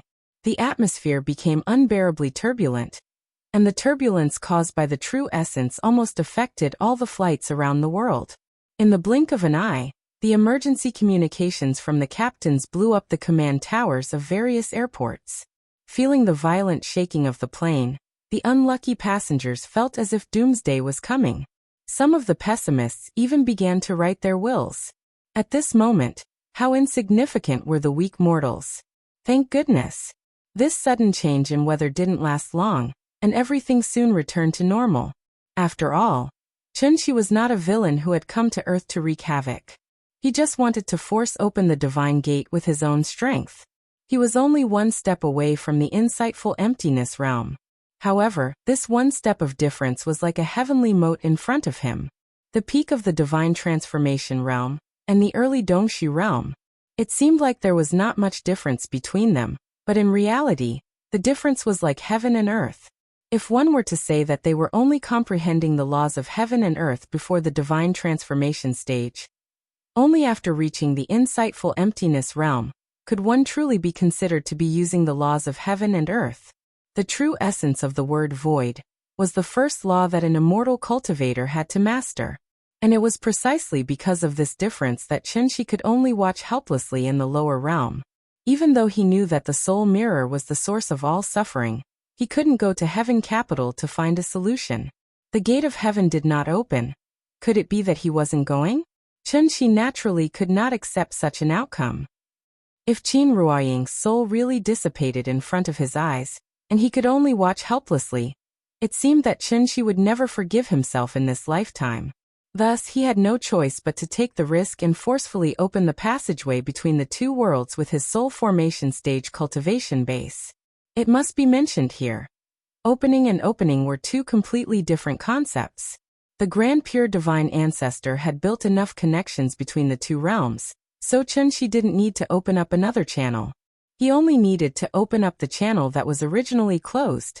Just like unblocking the sewers, with the sound transmission talisman as the coordinates, and the glorious sundial temple as the starting point. After 3 days of recuperation, Chunshi had accurately found the entry point between the big world and Earth through the voice-transmitting talisman. That was why he had made such a shocking move today. With his own strength, he opened the divine gate with his sword. Not long after the sword light was slashed out, Bai Hong's eyes suddenly widened. His lips trembled as he wanted to say something. But after moving his lips for a long time, he still couldn't say a word. This feeling, Bai Hong, was too familiar. It was the divine gate. The divine gate was really about to open. As expected, The moment the sword light disappeared, a violent storm suddenly blew up on the peak of the snow mountain where the three of them were. Then, an extremely dazzling light suddenly bloomed from the void.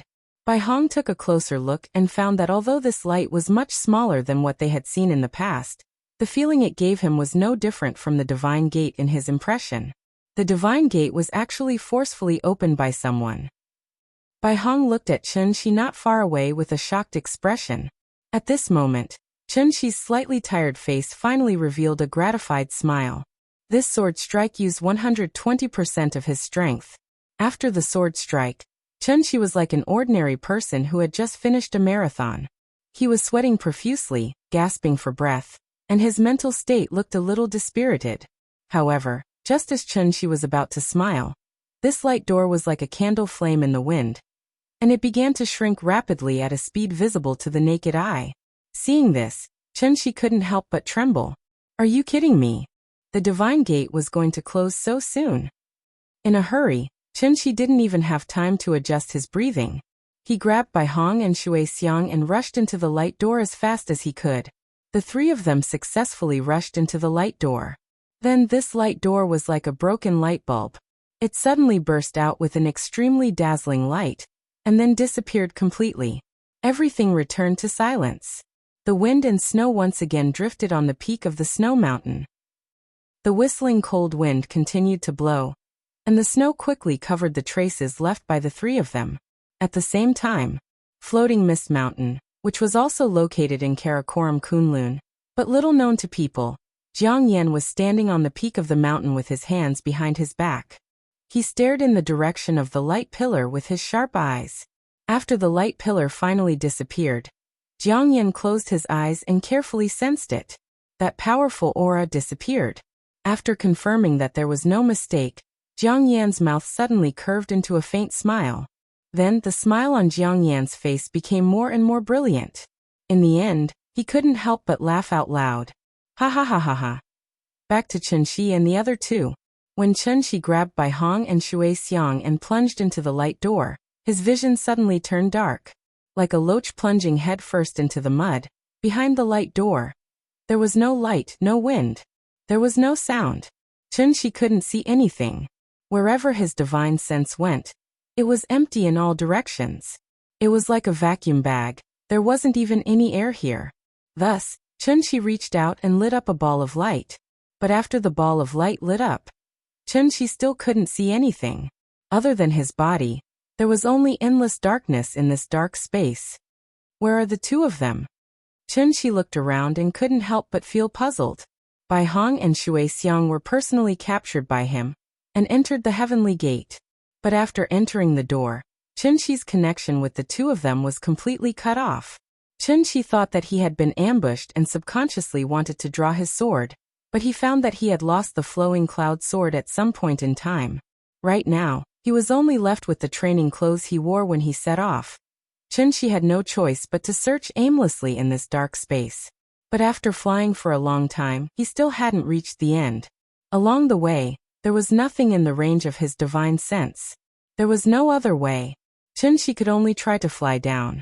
But after flying for a long time, he couldn't find the ground. Chen Shi thought that his sense of direction was wrong, so he flew horizontally again. This time he still flew for a long time. Chen Shi still didn't fly to the border. Where is Tiandu? Where did Bai Hong and Shui Xiang go? What is this place? Chen Shi was a little flustered. Everything in front of him was completely beyond his imagination. How to describe that feeling? He was now like a wisp of dust floating in the universe. But there were no planets in this universe, let alone anything that could be called an object. Apart from him, this universe was a complete vacuum, leaving behind only boundless darkness. He couldn't fly to the end. He couldn't see anything. There was no reference point. There was no gravity, no magnetic field, no radiation, and there was no spiritual energy of heaven and earth. F***CK? Chapter 412. Chen Shi used to think that there was only one thing he couldn't figure out in his entire life, and that was, how did he get to Heavenly Spiral? Who would have thought? Chen Shi hadn't even figured out the first thing, and the second thing that he couldn't figure out had already happened. This dark space was like a small black cell that imprisoned felons. At first, Chunshi tried to think of ways to escape. But as time passed, Chunshi realized that everything he did was useless. This place could be said to be, there was no road to heaven and no door to hell. Only boundless darkness enveloped him. Chunshi released tens of thousands of light balls. For every 100 kilometers he flew, he left a light ball in the darkness. He tried to use the light ball as a reference point to find the boundary of the dark space. But as time passed, Chunshi suddenly turned around and realized that even though the light balls he left behind had become a vast galaxy, he still couldn't fly to the boundary of the dark space. Perhaps this was the true meaning of boundless? After several fruitless attempts, Chunshi's true essence had already been consumed by about 70 to 80%. There was no heaven and earth spirit chi here. If this continued, Chunshi would be like a lamp that ran out of oil before they could find the exit. Chunshi had no choice but to give up struggling. Then he silently sat cross-legged in the darkness. In order to conserve his inner core, Chunshi didn't even light up the light balls again. The remaining inner core flowed slowly in his body, and Chunshi's brain worked quickly. He started to pay attention to the passage of time: 1 second, 1 minute, 1 moment, 1 hour, 1 day, 1 week, 1 month, 1 year. Chunshi's mind was firm. The endless darkness didn't cause him to lose his mind. But as time passed, Chunshi's heart gradually became heavy. He closed his eyes, then opened them. 3 months had passed. This dark space was clearly endless, but Chunshi felt especially oppressed. It was as if he would be swallowed by the darkness at any time. He couldn't accept it. He couldn't accept it. He couldn't accept it. Once Tiandu built his soul bridge, Yin Ying's divine soul would vanish into thin air. By then, even if the Daoyuo golden immortal descended, he would be powerless. Chunshi couldn't accept being trapped here, because he still had a lot of things to do. In a moment of desperation, Chunshi flew up and down in the darkness like a headless fly, roaring loudly. He tried his best to make as much noise as possible. However, this dark space didn't even give him a trace of a reply. Very soon, a year passed. The long period of darkness and the mental pressure brought about by the rush to save Yingying's to begin with, Chunshi's to begin to collapse.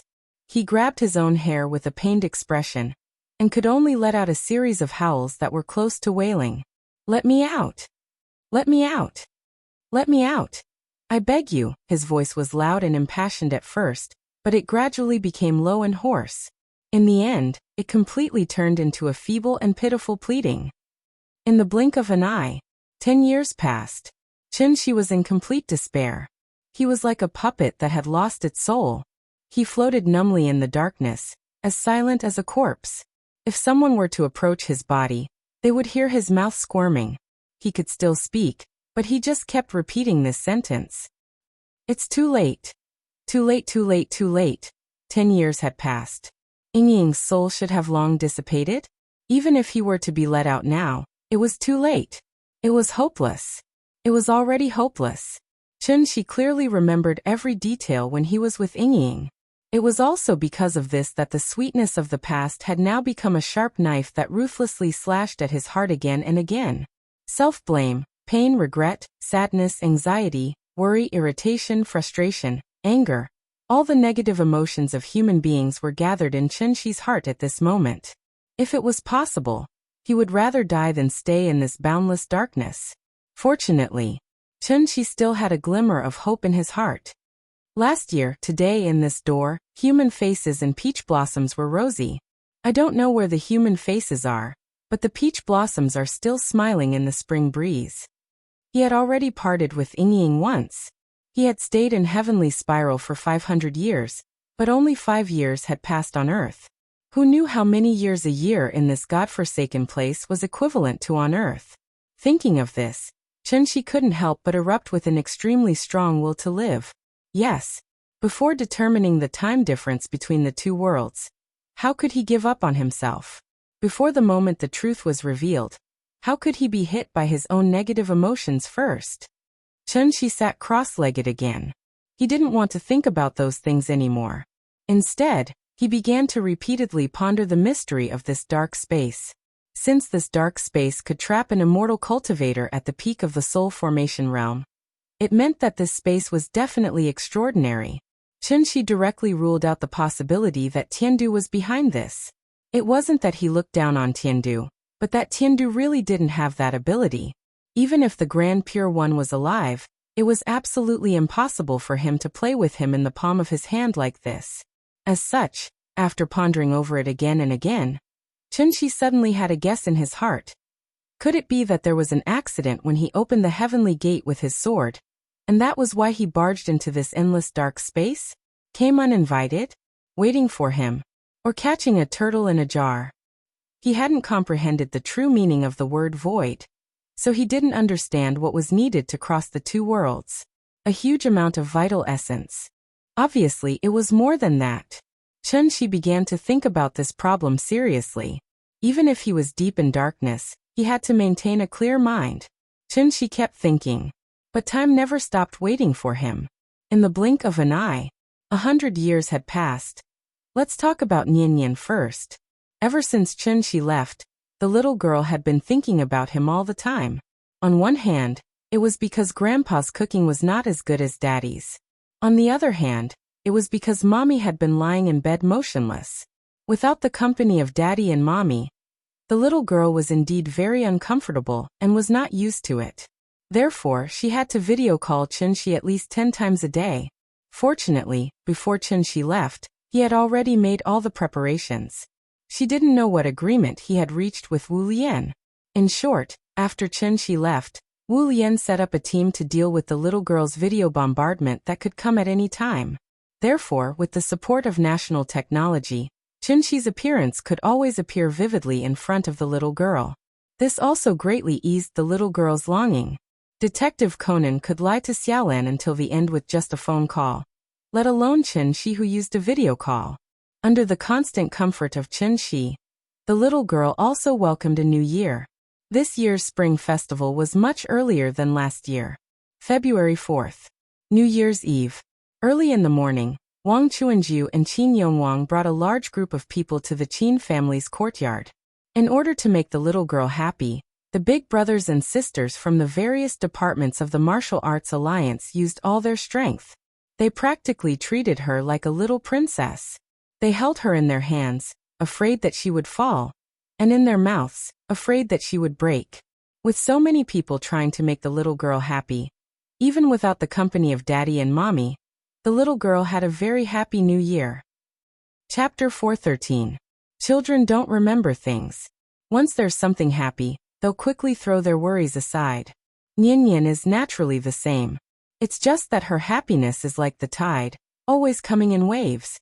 After the tide recedes, there will still be a large beach full of holes poked by stone crabs. It's impossible for the little fellow to stay excited forever. Therefore, every night when she goes to bed, it's the time of the day when she misses her father the most. Chunxi was still telling her stories in the video, but the little girl didn't fall asleep after listening to it like she used to. She always asks her father to finish one story after another, as if she has inexhaustible energy. Every time this happens, Qin Yongyan will silently wait at the side. It wasn't until Chunxi on the other end of the video repeatedly ordered the little guy to sleep that the little guy would pout and lie back on the bed. At this time, Qin Yongyan will turn off the light and quietly leave the west wing. Qin Yongyan once thought of bringing the little fellow to live with him in the main room. But the little fellow is unwilling no matter what. She wants to sleep with her mother. Although her mother never responds to her, the little fellow has been staying in this courtyard full of spiritual energy, surrounded by all the cultivators above the celestial being stage. Under normal circumstances, the little fellow should have already become a child genius. But she didn't. Because Chunxi has already placed a seal on her, the little fellow's intelligence has always been at the level of a normal person. Chunxi only wants to give Nian a normal childhood. He doesn't want her to become a weirdo among her peers. Chunxi's reason for doing this is very good. Just like what Jack Ma said. The biggest mistake in my life is to establish Alibaba. But before this sentence, there's actually another sentence. I regret that I'm always busy with work and have no time to accompany my family. If I can live again, I definitely won't be like this again. My wife said it well. You're not my person, you belong to Alibaba. The unscrupulous media took the words out of context, causing the meaning of this sentence to completely change. Cultivation is not a matter of time. For immortal cultivators with long lifespans, what did a few years count for? Nianyan only had one childhood. Why couldn't she be allowed to play happily for a few years without any worries? Chenxi's idea was very good. Unfortunately, a thought was just a thought. When Chenxi embarked on a strange journey to save Yingying, the happy life of the family of three was completely shattered. Chenxi considered that he might not be able to stay by Nianyan's side to protect her, so after hesitating for a while, he personally removed the first layer of the seal on Nianyan's body. When she turned 12 and 18, the second and third layers of the seal would automatically be removed. If by that time, if Chenxi hadn't come back yet, Qin Yongyan would have told Nianyan the truth. It was up to her to make her own choices in the future. Let's go back to that damn dark space. Since Chenxi broke the demonic barrier and kept his spiritual altar clear, time had become meaningless to him. There was no spiritual energy here, so breathing seemed to have become a kind of consumption. There wasn't much true qi left in Chenxi's body, so he could only gather the remaining true qi in order to keep his body alive. He hadn't moved for 100 years. There was nothing in the dark space, so naturally there couldn't be dust. So even if 100 years had passed, Chenxi didn't seem to have changed at all. The only change was, maybe it was a slight change in his demeanor. Chenxi had long been used to everything around him. After experiencing the initial anger and despair, his state of mind had become calmer. Before he saw it with his own eyes, he would never think in a bad way. What Chenxi was going through now was actually very similar to what Robinson was going through, but much more miserable than Robinson. After all, even if Robinson was trapped on an isolated island and didn't have enough food to eat and clothes to cover his body, Robinson still picked up a volleyball to amuse himself. What about Chenxi? Without being able to replenish the spiritual energy of heaven and earth, he didn't even dare to move. Deduce a cultivation technique? Could a mere soul formation cultivator deduce and optimize the Sky Yin divine sex treasured scripture? Try to understand the true meaning of the word void? Without practice, all great ideas were just empty words. Bored, Chenxi could only recall the bits and pieces of the past. Just like watching a TV series, he watched the story about himself over and over again. And every time he watched it, he enjoyed it very much. Whenever he thought of how cute Nianyan was when she acted coquettishly in front of him, Chenxi's lips would even curl up into a faint smile. To be honest, with Chenxi's current state, his thinking had definitely improved by more than one level. Perhaps this was also a kind of training. Even if he was trapped, Chenxi had to be calm. In the blink of an eye, another 100 years had passed. After 200 years of darkness imprisonment, Chenxi's mind didn't collapse, but his body couldn't take it anymore. Because his true essence had long been exhausted. Without the support of true essence, there would be a day when the physical body would deteriorate. Once the physical body deteriorated, then Chenxi's soul wouldn't be far from dispersing. After all, this place didn't have a suitable physical body for him to possess. Thinking of this, Chenxi's withered face couldn't help but reveal a bitter smile. He persevered for a long time. He really tried his best. If possible, Chenxi hoped that time here would be much slower than the outside world. Because only then could he go to the bridge of helplessness and quietly wait for the arrival of his lover. Yingying, I'm sorry. At this moment, Chenxi's heart was like dead ashes. He closed his eyes tightly, and the remaining tears flowed out uncontrollably. However, just as Chenxi was floating in the darkness waiting for death, a ray of light suddenly appeared in the darkness. It was really light. However, the light was very weak, and it seemed to be very far away from Chenxi. Chenxi didn't notice the appearance of this light. As his breath became weaker, the light became brighter and brighter. Finally, Chenxi noticed something strange. He hadn't seen light for more than 100 years. After feeling the abnormality caused by the light shining on his eyelids, Chenxi's eyelids suddenly trembled slightly. Then he was like a drowning man, twisting madly in the darkness. Chenxi used the last of his strength to open his eyes, and saw that the light seemed to be right in front of him. Light! I'm saved! I'm saved! The moment he saw the light, Chunxi's heart suddenly exploded with an extremely strong will to live. He didn't know where he got the strength from, but his body suddenly bounced up, and then he tried his best to run towards the light at the fastest speed. As the light got closer and closer, Chunxi's pupils couldn't help but become bigger and bigger. He was a little excited and a little scared. He was afraid that everything in front of him was an illusion before he died. Thinking of this, Chunxi suddenly closed his eyes, and then plunged into the light. By the time Chunxi's body was submerged in the light was like a firework, instantly disappearing from the dark space. But at this moment, in this dark space that imprisoned Chunxi for 200 years, a woman's voice suddenly sounded. "He can't die here." The woman seemed to be talking to someone. If Chunxi was still here, he would definitely feel that this woman's voice was very familiar, as if he had heard it somewhere before. Sure enough, as soon as the woman's voice fell, a man's voice immediately followed. "This is the reason for your interference. Do you know what the consequences are?" "I know. It's good that you know." The conversation came to an abrupt end. Chapter 4:14. After Chunxi plunged into the light, a cool and refreshing feeling enveloped him. That feeling?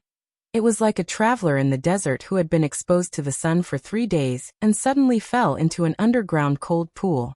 The surging spiritual energy of heaven and earth flowed into his body, instantly causing Chunxi's dried-up dantian to glow with vitality. Chunxi gasped for breath and frantically grasped the surrounding spiritual energy of heaven and earth around him. He did not even care where he was. After jumping out of the light, he directly sat cross-legged on the ground and adjusted his breathing. Who cares what the situation is? In any case, he had to replenish his vital essence first. After about a level of vital essence in his body had recovered, Chunxi swept away the dispirited look on his face. At this moment, he looked like a famous ancient sword that had just been unearthed. Although there was still a lot of mud on the surface, after unsheathing, the sharp edge of the sword still shone with a piercing cold light. Spiritual energy of heaven and earth. How long has it been since I felt such dense spiritual energy? Feeling the continuous accumulation of vital essence in his body, Chunxi could not help but look intoxicated, like a drunkard who had tasted the finest nectar. Then he finally opened his eyes slowly. After looking around, a trace of inexplicable surprise appeared on his face. I really escaped. This place? Could it be the Great World? Chunxi looked around and found himself in a strange place. The giant trees in this place towered into the sky. Each one of them was hundreds of meters tall and incomparably thick. The ground was covered with dense vegetation formed by ferns and wood tapestry. Such a flourishing and dense forest scene almost dazzled Chunxi's eyes. One had to know that he had not seen anything for 200 years.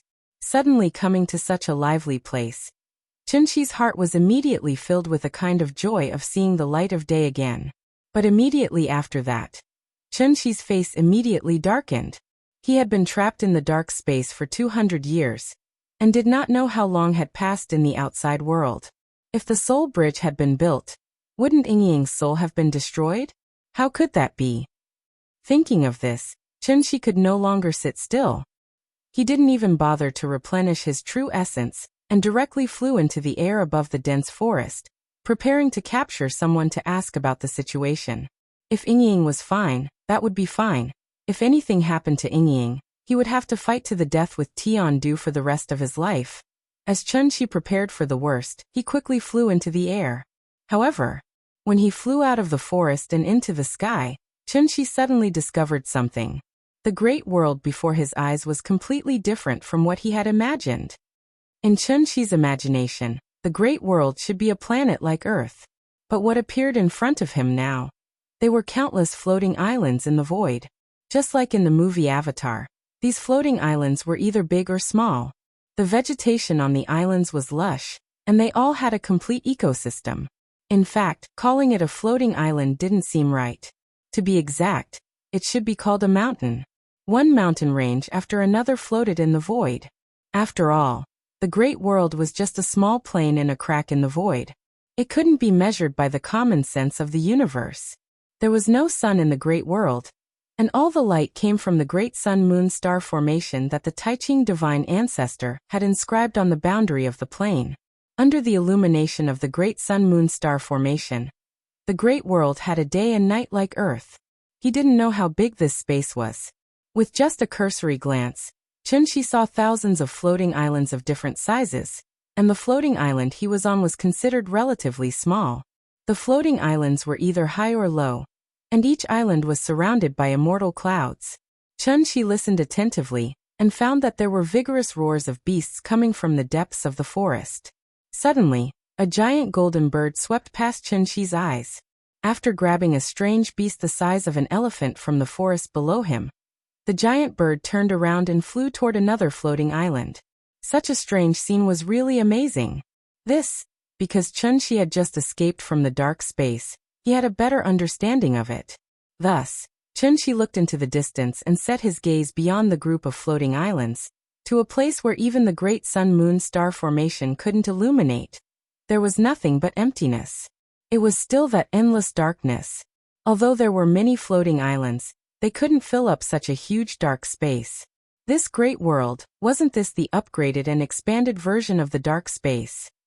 If there were no surprises, this small plane should be similar to the dark space, and there shouldn't be anything in it. After the Taiching divine ancestor discovered this plane, he moved countless mountains from somewhere, and that was how the great world became the size it was today. Mountains could be moved, but where did the rich spirit chi of heaven and earth come from? Chunshi was stunned by the Taiching divine ancestor's extravagance. Only now did he realize that his understanding of the Taiching divine ancestor was too one-sided. This great figure who had single-handedly turned the dark space into a cultivation holy land comparable to heavenly spiral, and saved the ancient cultivators. What level had he reached? Insightful emptiness? Tao integration? Or perhaps the legendary tribulation true immortal? Chunshi frowned and pondered for a long time. In the end, he could only put these questions to the back of his mind. After all, he had more important things to do now. Presumably because the great world couldn't produce spirit chi on its own. Chunshi rested for a while, and realized that the spirit chi of heaven and earth in the great world was only slightly richer than on earth. Perhaps this was the main reason why Tiandu had decided to return? For Yingying's sake, Chunshi had to stop Tiandu from building a soul bridge. It was still the same sentence. Even 200 years of imprisonment hadn't extinguished the last bit of hope in his heart. If he hadn't seen it with his own eyes, then Yingying would always be waiting for him to save her. Chunshi hid his figure and stealthily passed through the various floating islands. While grasping the spirit chi of heaven and earth on each island, he quickly flew in the direction of Tiandu. It was a pity that Baihong and Shuixiang had run off somewhere. Otherwise, Chunshi could have prepared a battle plan in advance. How did Chunshi know where Tiandu was? Wasn't this nonsense? The island with the densest spirit chi, and the largest floating island. Wasn't that Tiandu's headquarters? Chunshi didn't go near the largest floating island. Because his true essence was exhausted, it would take at least 3 months to recover to peak condition. He had endured 200 years, what more a mere 3 months? Chunshi wasn't in a hurry. In order to be able to observe Tiandu's movements at any time, he lurked on a nearby floating island. 3 months. Yingying, wait for me. When my true essence recovers, it will be the time when my true essence ends. Please remember the domain name of this book, .com. Wonderful Book Mobile Version Website, .com.